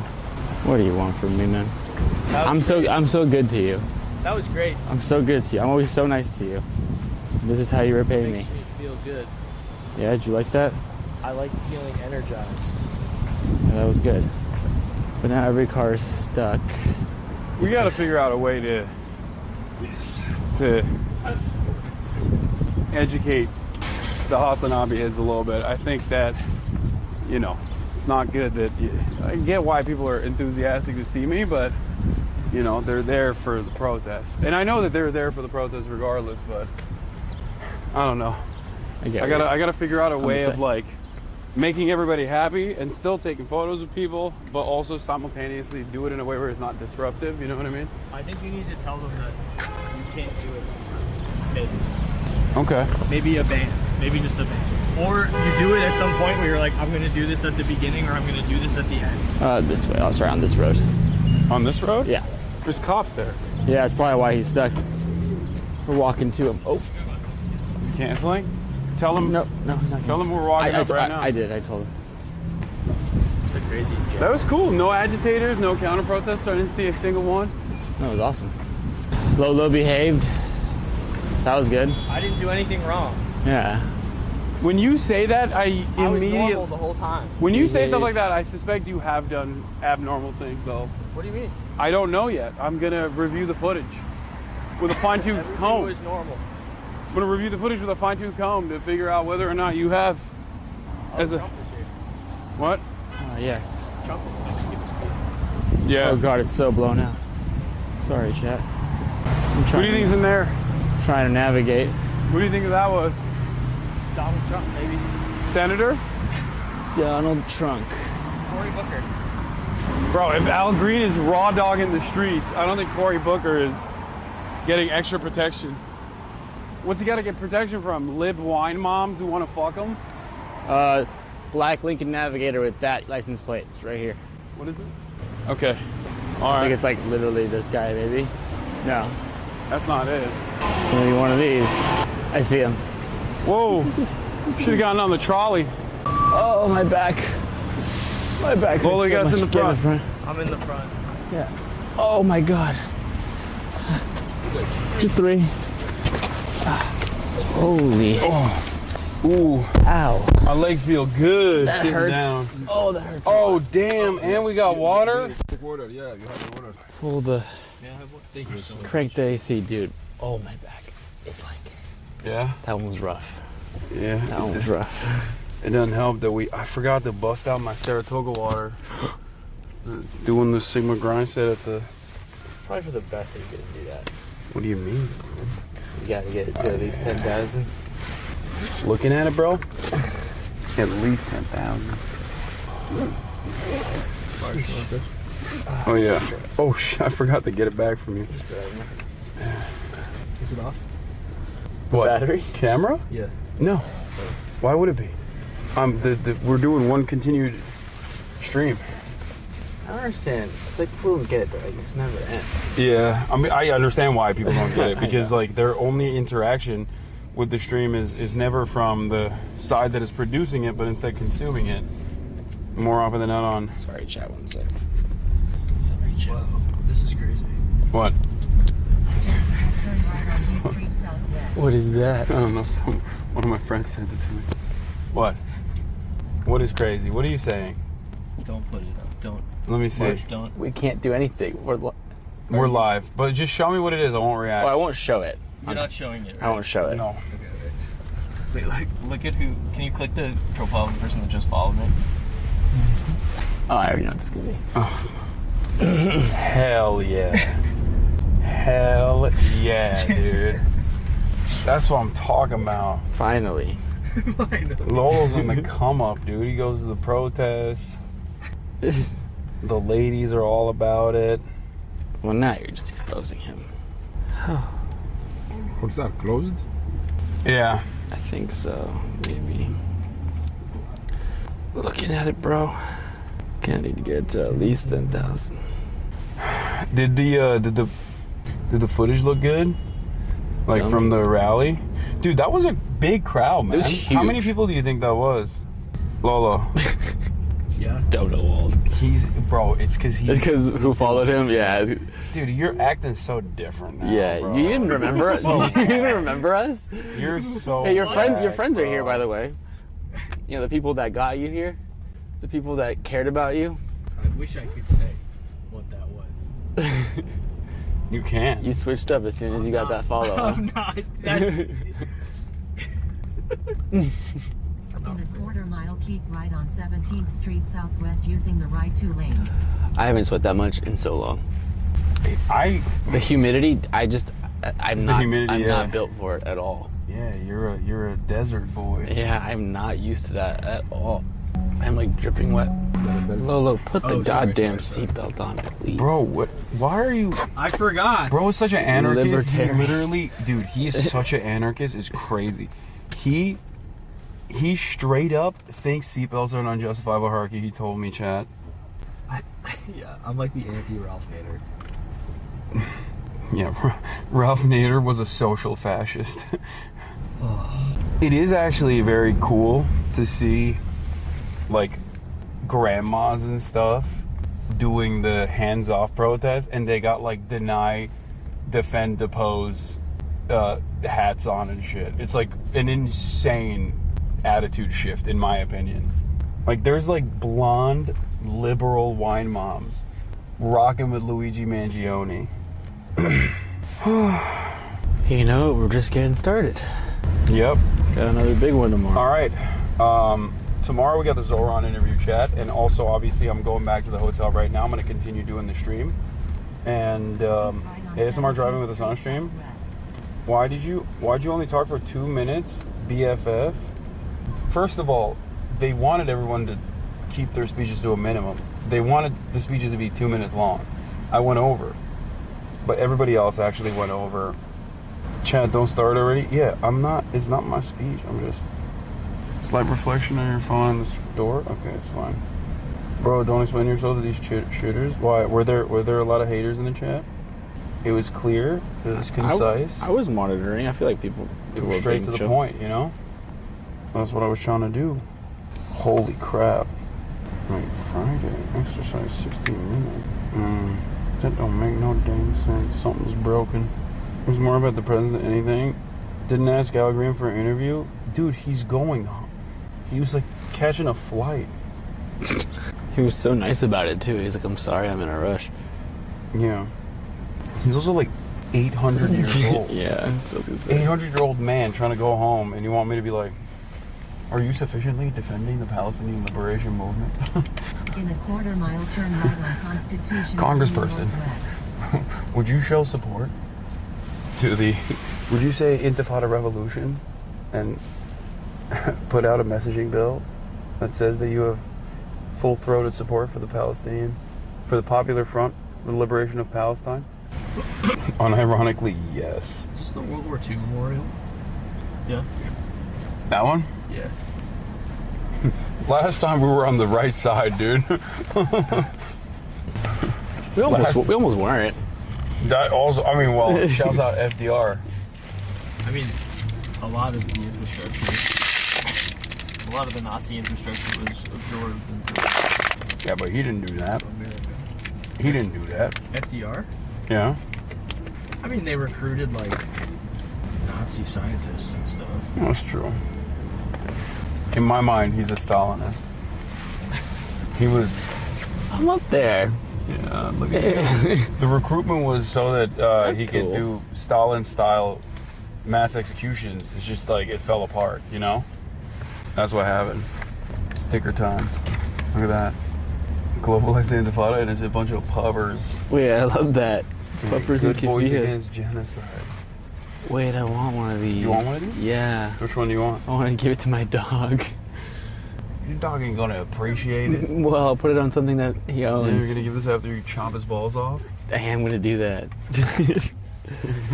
You're gonna cook him. At 8 years, hey, he got 8 years with them. That's more than most dogs get.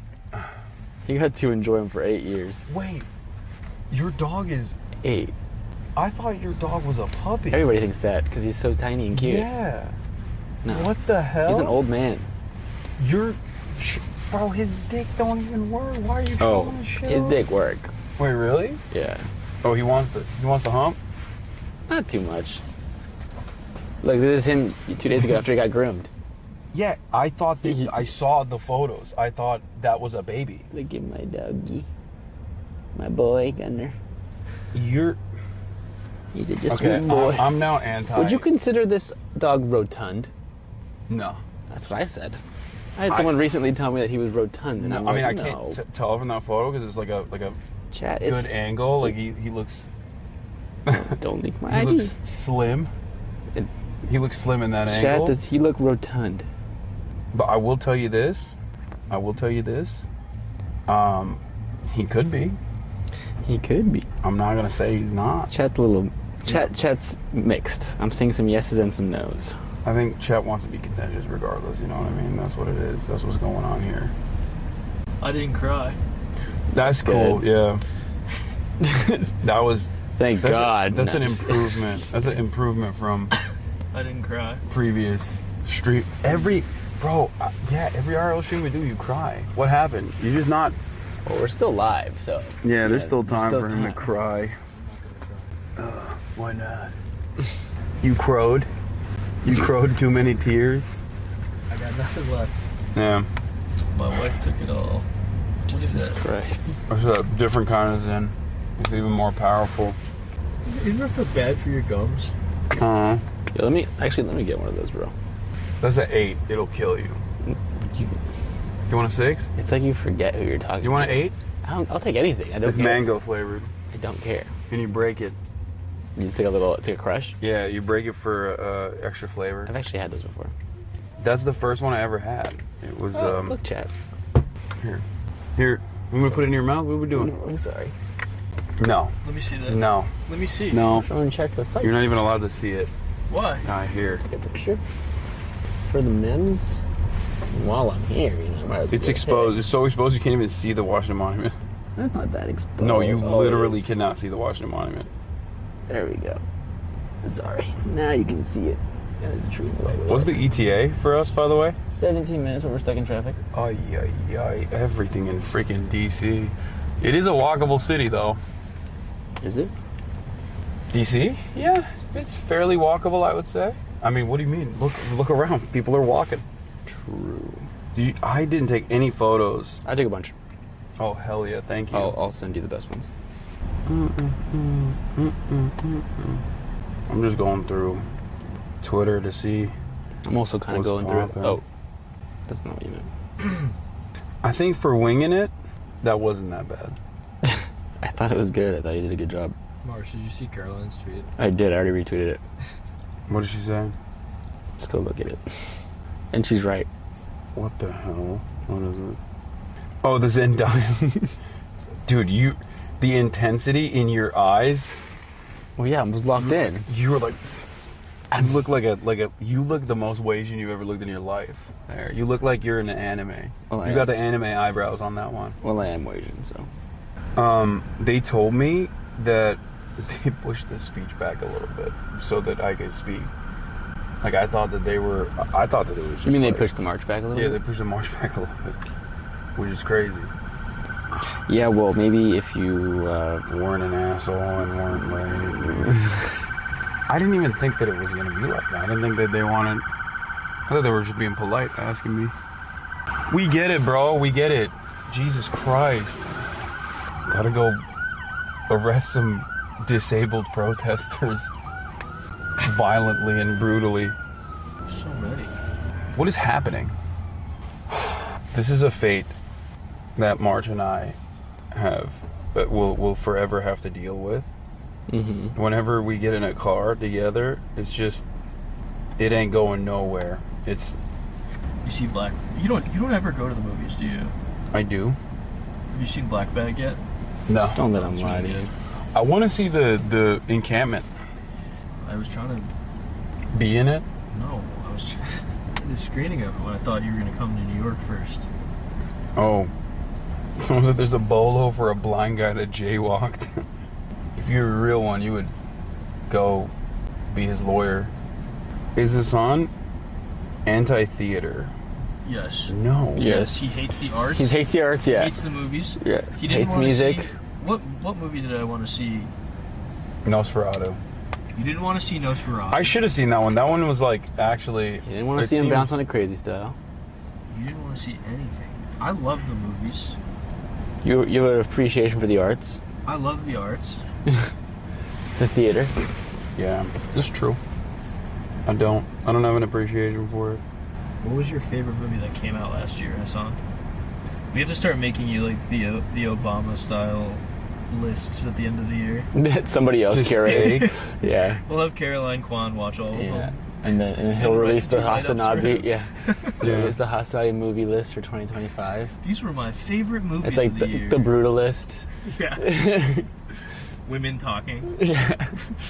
Oh, the IDF has officially come out and admitted mistakenly identifying Gaza aid workers as threat after videos of attacks showed ambulances that were marked. Classic. We didn't do it. Okay, but we did do it, but it was Hamas. Okay, it wasn't Hamas, but they were suspicious. Okay, they were clearly civilians, but it was an accident. We'll investigate. Okay, our investigation found no wrongdoing. Or, the other specialty, the investigation found some wrongdoing, but we're still not going to issue any punishments. Classic. Classic. Oh my god. What? Stop. You have to stop it. What is he doing? He's just acting different, dude. He gets this way sometimes. I forgot to say deport Elon Musk. That was the one thing I didn't get to. I think that people would have liked that one. You know what I mean? It would have been a good one. Yeah. It is what it is.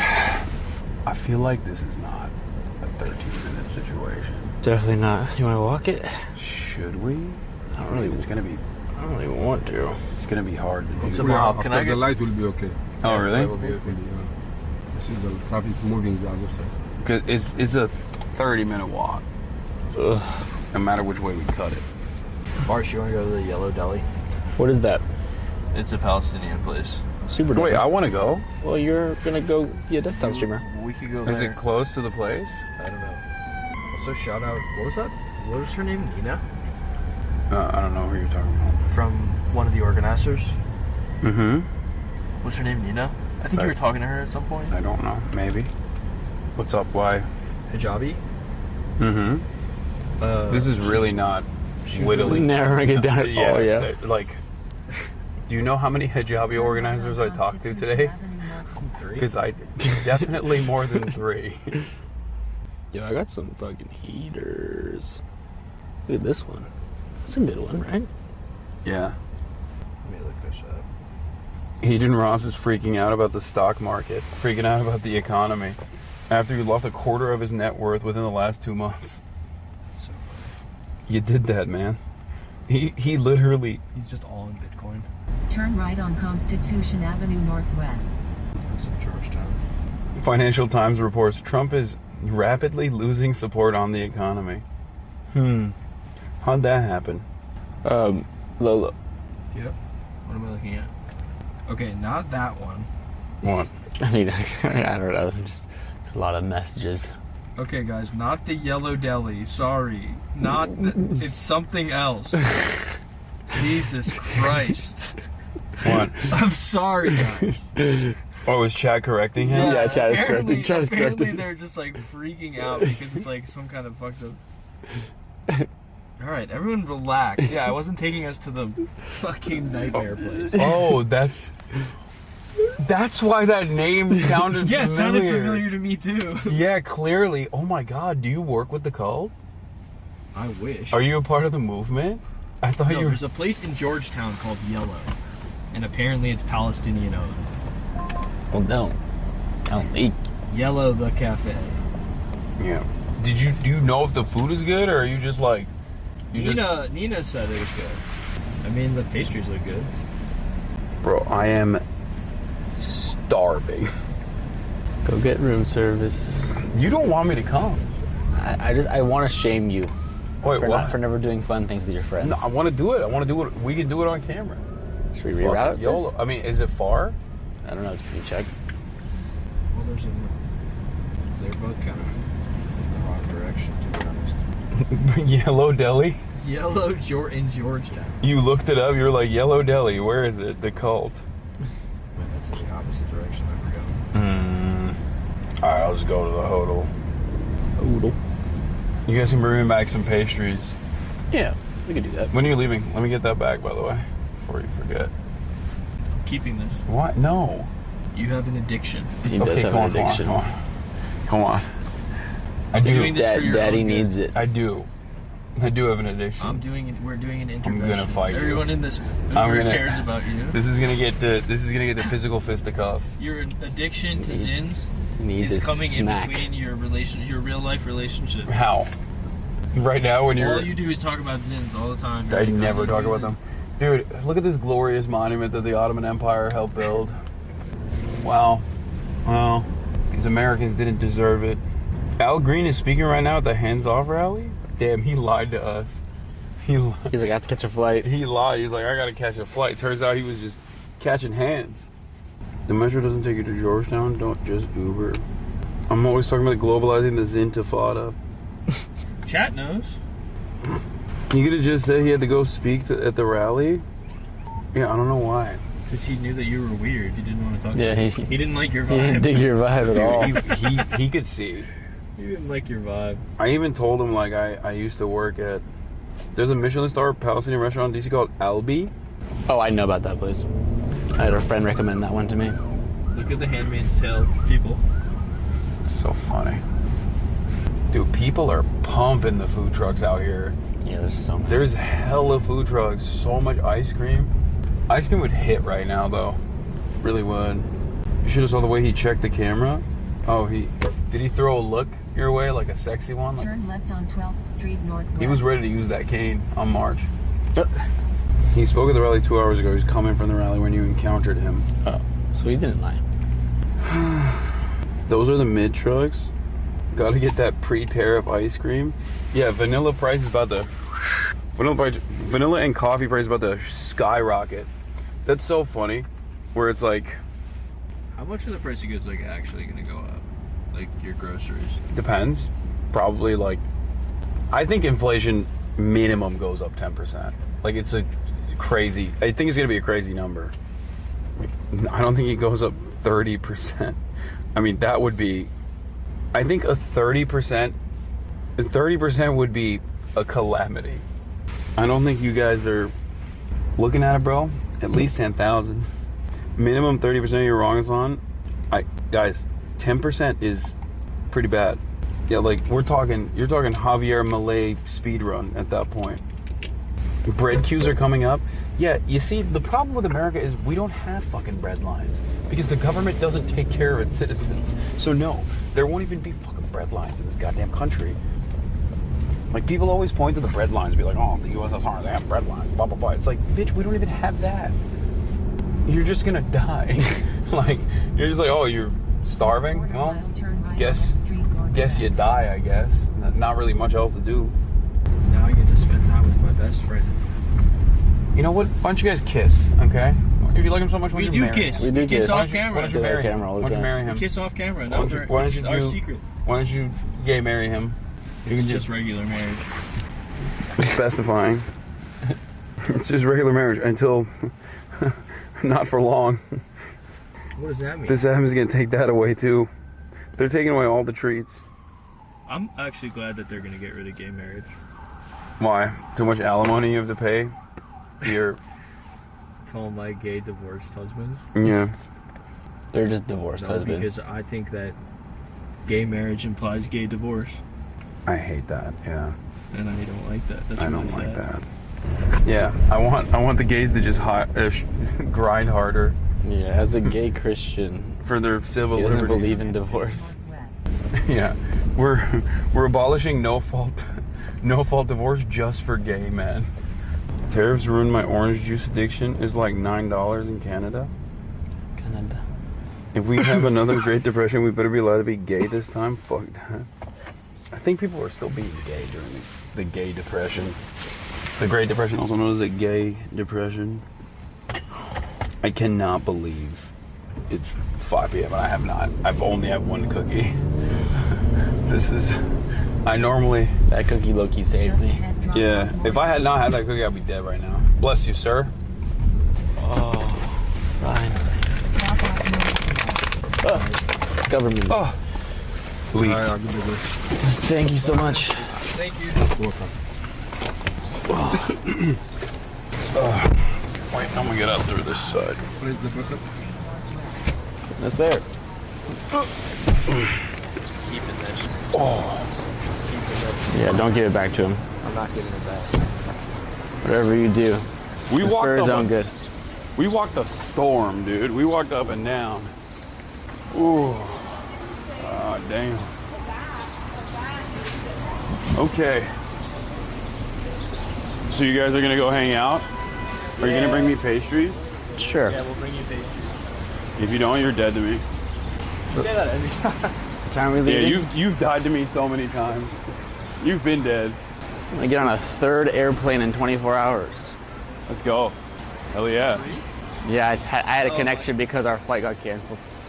We went on separate flights. He got a direct. There was only one seat left on that one, and then I took a connection. It's been a rough morning for old Marchie, man. I hate Jedwell, yeah. Enjoyed it? Yeah, it's great. All right.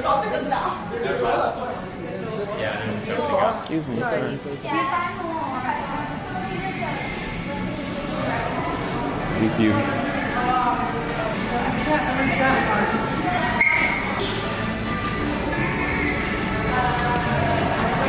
Covering up the camera so you don't know where we're going. Pro-Palestinian demonstration. Oh, okay. Yeah. 7th floor going up. Have a good one. No, this is the 7th floor. Oh, it's the 7th? Yeah, this is your floor. See ya. It doesn't matter. Okay. You're right. I'm not going to be here for long. I'm here for a good time, not a long one, you know what I mean? You don't have to show the room, but... 9th floor going up. Oh, whoa. Congratulations.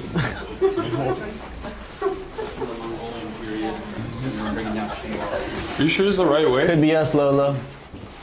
Could be us. Getting gay married? That could be us. Gay married. Hello. It's just regular marriage. It's just regular. Oh, it's nice and cool in here. Oh, they brought another desk. Swap it back over. Oh, nice. March time. Oh my god. I'm so gross. Yeah. I am so gross. I feel, yeah. Train for 3 hours. Swap it back. Hold on. All right, we're back. There it is. Okay. March is going to put the camera back on. Oof. God damn, I'm tired. Holy moly. Holy baloney, dude. Oops. Wrong camera. Let's keep that on. As Noah's hat. Was gonna give it to him? Bro, I'm feeling it. I'm definitely feeling it. March, you killed it, dude. Lolo, you were there. A presence, you know, a force to be reckoned with. Alrighty. How are you in a jacket? Do you know how cold it is in this room? It's amazing. It's actually amazingly cold in this. It's perfect. Lolo, please give me back my Zen. That's crazy that you don't have to steal things from me every time we hang out. You know what I mean? Dude, that's crazy. I can't even show it. It's sick. Okay. He didn't steal it. He reappropriated it. Okay, dude. Don't give him the grace. Okay. Don't make it seem like he's doing a good thing. All right. Well, times are tough. And that's precisely what we're going to be talking about right now. That's right, ladies and gentlemen. We're getting back to the stock market. All right. Have fun, boys. Oops. But not too much fun. Thank you. I am an addict. It's true. I'm addicted. I'm addicted to the grind. All right. Let's get back to stonks. Some of you have it. Many of you will no longer have it by the end of this next month. Please turn down the exposure a bit. It's not that bad. Like it's I mean, it is a little bit over. What are you doing?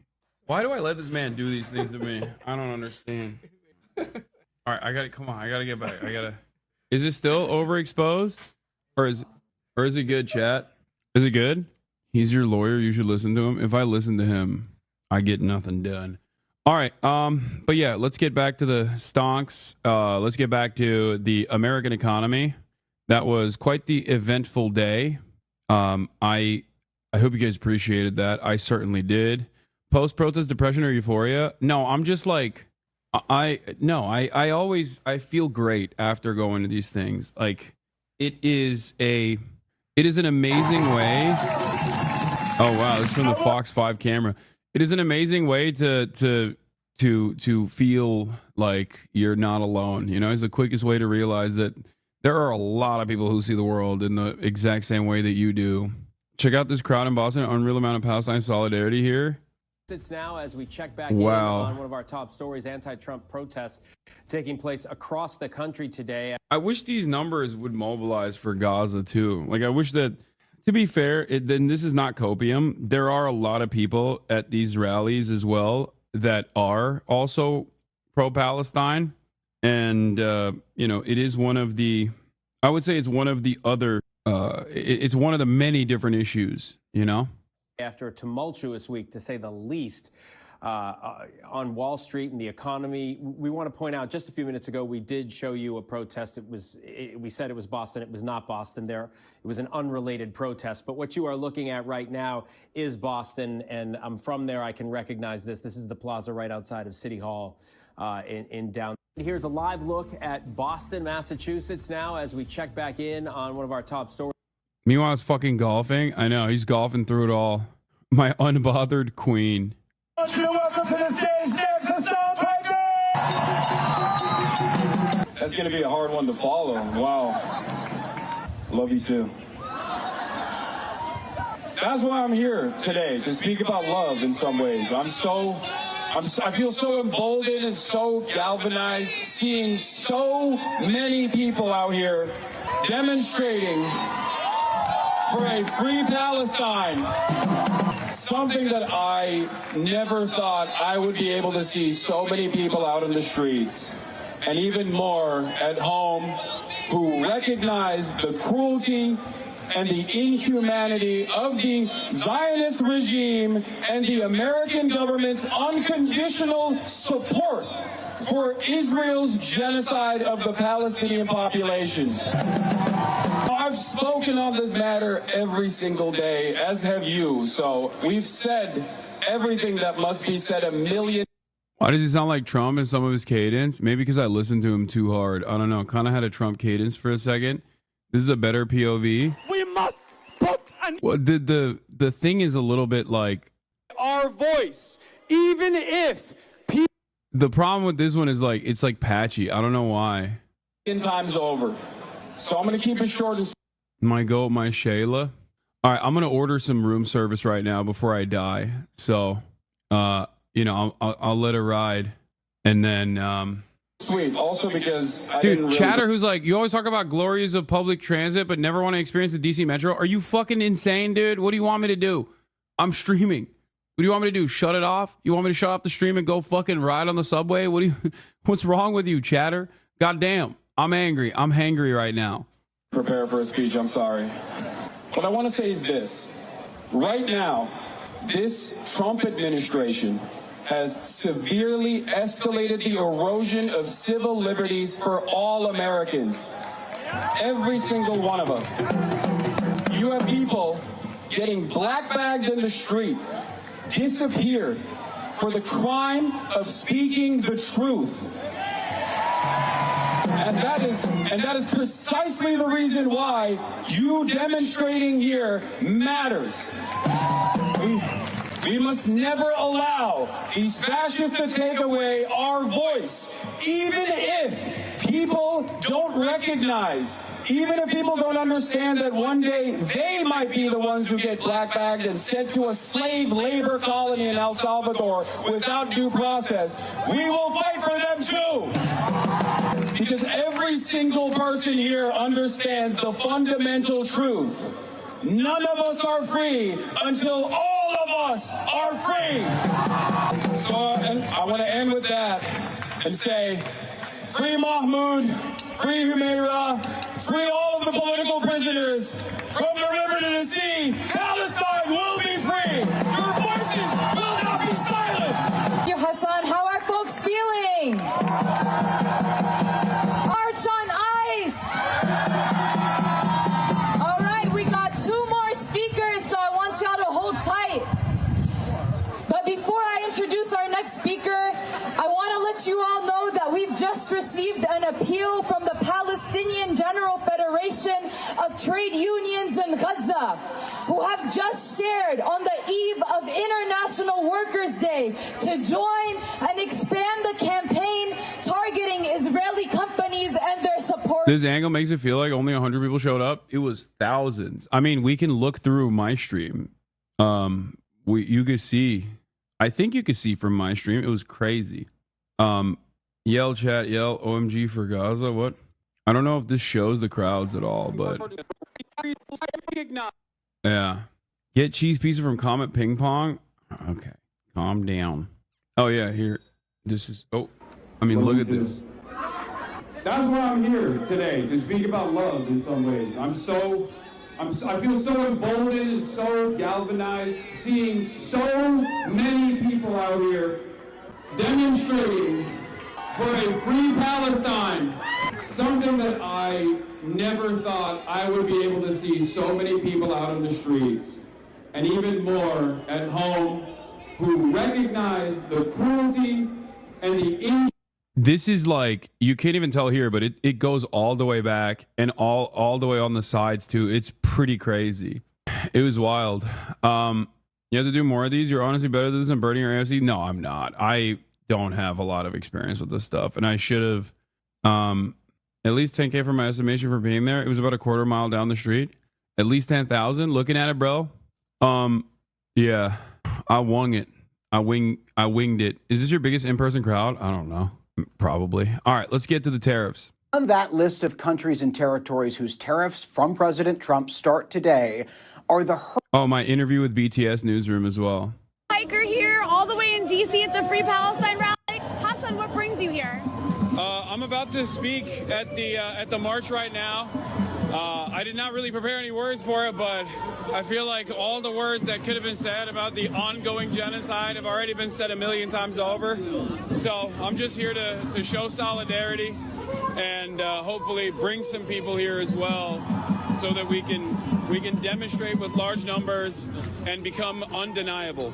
Hasan, you have a huge base of people that watch you, that listen to what you say. People are feeling really scared right now. They're feeling tired right now. What's your response to that attitude? It's something that I think about quite a bit. Honestly, the reason why they're really clamping down on any sort of speech that says the truth about what Israel is doing, that speaks to the atrocities, the inhumanity, the cruel treatment, the genocide of Palestinians in Gaza, the real reasons as to why they're becoming more aggressive in their policing of speech and undermining constitutional protections is because they're scared, is because a lot of people recognize that there is a real fissure between what the public's demands are, what they see, what they recognize, and what the politicians and the lobbyists here in D.C. are advocating for on the issue of Israel. And that's precisely the reason why they want to clamp down as hard as they can. But I think instead of feeling insecure in this moment, we should feel emboldened. And those of us who have the privilege of having an American citizenship, those of us who are Jewish, especially, should be going out and basically putting their bodies in front of this movement to make sure that no matter what happens, we will not be silenced. And one last thing, you know, these guys like Trump and Musk and this sort of like MAGA attitude of like... Chad, it sounds way less high-pitched in person, trust me. Different mics make it, different mics hit different body, different mics make it seem like different voices. Alpha, superiority, and strength. They're actually quite insecure, small people. I feel like you're a good counter to that. What do you have to say to the people who think that like this is the strong, alpha, cool way to go, is like the Trumps and the Musks of the world? I think a strong man protects those who can't protect themselves. It's a weak man that seeks out more vulnerable people to harm them, to elevate their status. And I think it's very scary, it's very disturbing that there is momentum amongst the youth here in the United States of America especially, where they feel like it's a beacon of masculinity to attack those who can't defend themselves. I think that's what a weak man does. We gotta bring strong men back. You look so white there, ha ha ha. Good. I'll avoid arrest. How'd you like DC? How was the rally? I wish I could have been there. The rally was amazing. The crowd was amazing. Quickest way to recognize that your work is impactful and that your voice is being heard. That's why I always tell you guys, go out to the protests. Always show up. Always directly show solidarity, because every single time you do that, you will feel more emboldened than you did prior, because, you know, it just, did you see Noah Samson? No. I mean, you would have seen him if I saw him, because he would have shown up. He would have come up to me. You're not the Joe Rogan of the left, but I realized you filled the Joe Rogan hole I had when I stopped watching in 2016. Heard in McDonald Islands. Okay. The Wall Street sell-off triggered. Let's get back to the fucking tariffs, baby. It's tariff time. By the tariffs and trade policies announced by President Trump this week. Friday. I wasn't here the entire time, dude. Had shit to do. I wasn't being contentious. I'm just saying you would have seen it if he was there. Losses intensified after China matched the president's tariffs. The Dow, S&P 500, and NASDAQ all fell more than 5.5%. That added to Thursday's losses, making this the worst two-day streak for the market since the early days of the COVID pandemic. The president is spending the weekend at his Florida resort. CBS News senior White House correspondent Weijia Zhang is traveling with the president and joins us now. Weijia, good morning. Good morning to you, Dana, and good morning to everybody. You know, last night, President Trump attended a lavish fundraising dinner that cost $1 million a person after spending much of the day at his golf club. He says he is not worried about those nosediving markets and that big business is not worried about the tariffs because, quote, they are sick. He's not worried about it. Great. Well, if he's not worried about it, then it's fine, I guess. Dude. Again and again and again, I repeat myself on this, but it is crazy how much leeway Republicans get in general, but especially Donald Trump gets when being an out-of-touch, monstrous asshole. It will never not be wild to me. He gets to do whatever he wants, dude. It is crazy. He's just like... He's sitting there. He's like, yeah.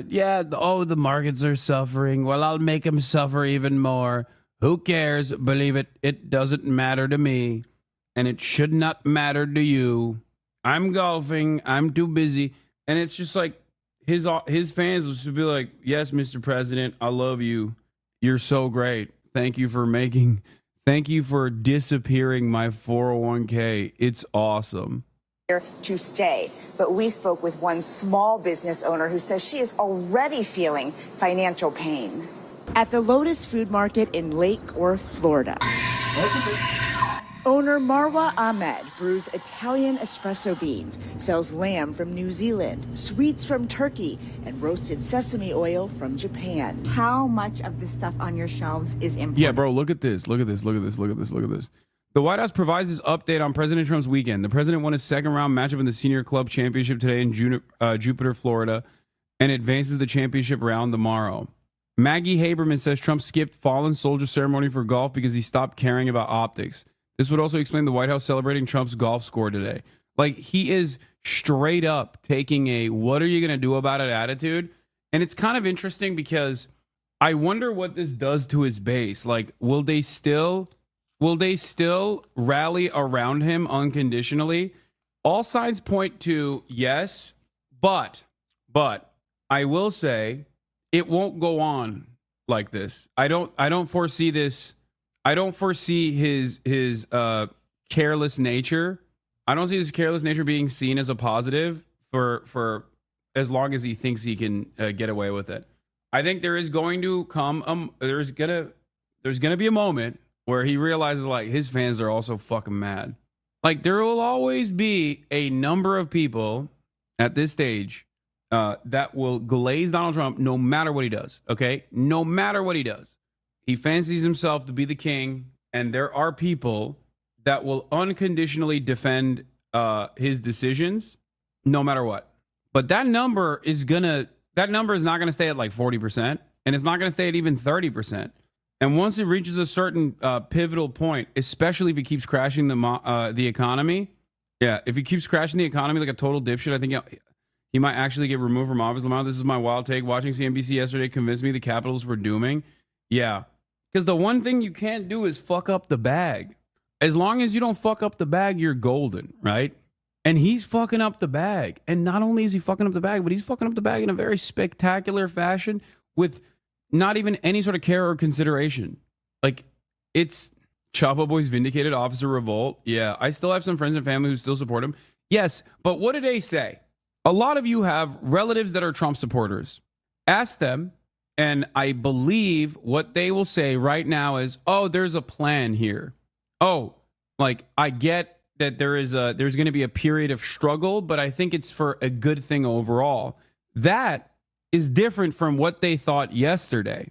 Because what they thought yesterday was, oh, he's glorious. There's nothing wrong. Shut up, libtard. This is what I voted for. Right?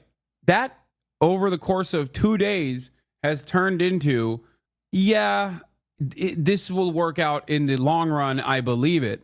Trust the process, which is one step removed. I mean, it's certainly not the same as it was 2 days ago, 3 days ago, where it was like, yeah, we're winning so much. I love winning. To it's trust the process. It's going to work. And it will eventually turn into, if this works out, it's going to be great. And everyone's going to know it's great. And you will all be wrong. And eventually it will turn into, okay, this is not great at all. What is he doing?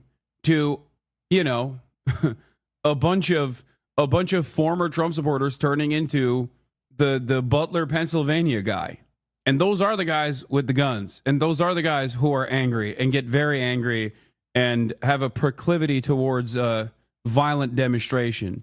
So just saying, it can't go on like this for too long. There is going to be, because I'm noticing that even the Trump supporters are basically saying, like, I don't know, I'm sure this will work out in the long run, right? That's different than what they were saying 2 days ago before he plummeted the stock market. Feel me? A quick thread of charts showing how Trump's economic agenda is going so far. Trump has had the same impact on economic uncertainty as a global pandemic. That's amazing.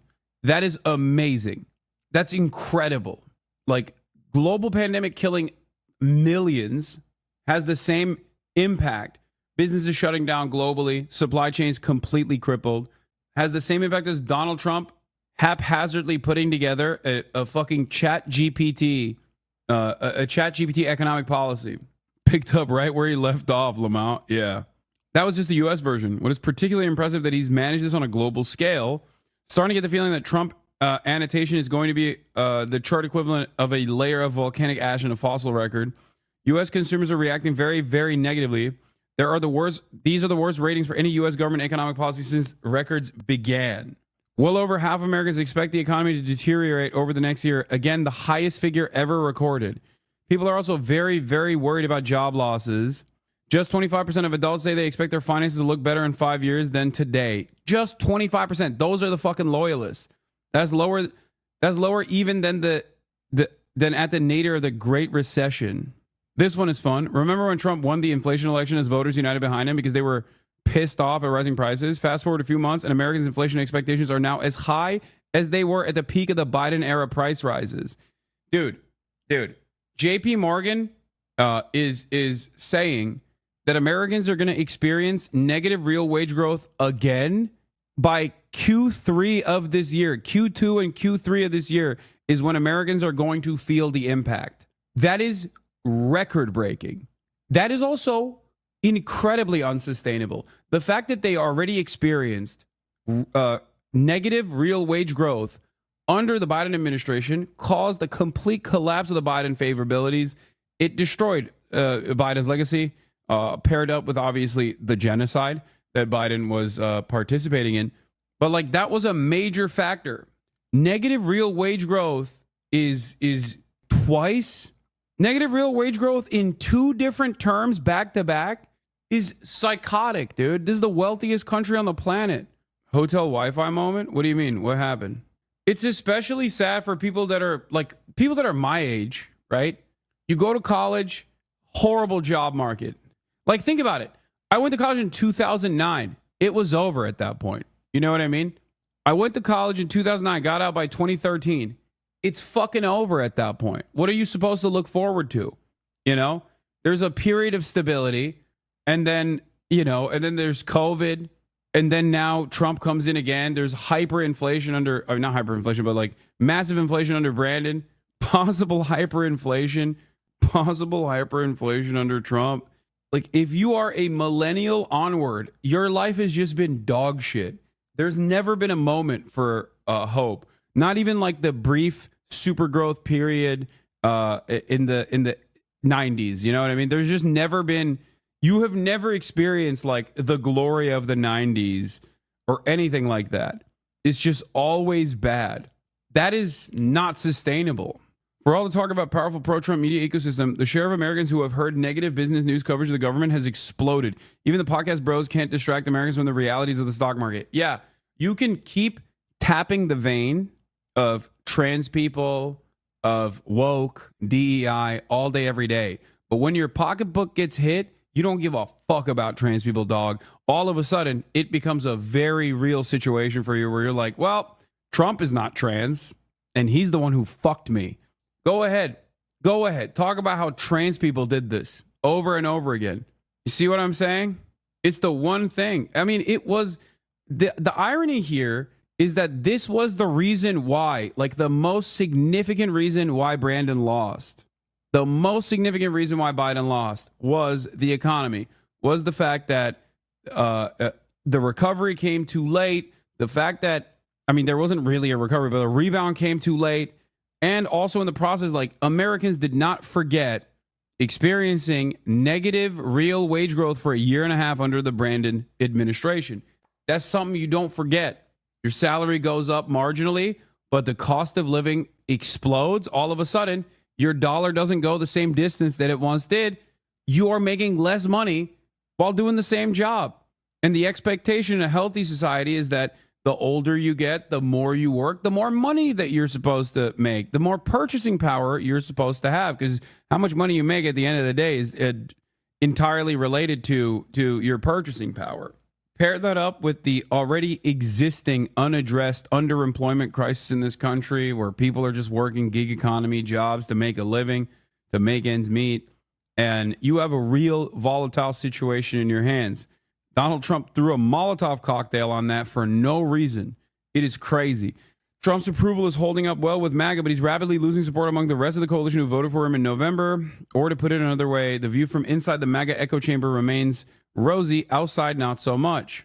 And he will ply away day by day, even the MAGA people. When it gets to losing 30% of their nest egg, when it gets to losing 40% of their nest egg, when it gets to losing 50% of their nest egg, there's only so much economic pain and economic uncertainty that even the biggest diehard MAGA loyalists can take. Now, I'm not saying there won't be people who will defend it unconditionally and vociferously. There will be, okay? These guys are very dumb. They're not particularly intelligent people. They just want to close their eyes and think about a powerful, strong man who sometimes does things that are unpredictable, but he's doing it. He's setting events in motion that are directionally the right things to do. He's got our best interests in mind, right? What did this guy say?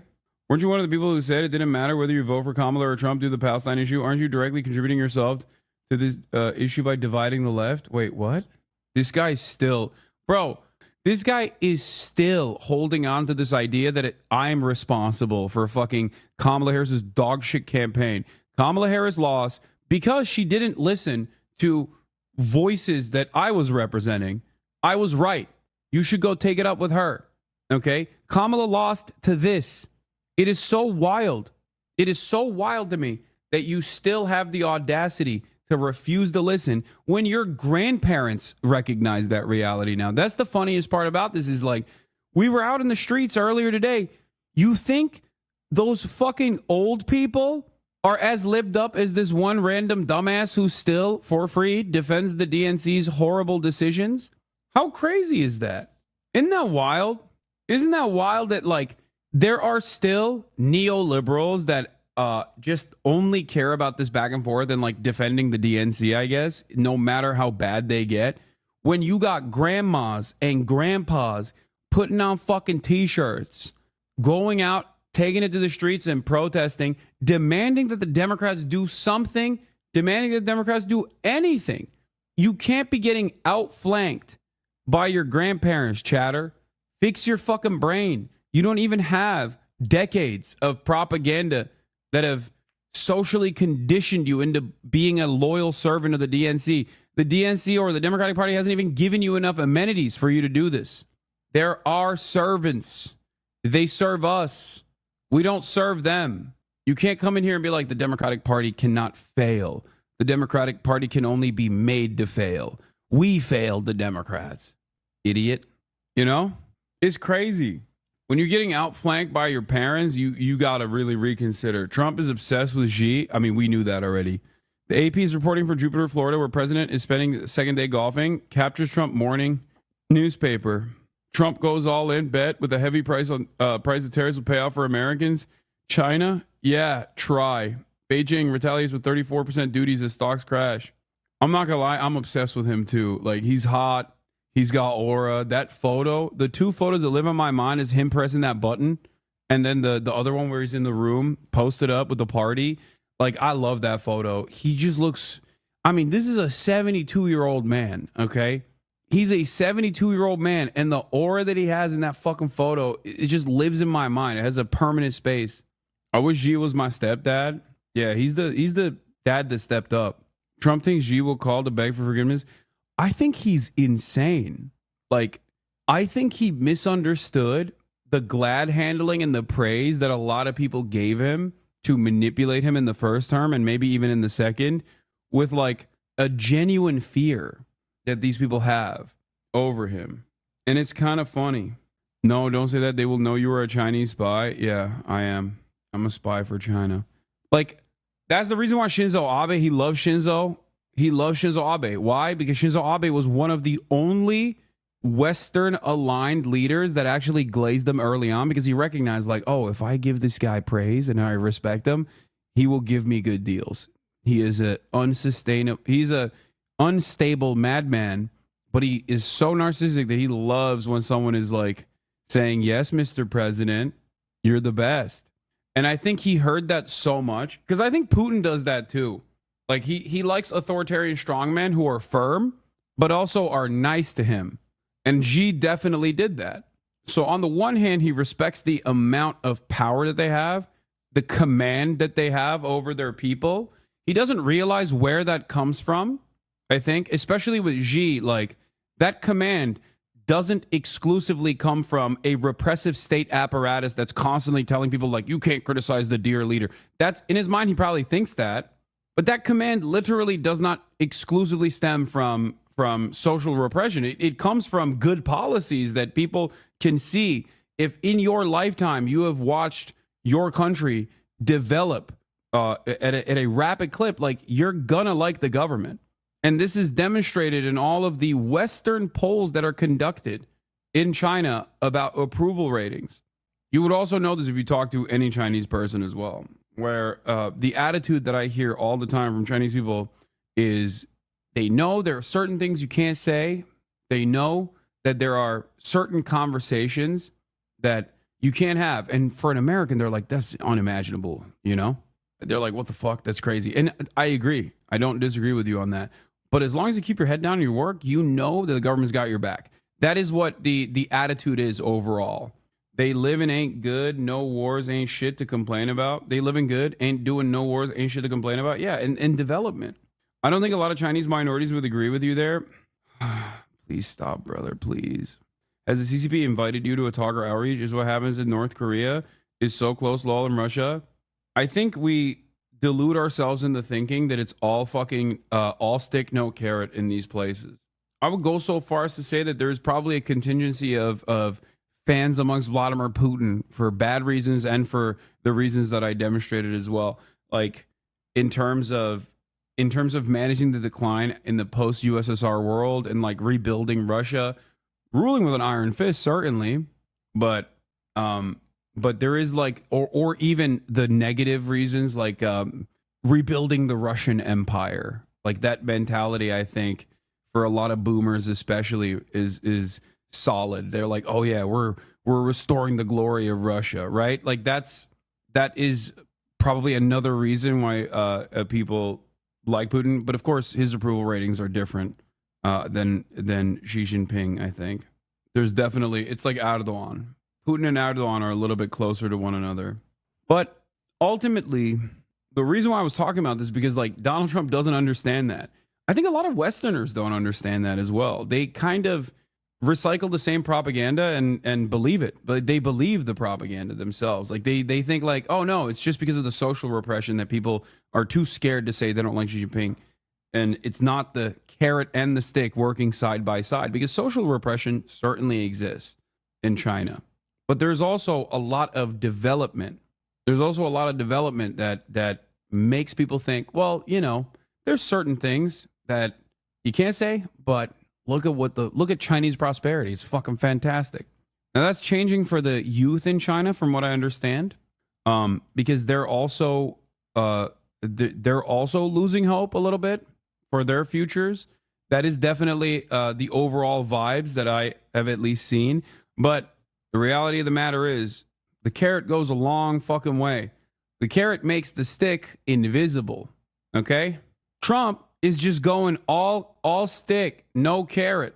Especially in a country like America, where treats are supreme and Americans have less of an appetite for social repression than the average Chinese person, in my opinion. They have no appetite for that shit.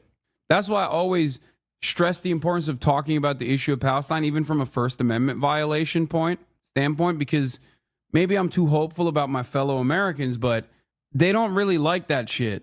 I think China may be similar to the U.S. during the periods of upward mobility in the U.S. from the 40s and 60s. People trusted the government and felt things were getting better. As things stagnated in the 70s, people lost trust. We're starting to see the same in China as the decades of upward mobility have slowed. Yes. No, that is precisely what it is. Yes. Upwards mobility gives people a semblance of hope. That's it. It's that simple. When people think, oh, well, my needs are met, they're happy. It's not that complicated of a conversation to have. If you have something to look forward to, that's it. You're like, okay, well, you know, there's some downsides for sure. No country's perfect. It also creates a sense of pride in your nation, a sense of pride in like what it has accomplished on the global stage even. So it's hard to even broach the subject with Americans. Like, I've not been proud of this country. I can't recall a time when I did. From the outside looking in, I was like, man, America seems awesome. I want to go there so bad, but like my expectations were not met. I was overcome with the true nature of American reality. It just, the idea that Trump thinks that Xi Jinping will come and grovel directly stems from the niceties that he's experienced from Xi that he mistakes as like fealty. It's stupid. I think he's narcissistic and stupid. He's good at reading the room, but I think this is a major weakness for him. The major weakness is when someone is nice to him, he literally takes it at face value. 99%. 99%. Yep. So 99% of your goods, the price is going to go up. Yes. And at least 10%. At midnight, a 10% universal tariff went into effect. And next week, the U.S. will impose reciprocal tariffs on many of its biggest trading partners. Ahmed said she's already feeling the impact, with wholesalers charging her more for goods as they brace for the tariffs. When tariffs kick in, who ends up paying for it?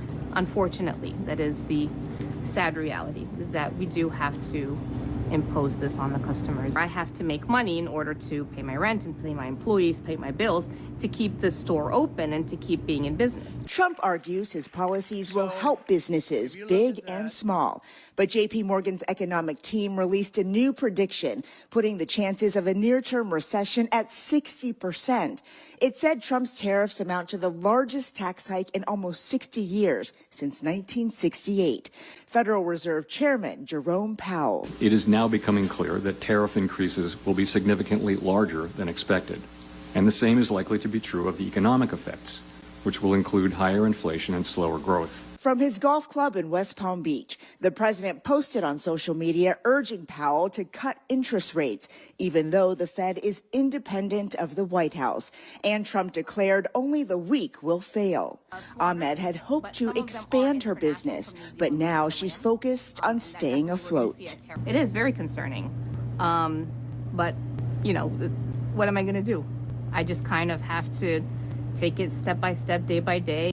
Ahmed said she is also worried that a weak job market will impact consumer spending, but there is some good news on that front. So even though the unemployment rate ticked slightly up for the month of March, the number of jobs were far better than expected. In response to that, President Trump said it's already working and told Americans to hang tough.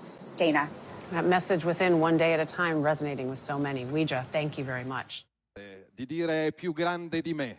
È un messaggio che può valere per un imprenditore come per un politico. Quello che riguarda i rapporti fra Italia e Stati Uniti ai tanti giovani che sono qua presenti al congresso della Lega.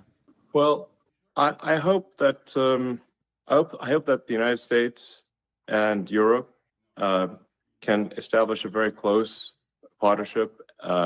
We obviously are. There's an alliance already, but I'm hopeful that there can be a very close relationship with America and Europe. And I'm hopeful, for example, with the tariffs, that at the end of the day, I hope it is agreed that both Europe and the United States should move, ideally, in my view, to a zero tariff situation, effectively creating a free trade zone between Europe and North America. And that would be that's what I hope occurs. And also more freedom of people to move between Europe and North America. If they wish to work in Europe or wish to work in America, they should be allowed to do so, in my view. So that has certainly been my advice to the president. E ringraziamento a nome del popolo italiano. All right, Fox News alert here as the selling does seem to continue in the American stock market. You've got the Dow sinking to the lows of the session as we speak right now. The girls are fighting. He doesn't like it. Oh, no. Oh, no. Down 2,100 points.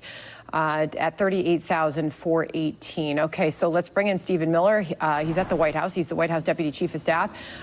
Your timing is perfect because I'm sure there are a lot of folks out there who would like to know the White House thinking here. Stephen, please do share with us your thoughts in this moment, and especially after China announced these retaliatory tariffs. It seems like that's when the markets took another leg down here. Where is all of this going next? Well, let's first establish an important foundation. The United States is 36% of global consumption, and we're more than 25% of the world's economy. Just the United States alone.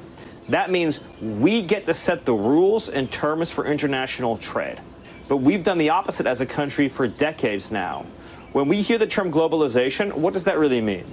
It means taking America's wealth and shipping it to foreign countries. So all the factories that used to be in America are now in China, Cambodia, Thailand, Vietnam, Canada, Mexico, parts of Africa, India, Europe, Japan, Korea. You know where they're not? The United States of America. Because our leaders allowed foreign countries to rig the rules of the game, to cheat, to steal, to rob, to plunder. That has cost America trillions of dollars in wealth. These countries cannot win a trade fight with us because they're already the ones who have cheated.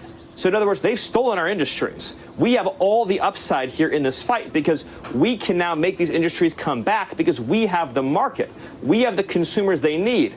Japan cannot replace the American automobile market. Europe can't replace the American automobile market. They need us. And this is a fundamental issue of fairness and national security. Tell me, why is it that if you go to Tokyo, there's no American cars? If you go to Berlin, there's no American cars. But on our streets, we have every foreign car there is in the world. I can tell you, it's because we don't make cars for that market. We can, and we sometimes do. There are versions of like Ford vehicles that we make that those markets can use and drive. What are they supposed to do? What's the goal here? We just like force them to drive F-150 pickup trucks on their roads? It won't fit. What are we supposed to do? Just force them? We did. We literally forced Japan to buy our trucks, and they couldn't even sell them. Sorry. You have to literally rebuild your infrastructure so that it can allow our fucking cars to drive on your roads. Like, you have to change the streets. That is psychotic. You have to change your domestic policies for food.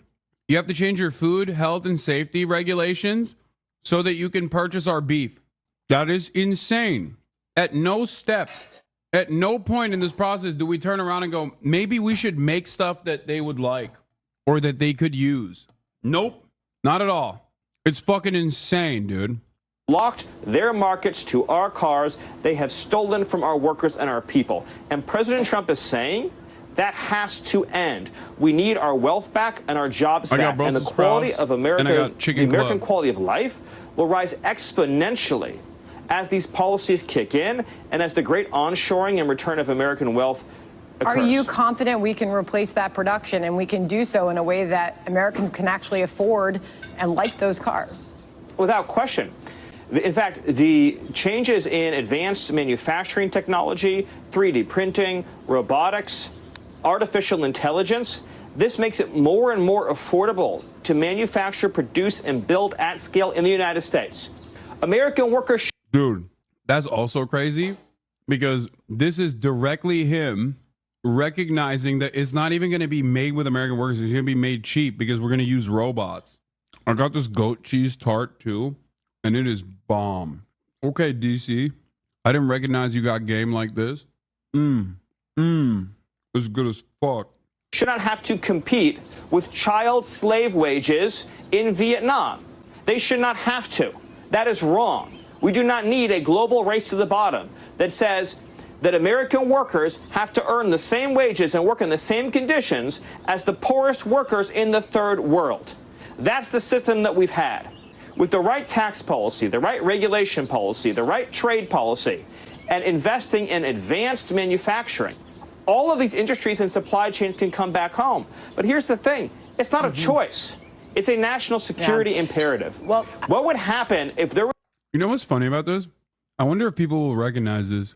His advocacy right here is quite literally the abundance agenda. Okay? It is just as pie in the sky and ridiculous as being like, well, scientific innovation will solve for this. Just simply saying that and moving on.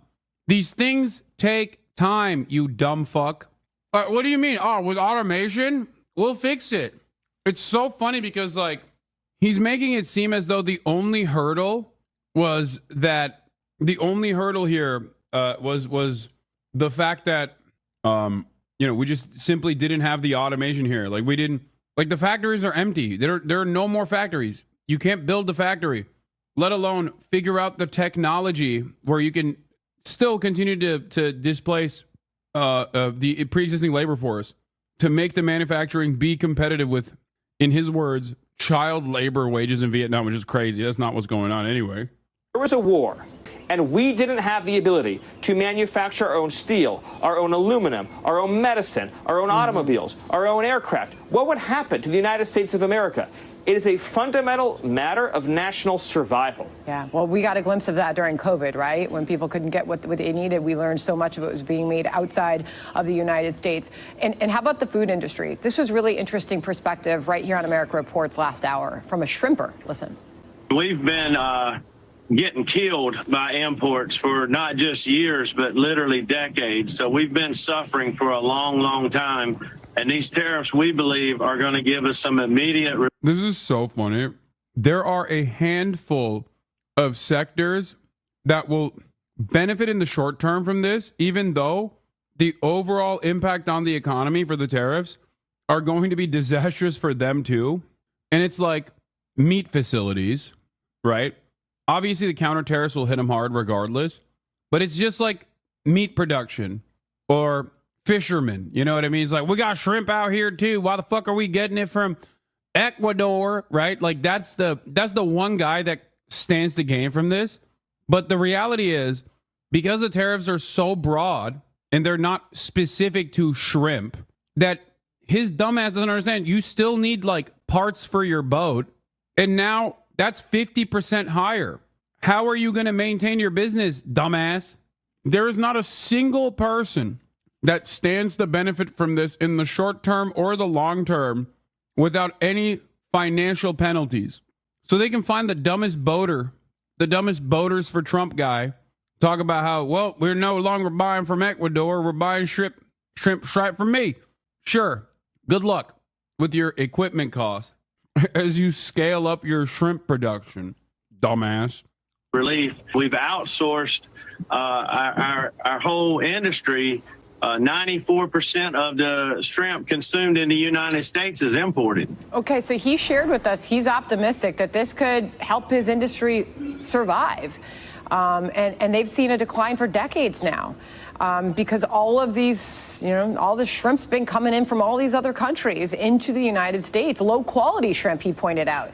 But there's fears. By the way, a lot of the seafood that we're importing has formaldehyde in it, is not safe for consumption. And this whole situation, people have to understand just how badly we've been ripped off as a country. You heard that, gentleman. 94% of shrimp is imported to the United States, and we have the Gulf of America. The U.S. agriculture.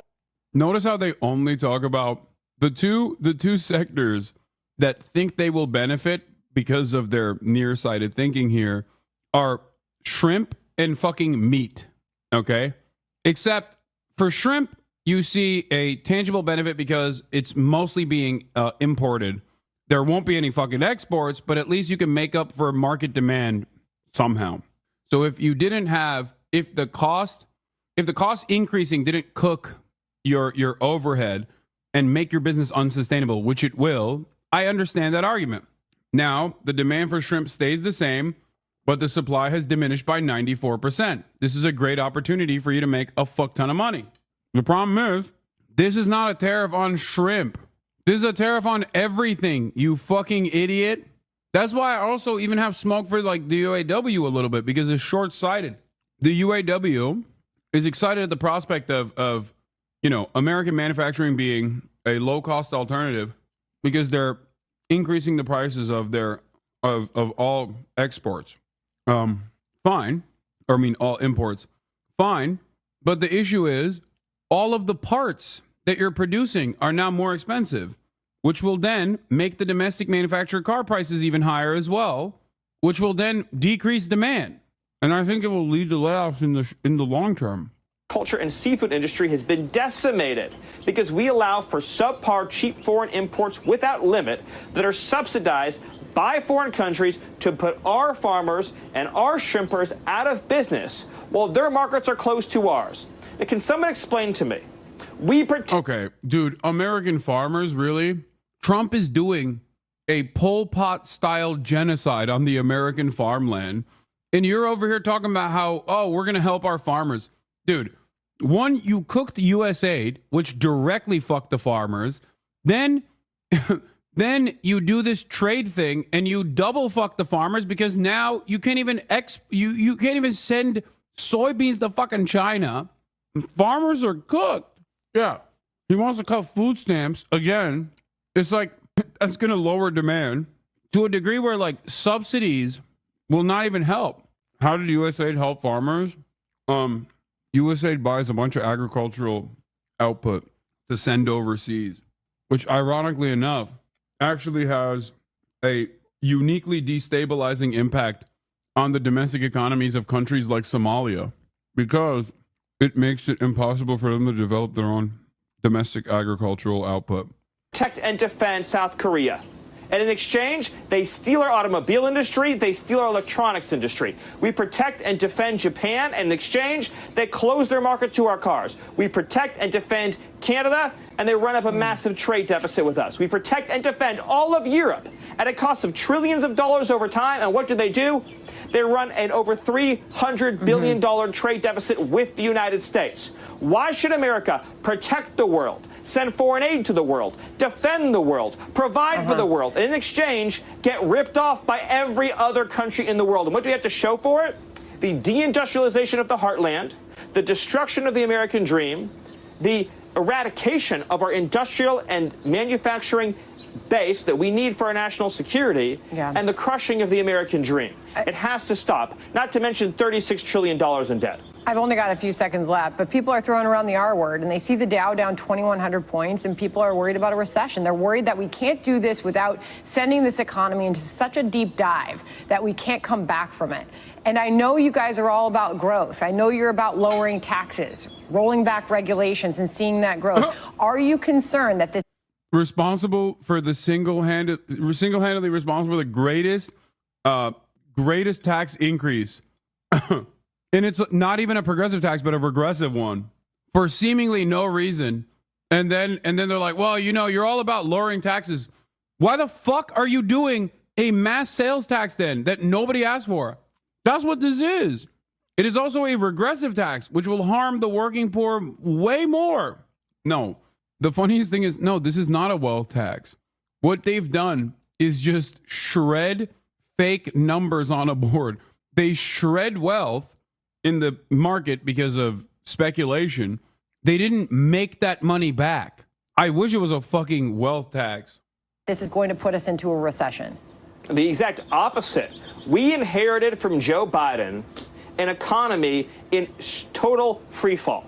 There has been zero jobs growth for American workers in 4 years. In other words, all jobs growth had gone to foreign workers. That is a depression, not a recession. That is a depression for the American worker. We had debt and deficits that were rising unsustainably that would lead us into a certain debt and deficit crisis. We had inflation that was in high double digits, crushing the American family, making it impossible to afford the essentials of life.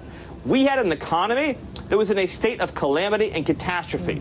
President Trump's policy of reshoring our supply chains, pushing for total expensing of capital gains, eliminating regulation, eliminating intrusive green new scam environmental rules, pushing for the biggest, broadest. Bro, I never thought I would ever see the world where I would be like, as someone who does not mind trade protectionism, I can't believe I'm listening to a guy who's describing, with the correct words, mind you, what the goals are supposed to be. And I just know he's lying, so I can't even fucking, like, I know he's lying, and I know it's impossible, because you didn't do the things that you were supposed to do before you even got to the tariffs, and you should have never done universal tariffs anyway. That, like, we have a historic destabilization that's taking place, and it's only happening in the wrong direction. I cannot believe it. It almost feels like they're doing this to be like, listen, this is why trade protectionism is bad. We just wanted to do this as a period just to prove to you how bad trade protectionism is. We are doing free trade permanently. Like, it almost feels like a fucking psyop the way that they're doing this. Where's the biggest cope? Tax cut in American history and reducing taxes on American workers, including ending taxes on tips, ending taxes on overtime, ending taxes on Social Security.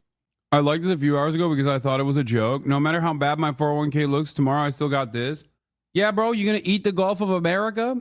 Are you going to print it out on a piece of paper and eat the paper? What are you going to do with that? Man, these people are fucking... Bro, they are so dumb, dude. It is crazy how dumb the average American is. Oh, my God. The average American Republican is living on a different planet, dude. They're not even living on a different planet. They're like, I feel like they're in a vegetative state. Security. This economic program is the single most important program for American wealth, prosperity, and rejuvenation that we've ever seen in this country. All right, I'd love to continue the conversation. Hope to have you back on soon, Stephen. Thank you so much. Thank you. All right. Click here to subscribe to the Fox News. Prosperity founder and former Trump China tariff is almost a declaration of war against us.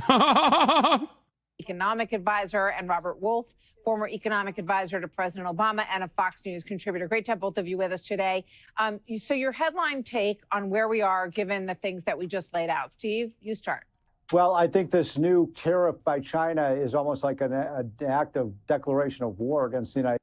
Yeah, when we do it, it's fine. When they retaliate, that's war. That's so funny. How could they do this to us? Yeah, they have no right. How dare they? How dare they literally respond to what we were doing and what we did?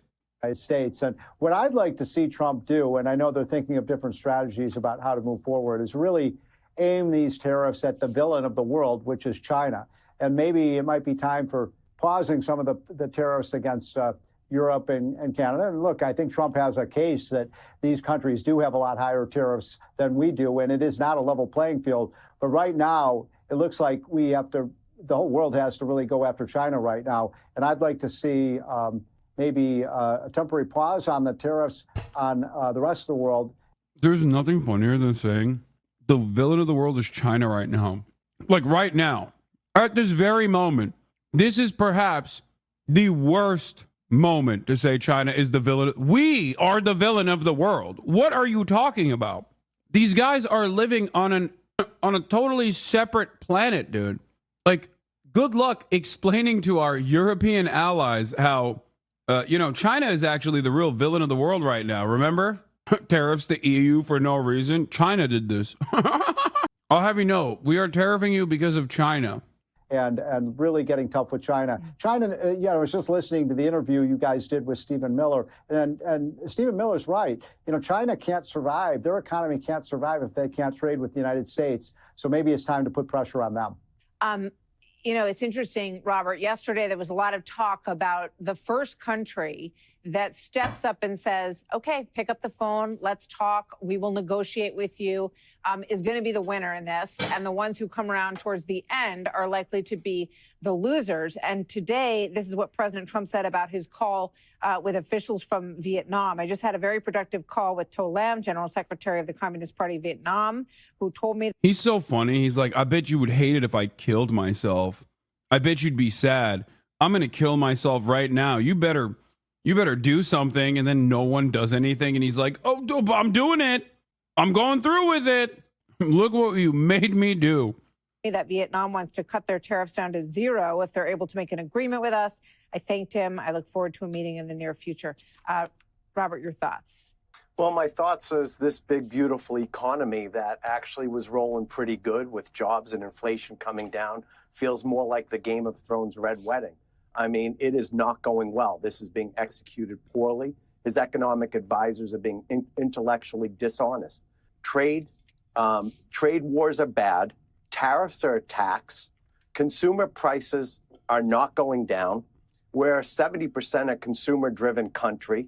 So building a moat around the United States with protectionist and isolationist economic policies are not positive. And this isn't me saying it. This is JP Morgan, 60% chance of a recession. Heritage Foundation is for free trade and thinks tariffs are poor. I think Steve and I have always been for targeted tariffs. Go after the Eurozone on auto. Go after China on steel and intellectual property. But across the board is just coming back to haunt us. Yeah. And the markets are efficient. I disagree with Secretary of State Rubio. It's not just the businesses are getting reset. They're going to actually look at what happened at Whirlpool in Iowa. They cut over. So sad. It's so sad to see someone else live your dreams, but do it in the worst way possible. I can't stand this shit, bro. I can't stand it. Why did it have to be him? Like, I dream of a future where there's like a competent anti-capitalist administration that's doing massive jobs programs, right? Like at the federal level, they're doing eminent domain left and right. They're like, yeah, we're building factories, bitch. Oh, I'm sorry. You don't like it? Well, sucks to suck. Here, we'll pay for your farmland, right? We'll pay for your acres, but there's going to be a factory there. And that factory is going to have good paying jobs with tremendous benefits. It's going to be so good where the workers do have a say in the process that people are going to want to work in that factory, just like America once was. Except we didn't do any of that stuff. We're just doing tariffs for no fucking reason. It's so annoying. I hate it. It's just like they're doing all the bad shit and none of the good shit. Over 500 jobs. I hear and you. by the way, today, the senator of Iowa and the senator of Washington are doing a bipartisan bill to possibly take away some of the powers. To take control back, and Congress really has not been muscular on any of these issues, even though they had the power to be, and probably should have been a long time ago. Stephen Robert, thank you. Wait, what? Oh my God. Fox News on the fucking rhino tip? What's happening? Fox News demanding that our Congress finally do something to stop President Donald Trump? That's certainly a good sign. Very much. Good to have you here. Click here to subscribe to the Fox News YouTube page to catch our hottest interviews and most I don't care about your fake and gay stock market collapsing boomers. You locked me in a decaying comedy block apartment over the flu and cost me my job. I'm nearly 40 in the worst job market ever in a century. Because of your greed and selfishness, I voted for this. I'm 24 and I don't care about 401ks. I mean, I'm going to be honest. Remember what I told you guys the other day about how with the Trump tariffs, people weren't going to care because they don't have stocks and they think it's bullshit? And everybody said there's no way they're going to be thinking this. There's no way they're going to. Does Asmongold not realize that there are more people out there than the couple tweets that he saw? Does Asmongold think that this is only impacting their stock prices? Oh my God. Like the stocks are just reacting to the uncertainty of what is to come. This is going to have the reason why the stock market is reacting the way that it is because of the speculation that tariffs are going to lead to price increases. Price increases, massive inflation is going to lead to negative real wage growth. It is going to diminish purchasing power. People are going to start trying to save as much money as possible or not be able to purchase things that they would normally purchase. They're going to start consuming less. And when they start consuming less, companies are going to make less money. When companies make less money, they're going to engage in layoffs.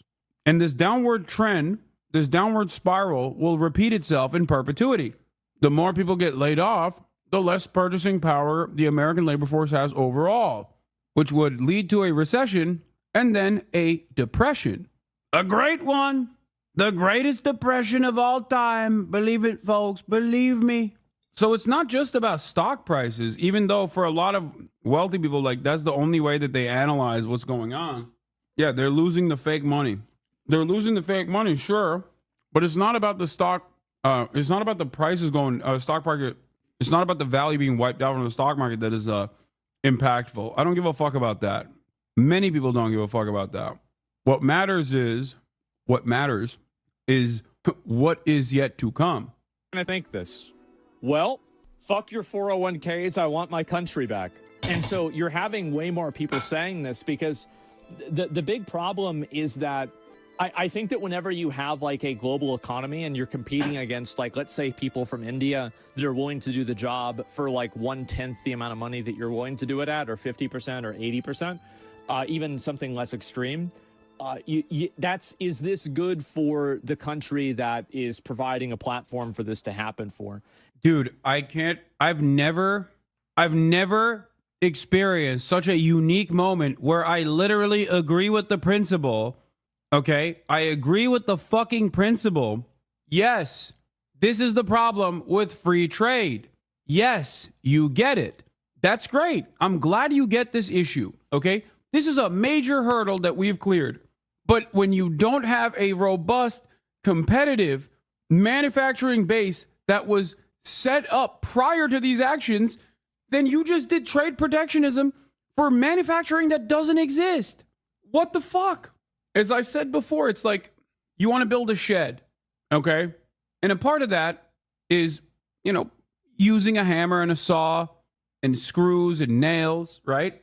Trump did not go and grab the materials necessary. He didn't get the wood necessary to build the shed. There's a shed that exists already. Instead of improving the shed, he just broke it. Yeah, breaking parts of the shed is a necessity for the improvement, but you didn't fucking get the materials. You didn't get the rest of the materials to rebuild it. Now all you've done is just break the fucking shed, bro. Have you ever used a power tool? I have. Have you never seen have you never seen my garage, dude? We're fucking harbor freighted out the wazoo over there. Not this again, take me down? No, you're getting shook. I'm shaking you. Yeah, it's funny to say, have you ever used a power tool to a guy like me? Normally, it does make sense to say that because I am like, you know, I got soft hands, brother, like for sure, right? Except my brother is a madman who literally built a fucking CNC machine from scratch in my garage. He asked about power tools. Harbor Freight is barely power tools. Wait, what? What do you mean? No, it's not fucking barely power tools. But guys, I have a CNC machine in my garage. What are you talking about? Okay? If you think that my garage is a CNC machine, what else do you think is in there? I mean, that is like way above and beyond in comparison to whatever power tool you can think of, like soldering shit, electric saws, like metal saws. There's just so much. The one thing I don't have is a forklift. Like literally, that's the only. Ironically enough, that's the one thing. That's the only thing I don't have in my garage is a forklift. That's it. I'm pretty sure. I'm almost certain we have everything else. Air compressors. Oh my God, that shit is so annoying. I can't begin to tell you the amount of times I've woken up in the middle of the night because the air compressor that he has a leak on it. So if he doesn't turn it off when he leaves, it just goes brrr. It's the loudest thing on the planet. You think, oh my God, like a nuke has been set off in my house. The air compressors, if they have leaks in them, they just like automatically refill itself, I guess. And it just turns on in the middle of the night out of nowhere. Yeah, we got table saws. Yeah, I got a leaf blower. We got welders. I've welded. Drill press. Yes. How much do you lose in the market? I have no idea. I don't give a fuck about that shit. And in general, I think the answer to that is no. And what's a 401k? Yeah, exactly, right? And I think this is what's happening to a lot of these people, is that people see society and they see, you know what it's like. Yes, I have a power washer. A 3D printer? Yes, of course I have a 3D printer. I have a CNC machine, which is the OG version. I have everything. I have all the power tools. I'm glad that this chatter asked me what kind of tools I have. The only thing I don't have is a tractor, and like I don't have a tractor, I don't have a forklift, I don't have that kind of stuff, but pretty much everything else I have. This is how you know bro has no motion no more. Elon Musk said he hopes for a zero tariff system between the US and Europe that would effectively create a free trade zone. Yeah, I mean, he's double cooked. He's cooked on the tech front. EU regulations incoming for Twitter, which, you know, great. It should happen. And he's cooked on the Tesla front as well. I mean, he's already cooked on the Tesla front. EU doesn't fuck with Teslas. Everything's computer. I love Tesla. Like I don't really like using a lot of like movie comparisons because it's like it's a movie, but like it's like the end of Fight Club, right? Where like all the banks get destroyed and all the debt is wiped out, all the credit's wiped out, everything's wiped out. The idea that, and why was that so popular among young men? Even then it was. The reason why is that I think that there is a prevailing idea that young men have, that they are born into a rigged system that's actively working against them. And when they see things like, scholarship opportunities for people who have an identity that's different than theirs, like being women or something like that, they kind of are. Well, that's not the point, right? The point is, it doesn't matter it doesn't matter what's true. It matters what people think is true. And so this is what people think is true. And so, yeah, globalists hate us. Exactly. I hate that he says the quiet part out loud so much. He's like, narrative is more important than the truth. Also, yeah, bro did not watch Fight Club, or if he did not understand the point. Who takes advice from this guy? Tens of thousands of people. He commands the attention of 50,000 of the sweatiest fucking dudes you've ever met, your coworkers. He absolutely is like, he is the Joe Rogan, or fills the Joe Rogan void of... He fills the Joe Rogan void of like guys who are too nerdy for BJJ and cops, apparently. Coworkers and cops. Dudes be watching an anti-neoliberalism movie and thinks it's about DEI. Yeah. Actually, the only people I know who watch him are unemployed. Yeah. Anyway, this is a ridiculous way to approach the subject matter. There's a lot that he's just like not addressing, and I don't know if it's because he doesn't know the impact that these terrorists will have. But what's always frustrating is hearing about these guys talk about rebuilding American manufacturing, something that I have spent so much time on, something that I've advocated for my whole fucking professional career, something that I very clearly put my money where my mouth is on as well. And it's like, I work with these labor unions. I work with American manufacturers. I work with unionized American manufacturers. Okay? And what is so frustrating about this is that Trump is not doing that. Trump is not doing the stuff that you have to do to be able to even entertain the notion of tariffs. That's what's frustrating about it. And without doing the groundwork, without actually building the manufacturing, the manufacturing hub that America is supposed to be, all you're doing is just instituting a fucking broad sales tax on the working poor. And so this is the reason why you see so much support for the Trump tariffs. Like trade protectionism, there's no support for the Trump tariffs. He's also wrong. He's in a hug box where he thinks that there's like broad support for the Trump tariffs. There's no broad support for the Trump tariffs. There's not even broad support from the Republican Party for the Trump tariffs. They are kind of terrified of Donald Trump, so they don't want to speak out of turn. But even then, they're still like kind of going, Mr. President, what are you doing? You're really fucking us up here. Please, Mr. President, don't kill us. What are you doing? Trade protectionism works if there's something to protect. Trade protectionism without actual trade on the domestic front is nothing. It's just a broad sales tax that you implemented. It is interesting seeing him have the same confidence when describing these issues, though, as he does like when he's talking about, like, I don't know, transmont competitions or whatever. And that is probably a part of where this appeal comes from, where people want to hear from someone who is confident and it makes them feel good, like he knows what he's talking about. And I think in that process, especially because it's directionally along the Trump regime, people are desperate, kind of like how liberals would go to, I don't know, like a David Pacman in the Kamala Harris campaign to hear things about how good it actually was, how good the campaign was. I think that is what he's doing. That's the role he's playing for a lot of Republicans. The role I think Asmongold's playing right now is a person that will confirm the biases that you have, a person that will tell you like, no, Trump is actually based. He's doing this for good reason, and everyone likes it, actually. And it leads people to entertain these delusions. It leads people to entertain delusions. It leads people down this very weird path where they're so biased that they can't see the world outside of their own implicit biases.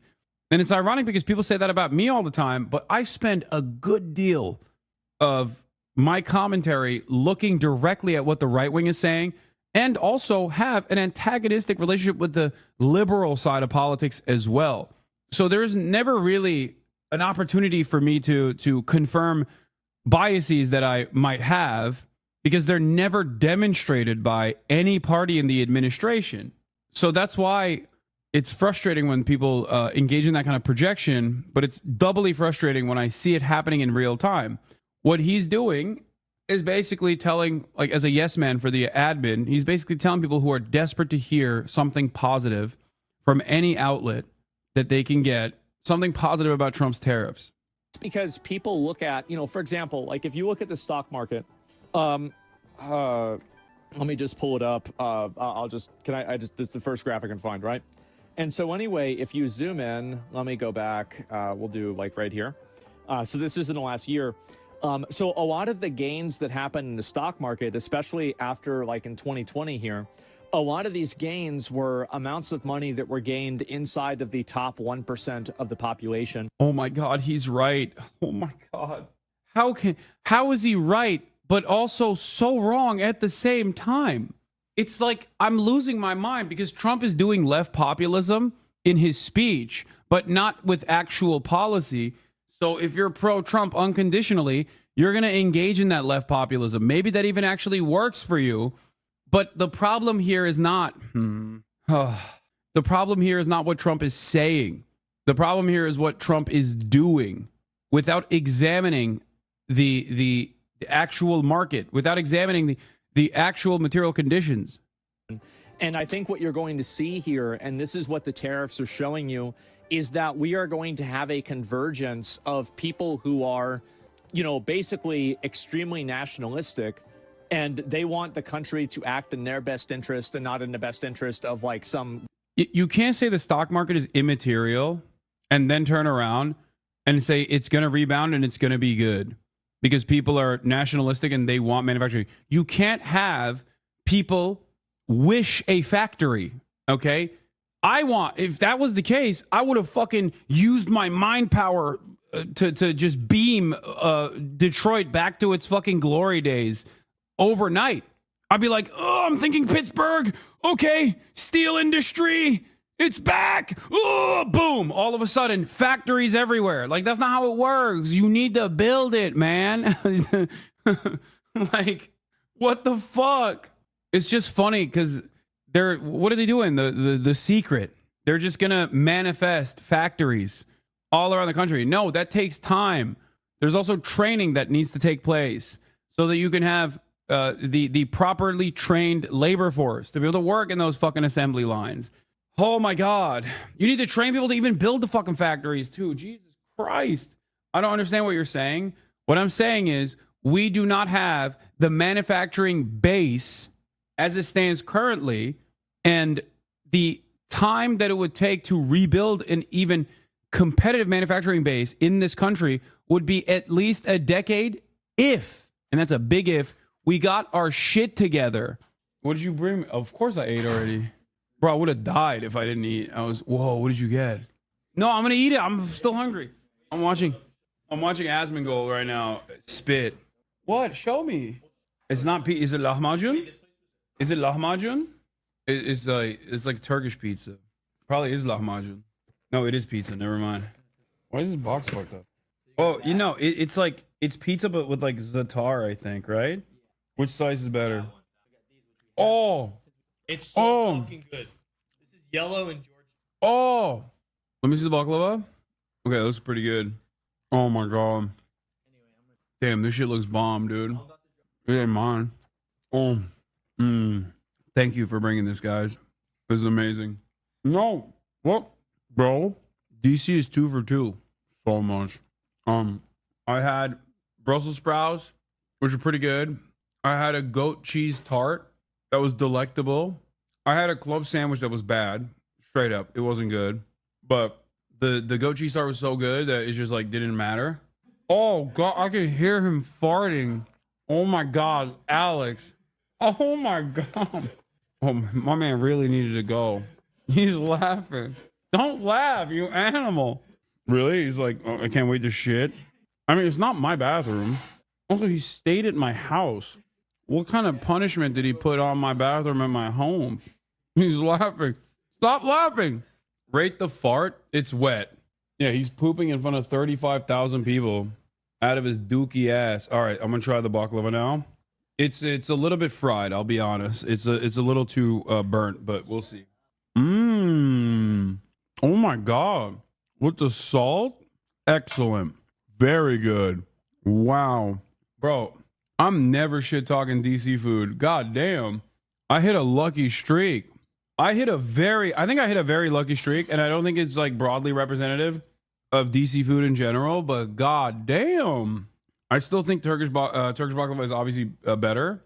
It clears, but having said that, this is very good. All right, last but not least, let's try the olive oil cake. I love olive oil cake. Let's see. It's got pistachio coverings all over it.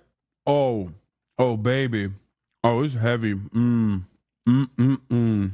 Oh, it's good. Great packaging too. Wow. Incredible. Remarkable. A delight. I would give the pizza an 8.5 out of 10.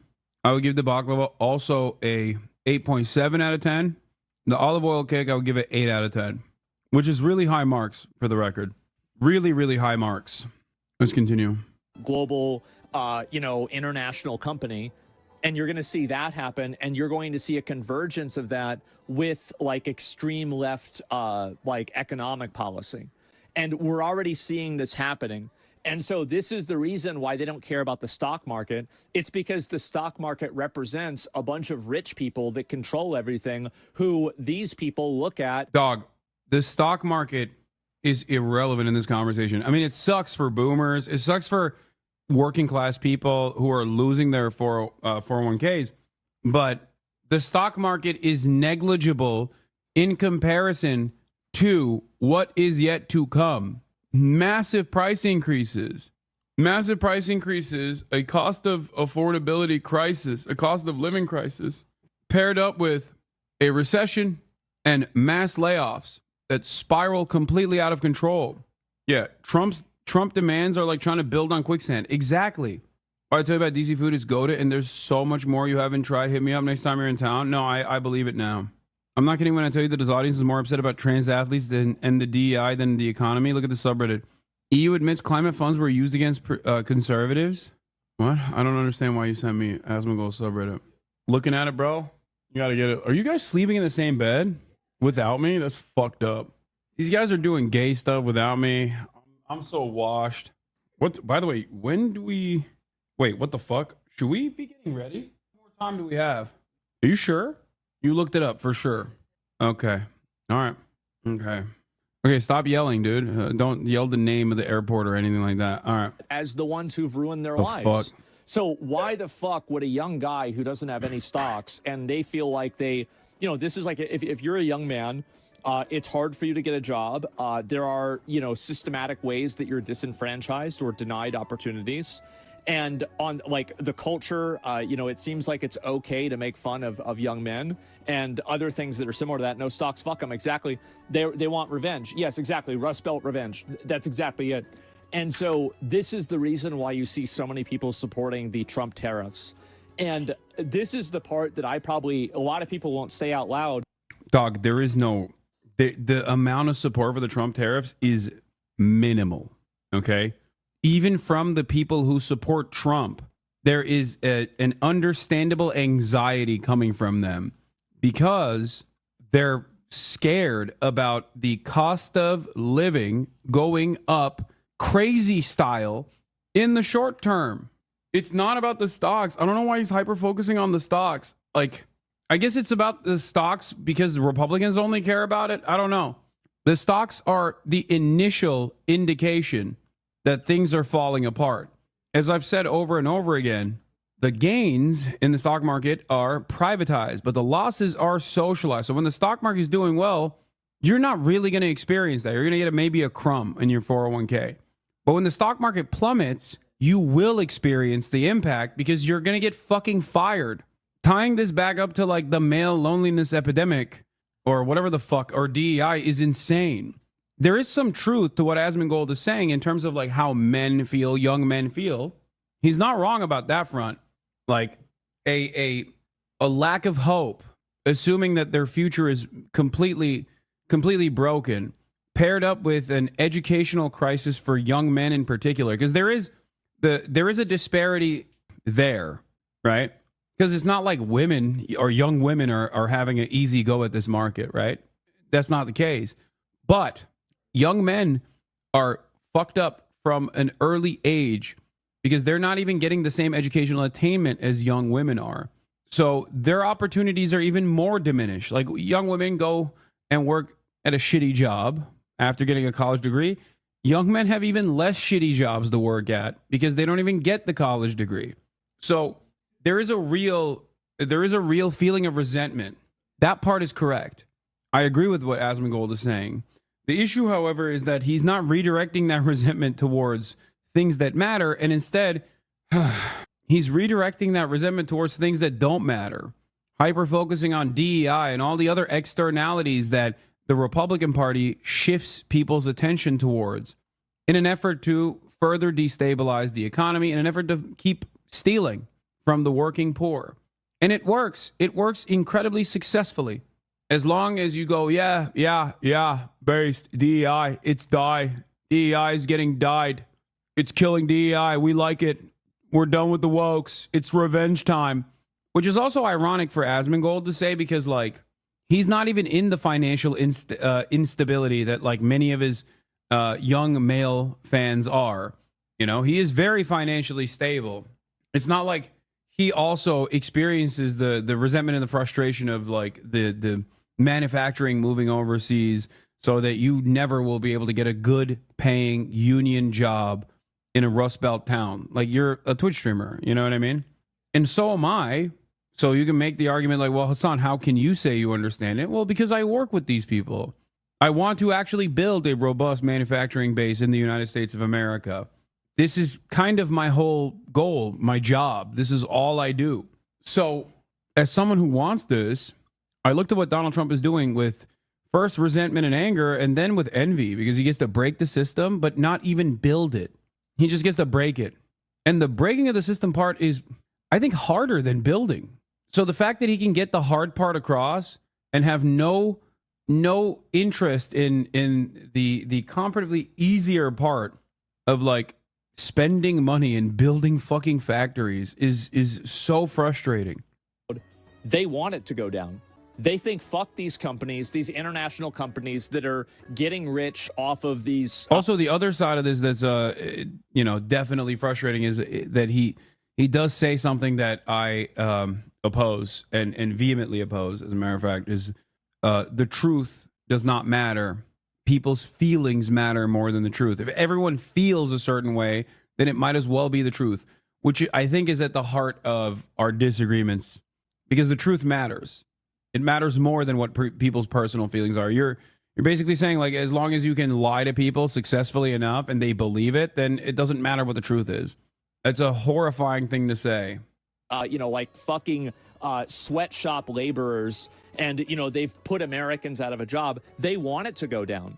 Yeah, buy the dip. No, I'm being serious, right? How does this benefit them, though? Because it hurts somebody that they don't like, and that's good enough. See, this is the part that you don't understand, is that when people feel desperate, they'll set somebody else on fire. If people like this feel cold, they're willing to set somebody. It's crazy. He can recognize this, but not recognize, like, why someone could be led to desperation and do incredibly violent acts against, like, the state of Israel, for example, due to 76 years of occupation and apartheid and genocide. It's interesting, So he understands it for school shooters and the stock market equivalent of a school shooting. No discernible purpose, no real ideology, no ideological motivation there, just pure violence for the sake of violence, because you're like, I've had enough and I want to do vengeance. Oftentimes to people who don't deserve it, entirely to people who don't deserve it. That's what Trump's doing right now, or the people that like what Trump is doing, the very limited number of people that like what Trump's doing are they're looking at a school shooting and going, yeah, finally, it happened. Long time coming. But he can't comprehend how someone can be pushed to the brink and do violence as they lash back out at a state that oppresses them for 76 years. Interesting. Else on fire to warm themselves up. That's the way it works. And so that's how it happens. It's 40% right. No, and I'm telling you guys, this is what's going to happen. And you're seeing it now. And tariffs happen like this caused the Great Depression. You're right, though. Yeah, but I don't think that these people are already in the Great Depression in their mind. They're already in the Great Depression. They've been in the Great Depression. These are people that have like crushing student aid debt. They have, you know, no real sense of like upward mobility in the society or anything like that. And so they're like, okay, you want to have a great recession or whatever? That's fine. And I think that really it is a nuclear option. It is an extreme nuclear option. Dude, he is so close. How are you so close to understanding everything that's going on? How? Okay. There's going to be a turning point here for him, I suspect. Well, not for him, because he gets his notes from his fans. He gets his notes from his subreddit and also from his chat. But, like, his chat is eventually going to go, dude, what the fuck? Eggs are like $25. A banana. I don't even eat fruit like that, but I got a banana the other day. I saw a banana at the grocery store. It's $35. Why are you laughing? I'm hypothesizing. I'm thinking of an Asmongold fan. I don't think they eat fruit. Why are you laughing at me? That's crazy. But I think that a lot of young men are more than willing to take it. And that's why if you look at all of these posts and people, almost every single person who's posting positively about the tariffs is a young man. Have you noticed that? Because I've been reading about this a lot. I've been reading about it, trying to figure out, like, what the fuck is going on here. No careers, only entry-level crap. Exactly. And so, yeah, they're Trump cultists. No, it's beyond that. It's beyond that. Basically, it's not beyond that. Those guys have a higher likelihood of being a Trump cultist. No, they are Trump cultists. And he's right about recognizing the resentment that a lot of these people feel towards the wealthy, towards the stock market, towards the elites that have destroyed their futures. That all is real. That is true. He's nailing it. The problem is, Trump is not the solution to this. Trump is, as I've said a million times over, expertly capitalizing on that resentment and carrying himself to victory over that resentment, while simultaneously redirecting that anger back to vulnerable populations that didn't do any of this shit. Oh. These types of things happening, and I'll read this again. This is the way that people think. I'm 24. One of those young guys, a 40-year-old men's rights guy and a sex tourism author. Oh, that's the one guy. I saw the tweet. He lived in Georgia, right? And wrote about how, like, you can do sex tourism in Georgia. Not the state, the country. Or I don't care about 401ks. I am still paying off my $10,000 car. Not this guy. That I had to buy at 12% interest rate because Biden hiked the rates for first-time buyer rates. I have a $250 a month insurance payment because you let 100 million illegal immigrants drive without licenses. He bought a $10,000 car at a 12% interest rate. We finally arrived at a dude who's worse than, like, the dumbest guy joining the Marine Corps. Bro, walk at that point. You know what I'm saying? What the fuck? Yeah, just build your own car at that point. That's crazy. Also, what kind of car is 10 grand? In this day and age, under the Brandon regime, you found a car for 10 grand. Okay, Kelly Blue Book value 10 grand. But then also you have to get a 12% interest rate loan to purchase it is crazy. Like, it would have to be like my fucking Toyota Camry, my 2010 Toyota Camry. Bro had negative credit to get that APR. Yeah. My rent is nearly $2,000 a month because you made it illegal to build and imported millions of foreigners to replace me. So a lot of young guys, they see an old movie, right? And it's like a guy that has just like your traditional I swear, Asmon gets more screen time on your own stream than he actually streams. Yeah, definitely, dude. Guy who fucking says this for 8 hours nonstop is getting more screen time on my stream on a day where I was literally fucking at a pro-Palestinian rally for the first 4 hours of the fucking day. And I'm using him as a North Star to understand where the conservative mindset is. Thank you, chatter. You're right. Everyday job, and he has a wife and kids and a house. And they think about at this point, it's just hogwatch. Everybody loves hogwatch, but when I'm doing it with Asmon, they're like, well, he's moderate. Why are you doing it? He's my favorite content creator.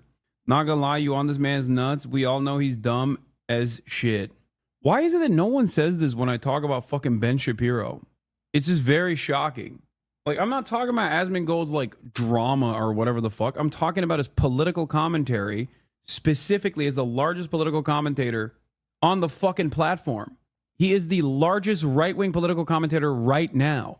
I am ideologically against his worldview. I oppose his ideas, and it's no different than watching Fox News at this point.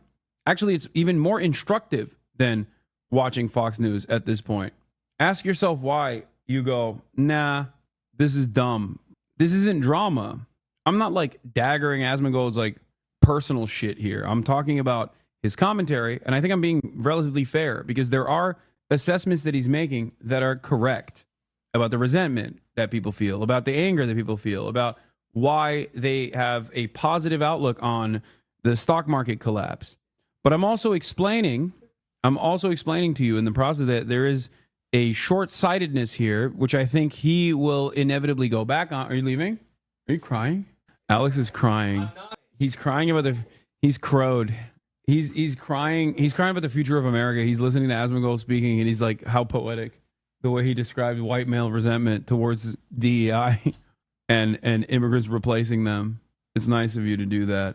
This man can show empathy to anybody. Ain't no way you are this dumb. What do you mean relatively fair? You are just here for money on wokies. What? I have that. And they assume that it's because of these people that have a lot of the wealth. And the fact is that they're right. To a big extent, they're right. A lot of the reasons why these people don't have any fucking money is because all of the money and wealth is consolidated in the top 1% of the society. That they're right. And so the problem is that how far are these people willing to go in order to get what they believe to be their dignity back? Right? It's everybody else's fault. Yeah, it is. And that's the way that they're going to look at it. And that's the point that I'm making. Why are you making it sound like tariffs are such an insane idea? I don't care about what you think about them at all. It doesn't matter. Nobody cares. That's not the point. The point is, why do people support them? Why are people against them? And so it's the same reason why all of the people that were talking so great about... No, I think... Wait, what? What do you mean? That definitely... So he's not giving his own perspective on this at all? He's just simply referencing a person that likes the tariffs? That's all he's doing? And he's explaining what the commentary is? Like, what... Dude, this centrism stuff is crazy. He just dodges. So when you ask Asmongold his own personal convictions on a matter, this is what he does. He's like, oh, I don't have any opinion. I'm just talking about other people's opinions. Killing a person that, worked at one of these big companies are now crying about the big companies losing market value. Wait, that's the reason why people say he's a centrist and he's not right wing? It's because they don't care about the person, but they've got stock in the company. That's the reason why. And this is what I've said before about how every single time people have values that are completely self-referential. There's no principle in this. There's nothing in this at all. It's hilarious. No, but am I wrong? Yeah, am I fucking wrong? No, I don't think so. And so anyway, this doesn't only affect big companies. No, you're right. It doesn't. But it does affect big companies. He's a centrist who said he will 100% vote for J.D. Vance in the next election. Yeah, real centrism. Companies. That's it. And so you're totally right. Yes. And I think that also most of the companies that people have their money invested into, that they're complaining about stocks, most of those companies have CEOs that, if you used Luigi's logic, deserve a bullet in the back of the head. That's the way it is. And I'm not saying you should do that. I think that's a terrible idea. But that's what he did. And you're wrong. Okay. All right. Don't say I didn't warn you. I said this is going to happen. I said it was going to happen 2 days ago, and we're seeing it happen now. And I think that there's nothing that's more dangerous than people that have nothing left to lose. And I think that's the reason why so many people are okay with the massive discord and panic that the Trump tariffs create, because they want that. They want that to happen because it's a visceral... Wait, so he's against Trump's tariffs? What the fuck? I thought it was based. He's literally saying Trump's tariffs are basically like Luigi Mangione-ing. In a way, Trump is like Luigi Mangione, except unlike Luigi Mangione, he's out here doming multiple CEOs at the same time, okay, which is ironic because that's not what's going on. CEOs are the people who suffer the least in these sorts of instances. It's actually the working class that suffers the most in these instances. CEOs are not the ones who are going to get laid off because of Trump's dumbass fucking tariff policies. It's going to be the average Joe that works at the assembly line, or the person that works in the sanitation side of things. Like, the janitor is going to get fired, right? It sounds like he's saying everyone dejected young man is a non-ideological accelerationist. He's saying that people complaining about tariffs also support Luigi and hate CEOs. Yeah, that's consistent.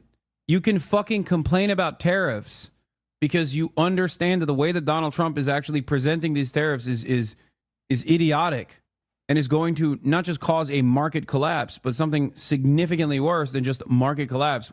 Mass layoffs, an economic downturn, people no longer being able to afford shit. Did you just steal from my minibar? Bro, you are crazy. You're out? All right. This was a lovely day. What did you get me? A little red book. I'll write my quotations. Wow. Yeah. They call me the chairman. Did you write anything in it already? No. Let me read this. So, Chad, if you have it. This guy, bro. The Every Memory Police. every time. The memory police. He's By saying. Yoko Ogawa. So fucking. Wait, you did write something here. No, I didn't write anything. You are so much more handsome than me. You are so much cooler than me. That's private. And also, you are right. I am not in favor of complete abolition. That's crazy that you said that. Yeah. It's crazy that you said that. All right. All right. See you tomorrow. Bye, chat. I didn't cry Alex. this time. That's Alex. Alexander lol overruled. Isn't that cute? Yeah, it is very cute. This is nice. Thank you. This is very nice of you. I should have had this before the speech so I could write my thoughts before so I could pull it up at the speech, but bye. It's like a visceral revenge that they have against a elite economic ruling class that they feel like has disenfranchised them for their whole life. So they don't have any stocks. They don't care about any of this stuff. They want all this stuff to burn down. It's like, again, it's the end of Fight Club. And you can say that's bad. You're not thinking too much into the future. And I think, yeah, it is short-sighted in a lot of ways. Absolutely. But it doesn't matter what you think. It matters what they think because they're the ones that are acting on it, not you. So that's it. I'll read a few more of these comments and, we'll talk about the tariffs more. But I spent like probably 2 hours reading posts about this yesterday and like trying to understand, like, what are people thinking? Like, why is this happening? Why is there such a big disconnect? And that's what I think is going on here. It's long side, exactly. Actually, well, for them, it's not. I understand that you can have like a long-term perspective, and I think that moving manufacturing to the U.S. is a good idea, especially as we transition to automation, because if we don't have, local national manufacturing, the U.S. will cease to be a producer in almost anything other than like intellectual property. So I think that it's definitely a good decision in some cases to have manufacturing move back over, but this isn't really what people are saying nowadays, right? It's not. You want to know what the irony of this statement is? It doesn't matter if manufacturing is here or overseas if it's all automated. In terms of the economic impact, sure, you can say, oh, we must have the manufacturing here because we want to, we want to avoid like China shutting off the faucet of manufacturing and find ourselves in shaky ground, right? But in terms of the impact that manufacturing here or overseas will have, as long as it's fucking automated, as long as it's still automated, is marginal in terms of the economy. Let him be right for once. No, it's like, this is only if you think about things from the perspective of like national security. If you bring all the factories back here, but then you don't have people working in those fucking factories, then it doesn't matter whether they were in fucking Vietnam or China or anywhere else for that matter. Do you see what I mean? Because it's not just about building robust American manufacturing is not just about making sure that we make shit like face masks or toilet paper or toasters or microwaves or commodities so that if China shuts off the faucet of manufacturing to the United States of America in a period of instability, then we're cooked. That's only one aspect of this. Because if we automate it entirely, then no one actually gets a job. And if no one gets a fucking job, then people are still insanely poor and insanely angry. You understand? Yeah, you're just a fucking feudal serf at that point. And your lordship owns you and your life. I agree that it won't matter in the end, but if the production was within the nation, because it would be a lot easier to advocate for a redistribution policy that takes wealth and distributes it and that if it was overseas, at least it won't happen that way, though, tragically. No, it's not. It's not easier. Think about the redistributive policies that we can advocate for right now. The reason why we can't advocate for them is because labor power is diminished in this country. And without labor power, you have no way to advocate because you have no pressure. You have no mechanism of pushback. So if all of the factories that we open up are built, in the short term, that leads to construction jobs. But in the long term, the amount of jobs that creates, the amount of full-time jobs that it creates is marginal. It's minimal, inconsequential. And as a matter of fact, it probably displaces the existing labor force because now everyone's moving into automated facilities. So if you don't work at those automated facilities, then you're completely outside of the structure of commodity production. So you have no power over it. So you can't stop it from happening in times of in times of necessity when you want to engage in collective bargaining. I have never been against automation. I've never been against technological improvements. Having said that, however, I am against the way that capitalism dictates what is done with the profits due to automation and technological improvements. Automation and technology is not supposed to displace the pre-existing labor force. It's supposed to lower the burden of the pre-existing labor force. It's supposed to allow you to make more money while doing less work. Okay? This is the problem. They aren't thinking it's not deep. Well, they are thinking. They're thinking that this is one thing that you need to keep in mind. And this is, remember what I said before about how, like, I can understand why a person joins ISIS or why a person joins, like, Hezbollah or, Hamas? And, like, people got mad at me. They were like, oh, well, how could you possibly do that? How could you possibly commiserate with a terrorist? This is the same thing. I mean, he ain't wrong. Never mind. I'll take it back. He does understand it, I guess. I was wrong initially to say, how does he not understand it? It's not like radical Islamist ideology that causes people to react in violent ways. It is directly a consequence of the violence that they experience. It's the same thing. It's just a different flavor, and it's not as extreme. Why are you putting their extreme views on a pedestal? Because a lot of people have them.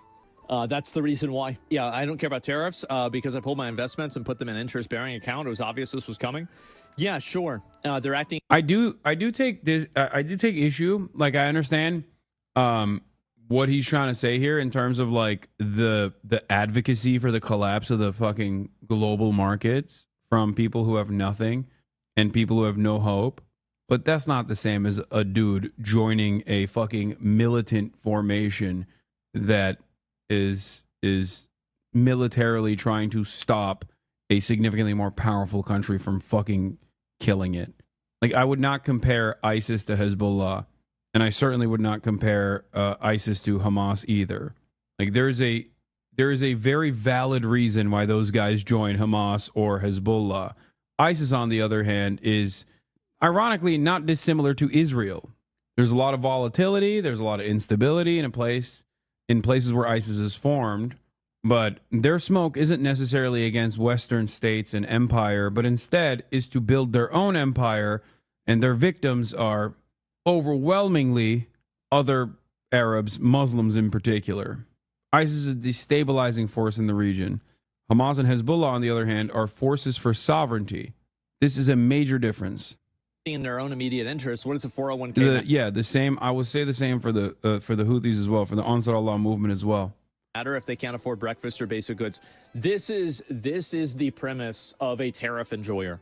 This is absolutely it. They've grown up in recessions and downturns, and the only thing that they saw grow was the numbers of billionaires. Of course, they're mad. They're acting in their own immediate. This feels like I'm watching like QAnon style rallies taking place. Not saying that what he's saying is QAnon, but it reminds me of a time when I was like watching all these anti-vaxxer rallies, and they're like, we hate big pharma billionaires. They're fucking cruel and fucked up.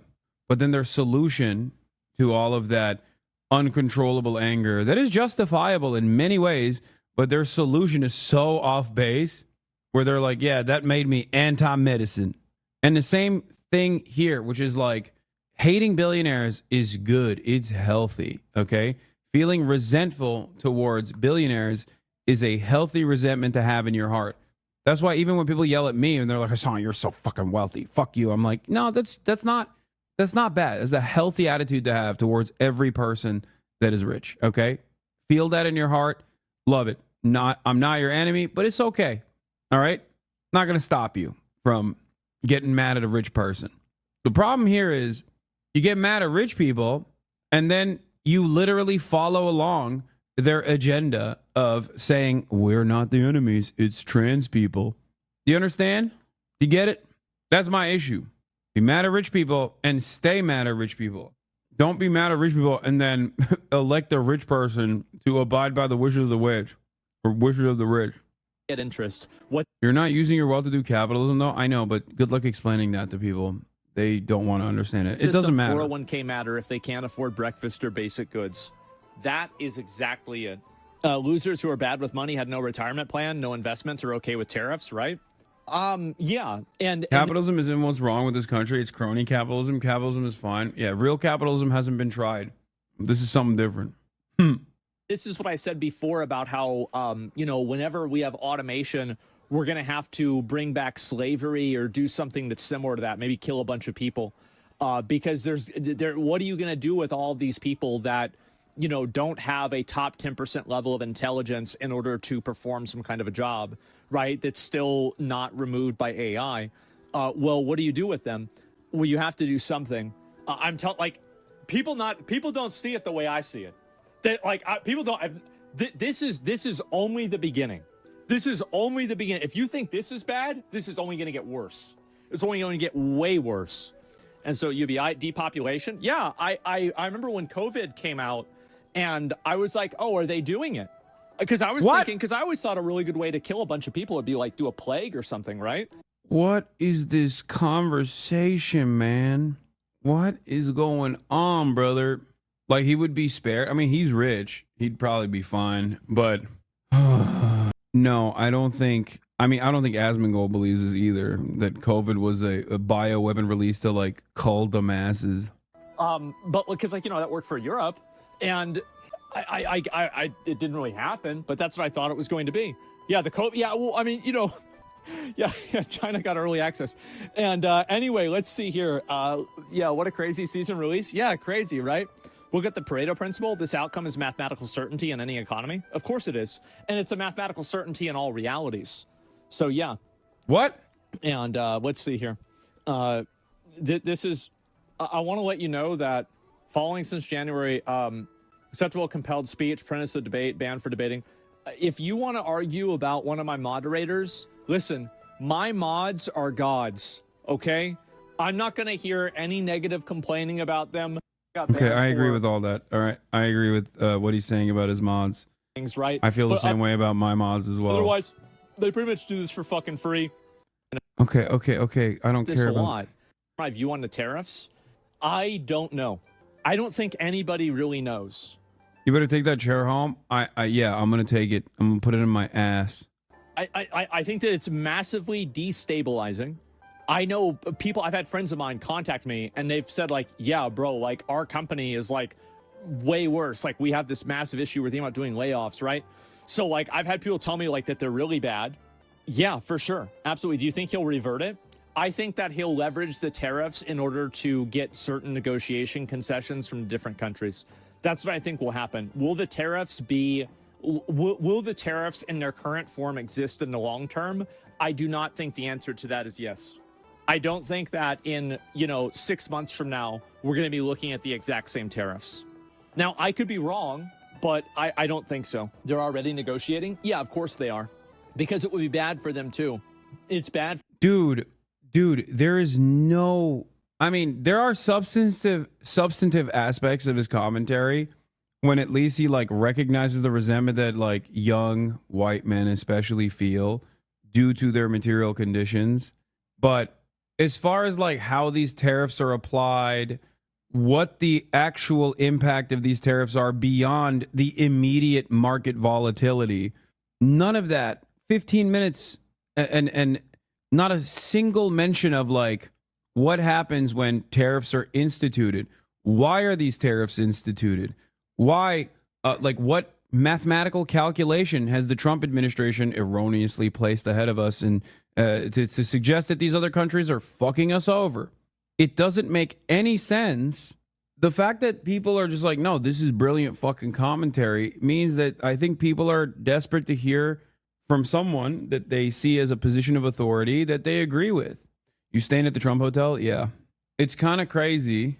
15 minutes into a 24-minute video about tariffs, about what the fuck is happening, and there is no explanation for what the fuck has happened.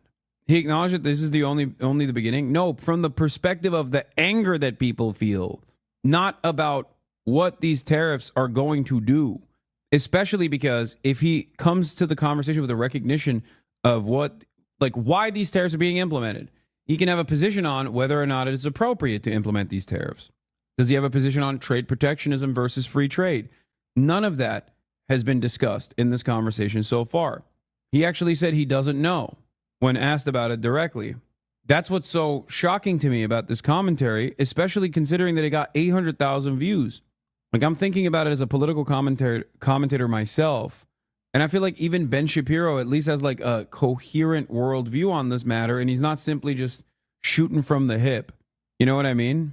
But I guess that in and of itself is also interesting and instructive, because that means that the market has a demand for this kind of commentary over trying to make sense of what is going down, what is happening, what will potentially happen in the future. For us, and it's bad for them. And this is like, again, Trump negotiates, and this is the way that a lot of people that are very good negotiators, they walk the razor's edge of being a great negotiator by being like, the tariffs are not implemented here. I'll address it directly, even though I've done a video on this already. You can go watch it if you're confused about the tariff stuff. Holy shit. I spoke at the Palestine rally in D.C. already up. Let's go. Let's go, editors. Republicans cope with Trump tariffs. Holy fuck. They just dropped 3 videos in the same hour. This is crazy. It's tariff time. This is informative. This is instructive. This will help you understand what the tariffs are, why they were implemented, how they were implemented, and how stupid the Trump administration is. But to respond here briefly, 1, Donald Trump put forth completely ridiculous tariffs that he claimed foreign countries are placing upon the United States of America. And their calculation was not actually real trade barriers, even though they implied that that was the calculation they were conducting. And maybe even like VAT, for example, value added tax or whatever, which wouldn't be a tariff. It would be just a broad tax on all value added, like a sales tax. But instead, he actually didn't even do that. He just simply looked at the trade deficit and made up the calculation off of that. If his purpose is to reduce the trade deficit, countries that actually sell a lot more to us than we sell to them, if his goal is to reduce the trade deficit, there's a lot of things that Trump needs to do before engaging in a tariff war. He needs to build an industrial base so that we can actually increase our output. Trump has not done that. Trump simply broke the structure in its entirety and basically created a mass sales tax to the tune of 20 to 30% potentially across the board. This will have severe consequences on global trade if maintained. It will have severe consequences on the domestic economy as well, because it will create massive inflation almost overnight. And in that process, demand will go down because people don't have purchasing power. And when demand goes down, companies will have to shutter their businesses. Layoffs will happen, and the economy will spiral out of control. These are the reasons why, while I am in favor of trade protectionist policies, Trump's tariff regime is the stupidest thing I've ever seen in my whole life. He's putting the cart before the horse. And there isn't really even a fucking horse, just a cart. And the cart is not even really a cart. He just fucking broke the cart. He's doing everything wrong. This is precisely the reason why I'm confused as to what he's saying, because he talks about the resentment that people feel and how it's like breaking the economy, and then even compares them to ISIS or Hamas, which are not similar to one another with the exception of being Muslim, I guess. Their motivations are totally different. But he also must understand that these tariffs are not great for the American economy in general beyond the stock market collapse. Because otherwise he wouldn't say that these guys supporting it are extremists. But he's not saying that at all. He's not describing why these decisions are bad or even good, as a matter of fact. Extremely fucking what's the word? Just like not callous, but just not even giving a fuck, right? They aggressive, unpredictable. Yes, exactly. Harsh, abrasive. Well, yeah, it's completely unpredictable. And there's no degree of self-preservation with them. And if you're negotiating with a person that has no perception of self-preservation, it's very, very scary. Like what is the negotiation? What is the outcome of these negotiations? Because if the outcome is, like, for example, for Vietnam to lower its tariffs, Vietnam had a 5% tariff on American goods. Okay, they lower it to 0%. They said they would do that. Trump claims that Vietnam has a 90% tariff on U.S. goods, not 5%. He says it's 90%. So what is the negotiation here? Is the negotiation that Vietnam has to purchase more American goods to make up for the trade deficit that we have with them? If that's the case, who's making these goods? What are these goods that Vietnam is supposed to purchase? Does Vietnam have the money to purchase these goods? Do they have the purchasing power to buy American products? They don't. The answer is no. And it's not like we have a robust system in place to begin with to give them any of these goods. Yeah, it's like demanding Vietnam pay the U.S. reparations for the trade deficit. To negotiate with a person like that, because you never know what they're going to do. They'll set themselves on fire if they mean it'll burn you.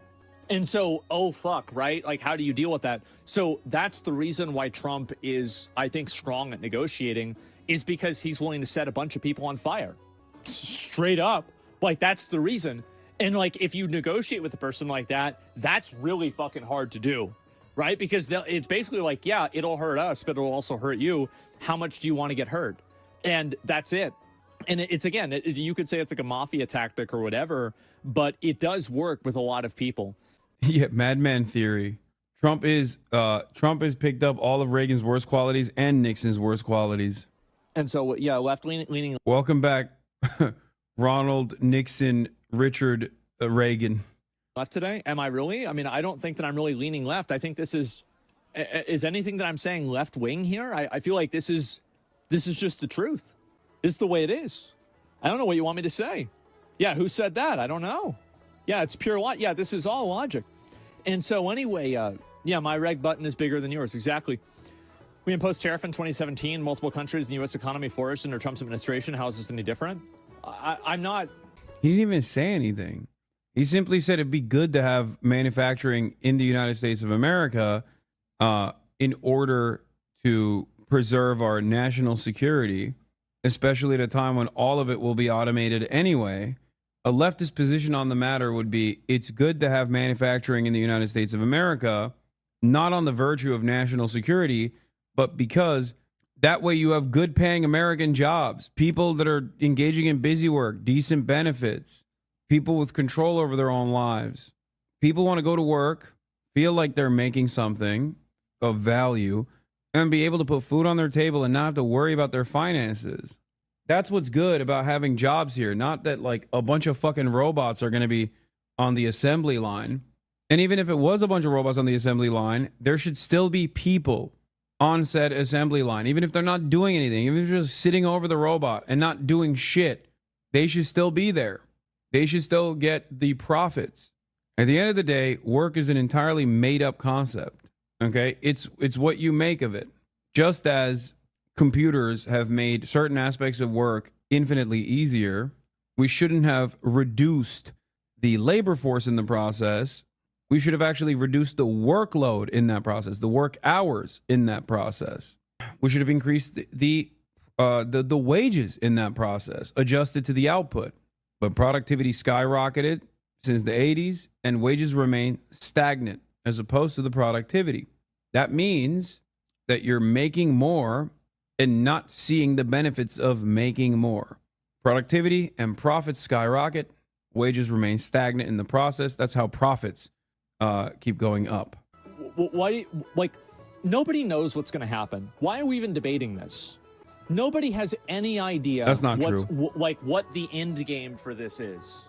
So I mean, there's a little bit of truth of what is predictably going to happen, which is Donald Trump, as it stands currently, no matter how unstable he is, if you listen to what he's saying, if you actually think about what he just did, you will understand that it's a mass sales tax and prices are going to increase. That's a given. That's a certainty.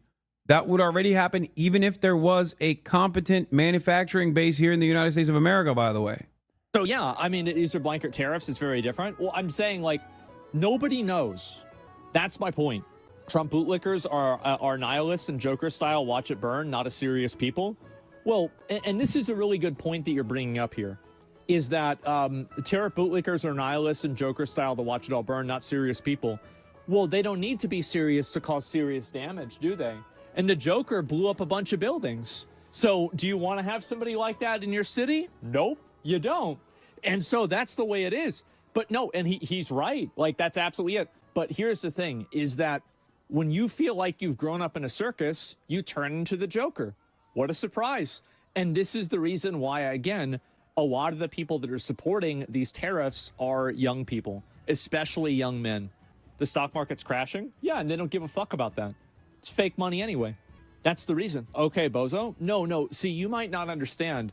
This is what I was saying before. Again, do you see how all this fits together about how, like, they need to, like, bring back some form of, like, neo... Watching Asmongold's commentary has left me more confused than I was prior about what it is that he's actually doing here. He just reacts to, like, how people are reacting to seemingly market conditions. Like, there's not really a lot of analysis beyond people are angry and repeating that over and over again and with different words. Maybe I'm missing something and you guys are, or all these other people are tuning into this frequency and I'm just missing it. I'm being super serious. Or maybe he considers this to be like a managed pivot, you know? I don't know. Feudalism, or, you know, like have a depopulation effort or something. I mean, you don't get it, and that's why you are not so popular as he is and never be. Yeah, I mean, there are infinitely more intelligent people than myself out there that would probably make better sense of everything that was going on, and I'm more popular than they are. That doesn't mean that I'm always right and they're always wrong. Popularity doesn't necessarily mean that... Popularity, I don't think you understand this. Popularity doesn't mean you're smart or making sound analysis, you know? The Big Bang Theory was the most popular fucking TV show. What does that say? Just says that a lot of people liked watching it. Also, my attitude is not about being the most popular. My goal is to definitely expand my outreach, but it would be meaningless if people simply watched me to, like, hate watch, for example. Sure, I'd make a lot of money, but if I had, I don't know, 100,000 hate watchers rather than 35,000 people who understand what I'm advocating for, my finances would be significantly better, but my goals would not be achieved. If you were around earlier today, you would understand what I'm trying to do. When we were at the protest, surrounded by people who were like, listen, I'm here because of you. You opened up my eyes to a lot of things. And now I'm participating in the process.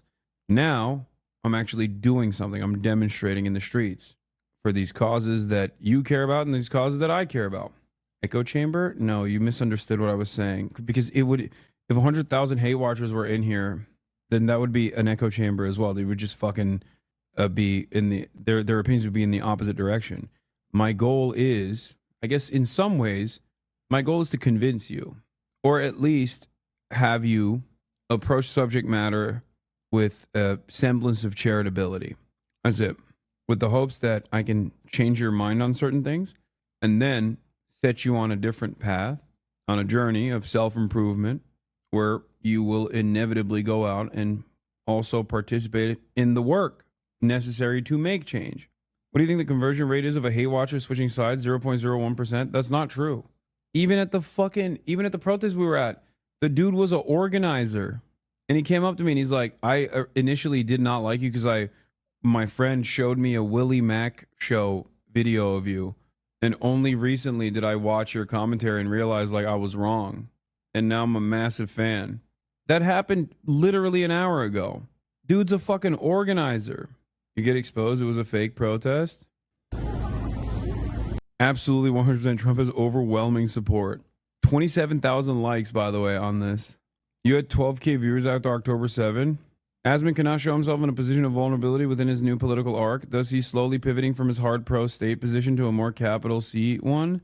He's positioned himself closer to Joker Luigi now after championing the state for 3 months. Yeah, I paid everyone to go there, guys. I'm sorry. I didn't want to speak to an empty podium, you know? My bad. The truth is out.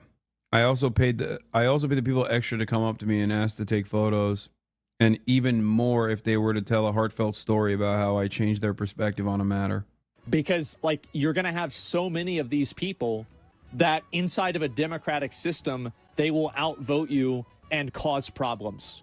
I don't think people understand what's coming. They really don't. Why would we give a fuck about that old rich fucks that are losing money? Exactly. And these are people, and you know who really cares? Dude, in this conversation, he doesn't even reveal what his position is. You know what's funny about all this is, like, people get really mad at me because I have firmly held convictions and I'm not afraid of telling you exactly what I believe. You can make up your mind after you hear what I have to say, but I'm not going to shelter you from my perspective. Yes, Benny Johnson used to be a BuzzFeed writer. I know. Why are you surprised to find that out? A man who doesn't tell you what his a person, a commentator, or anyone who says that they're doing common sense doesn't fucking matter. If they're talking about politics and they don't tell you with clarity what their perspective is, they're fucking lying to you. Okay?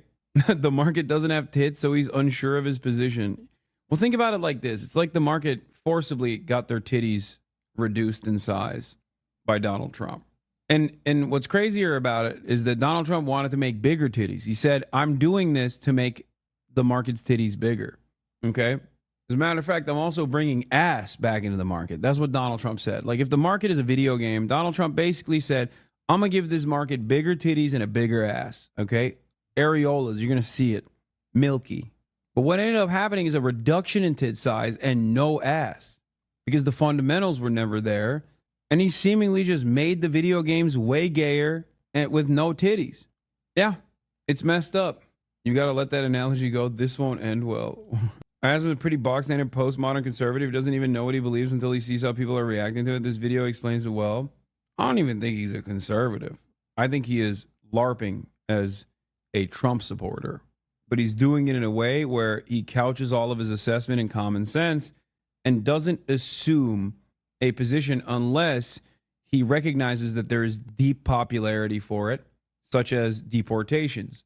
So much so that he'll say things that are truly inhumane about, like, you know, joining an ICE deportation raid and presenting himself as like Ash Ketchum. But beyond that, like, in this period of uncertainty, he's just trying to read the tea leaves, and he recognizes that there's a lot of people who resent the tariffs. So he's just simply talking about why people like it without ever telling you why he likes it. He's not telling you he likes it. He's not telling you he doesn't like it either. He's simply telling you why some people like it and some people don't like it. Cares a lot about stocks. Two groups of people care a lot about stocks. Number one is, obviously rich people, and number two is old people. Trans is a mental illness. Why should we give a fuck that rich old fucks are losing money? It's not about your grandparents losing their retirement fund. Oh my God. It's about you not being able to purchase eggs or purchase milk or purchase, groceries or Nintendo Switch. That's a great example, actually, because these guys, I think, don't understand, because I don't think they purchase their own groceries. I assume mommy and daddy is picking up the slack there. But, the things that you enjoy, like video games and stuff, you're not going to be able to afford now. Hate boomers. And now you have a system where basically boomers are getting absolutely fucked by this system. They're happy. I think that many people really don't understand how popular revenge is. And that's it. Let's remove the boomers. Well, this will remove boomers. When they run out of money and they die because they can't afford health care, this is a boomer remover. It will be. Now, it might take a couple of years if the stock market keeps going down, but it will kill them. Now, it doesn't kill them directly, right? But it will do it in. I'm predicting it right now. Asmongold is going to come out against the tariffs in a week when the market continues to plummet and people keep talking about how the cost of goods are going to skyrocket. And then his fan base starts recognizing that it's not all too hot. It's not looking too hot. And at which point he will swap over and he'll basically say something along the lines of like, yeah, well, they fucked it up. Yeah, not based, because he's hedging. But because it's seemingly he doesn't have a fully established position here. Bro, of course he's against tariffs. It'll destroy Starforge PCs. Does he still own? I mean, I guess he still owns Starforge PCs. But he's not talking like a guy who hates tariffs right now. He's talking like a guy who is understanding of why a lot of people are resentful towards the stock market crashing without actually talking about the real impact these tariffs are going to have, specifically on the cost of goods and also the overall economy. Anyway, it's 8 March. March is snoring. I got to end it here, chat, because I have to go to the airport. Yeah. But I'll be live early tomorrow. Well, not early, but at the same time as I always am live tomorrow, probably at 11, maybe 10. Who knows? But I'm going to be live I am going to be live tomorrow from my hodl. And then I'm going to do IRL afterwards and link up with Zoran Mamdani. Benevolent Faye, thank you for the 20 gifted subs. Yeah, I'm going to interview Zoran Mamdani, who's running for New York mayor. Very excited about that. I think it's going to be great. And we'll have some wonderful fun with friends in New York. But that's all for today, folks. We had a wonderful day. What a fucking jam-packed day. Lots of action. Yeah, don't forget, Free Palestine. Peace, everybody.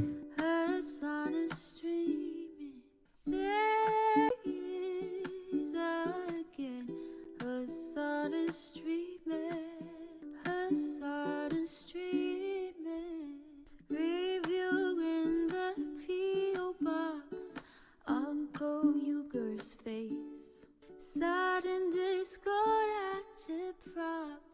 Great names take on break.